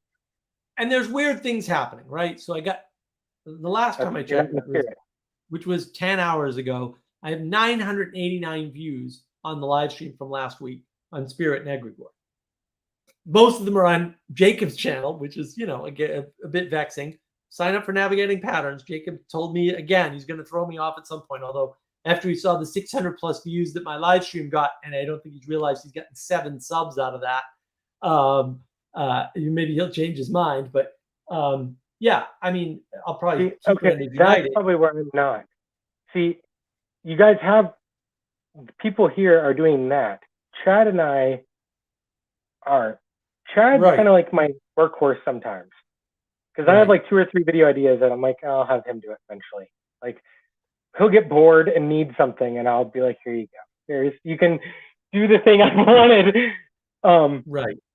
That's making a lot more sense to me though, because I just don't have that. I'm too busy. I see how astroturfing and steering committees work, and so I'm like actively, okay, if that's how you're playing this game, I'm playing. Count me in. Like deal me in. Yeah. If you're not playing this game, everybody gets screwed. So I realize my moral strength is to determine to do something and to continue. But once I start, I can't stop. Right. So like I know the way I am, so I don't start most things at all. Right. Yeah. Exactly. Well, I do not stop, and that's why coming into this little corner, if I come in, I'll define what the little corner really is. I talk to everybody in the background all the fucking time. How many of you went and started a non-profit that like is getting internationally recognized within 3 years of existing? All because of talking on the internet and being like, you know what? I'm quitting my job. I'm going to go ask the churches to pay my rent. And I'm tired of people freezing to death in my community and dying of overdose. I'm going to go start a soup kitchen. Okay? Fix it. That's what everybody needs to go do. Go check your community. If you don't have a soup kitchen or a Lions Club or Kiwanis or something, figure out why. Why did they get stopped? Oh, they went co-ed. Yes. That will destroy an organization. They destroyed boundaries, right? And they tried to make a bigger boundary so they didn't have to worry about boundaries. Yeah, we need a chief exclusive officer. That's my position if I'm coming in the little corner, is of Eric Weinstein quote, and it's a chief exclusion officer. If you're going to have a chief inclusion officer, then I have to have one also to have a chief exclusion officer. That's me. And if you're against our mission, the fuck out of here. Go do your own thing. But get out of here. And it's driving me nuts that I see like people who are on the same team fighting against each other, and it's just such a waste of. Right. Yeah. Right. Well, and look, I gotta land the plane because I'm gonna follow. Yeah. I know. That's what I was trying to. So no, that's great. Yeah. I mean, I think that again, and I gotta clip this out. I've just been so busy. keep losing track of what I need to do. There's a clip from 2 weeks ago about the wisdom communities, and we've got the Texas Wisdom Community, which is a YouTube channel and a Discord server that's up and running, and we're doing the Republic Book Club on it, and those are being published to the YouTube channel. And that's the Wisdom Community Project. I have a nice summary of it. I'll have to clip it out of the video from a couple of weeks ago. And then I'm working on the Wisdom Tea Company, which is going to be slow to get off the ground now because I'm now busy trying to make money, because if I don't make money, I'm not going to have a house or a car. You can't do the thing. Yeah. Right. So I'm trying to get that rolling, and the project remains, but the project is probably going to somewhat morph, right? Because Discord is basically dying. And so we can only use Discord for certain things, which is fine. And we're going to continue to do that. My Discord server, Mark of Wisdom, is going absolutely nowhere. And maybe more people will join or whatever. We have all the people now, basically, all the interesting people. And that'll continue. But what is this? Oh, yeah. Skylar, look at the virtue cards. Most in-depth image. Yeah, the virtue card project is coming along quite well. Virtue and Vice. Yeah. So we're working on that project. Yeah, that's all on my server. We've got it.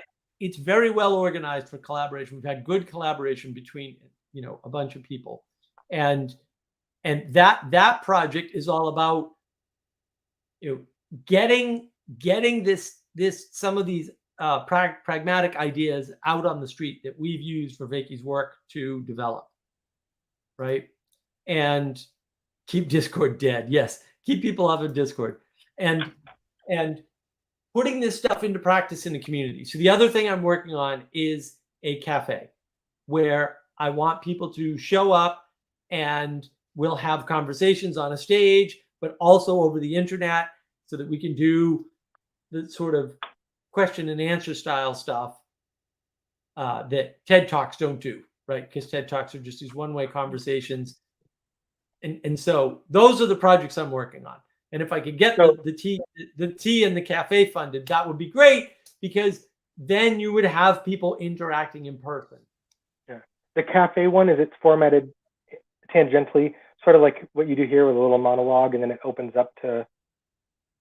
Yeah. Well, it won't be a monologue though. It'll be a dialogue between two people.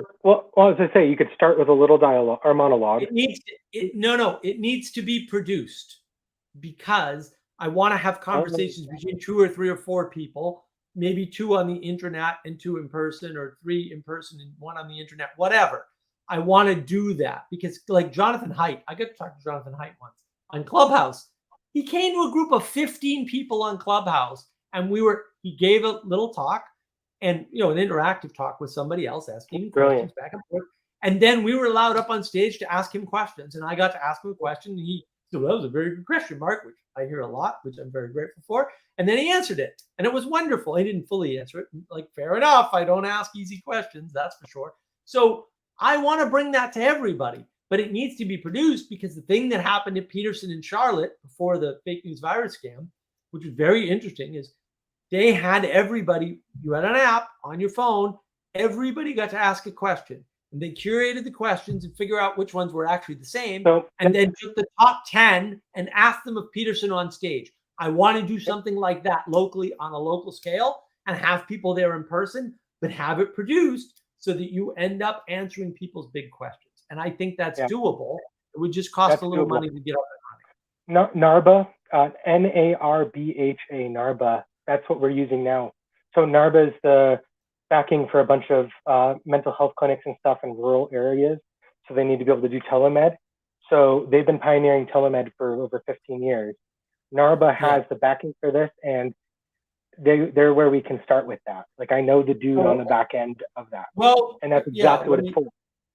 We'll chat on the Discord at some point in the near future, and we can go into details. But with that, those are the projects that I'm working on. So that's what we're trying to get. It's always good to see you, Skylar. It's earlier for you than it is for me. It's really late here, and I got to go to bed. But thank you, everybody, for watching. We're probably going to break 1,000 on last week's live stream. I finally got a video over 1,000. That's Jordan Peterson, his trick. Thank you very much. Let's push all my other videos over 1,000. It looks like we've got 1,000 on the Andrea with the Bangs intimacy talk.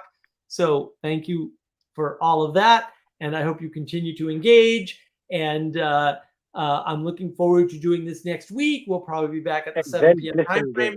I will be on the road, so it might not happen, but I think the next 2 weeks, I will be able to do the stream. I'll just be on the road when I do it. It'll probably be a shorter stream because I'll be, not at my house. But yeah, we'll see you all on the Discord or on the next live stream, and have a good night. And it's always good to see you. And it's, keep on trucking. We're doing stuff. It's going to happen. Thanks, Mark.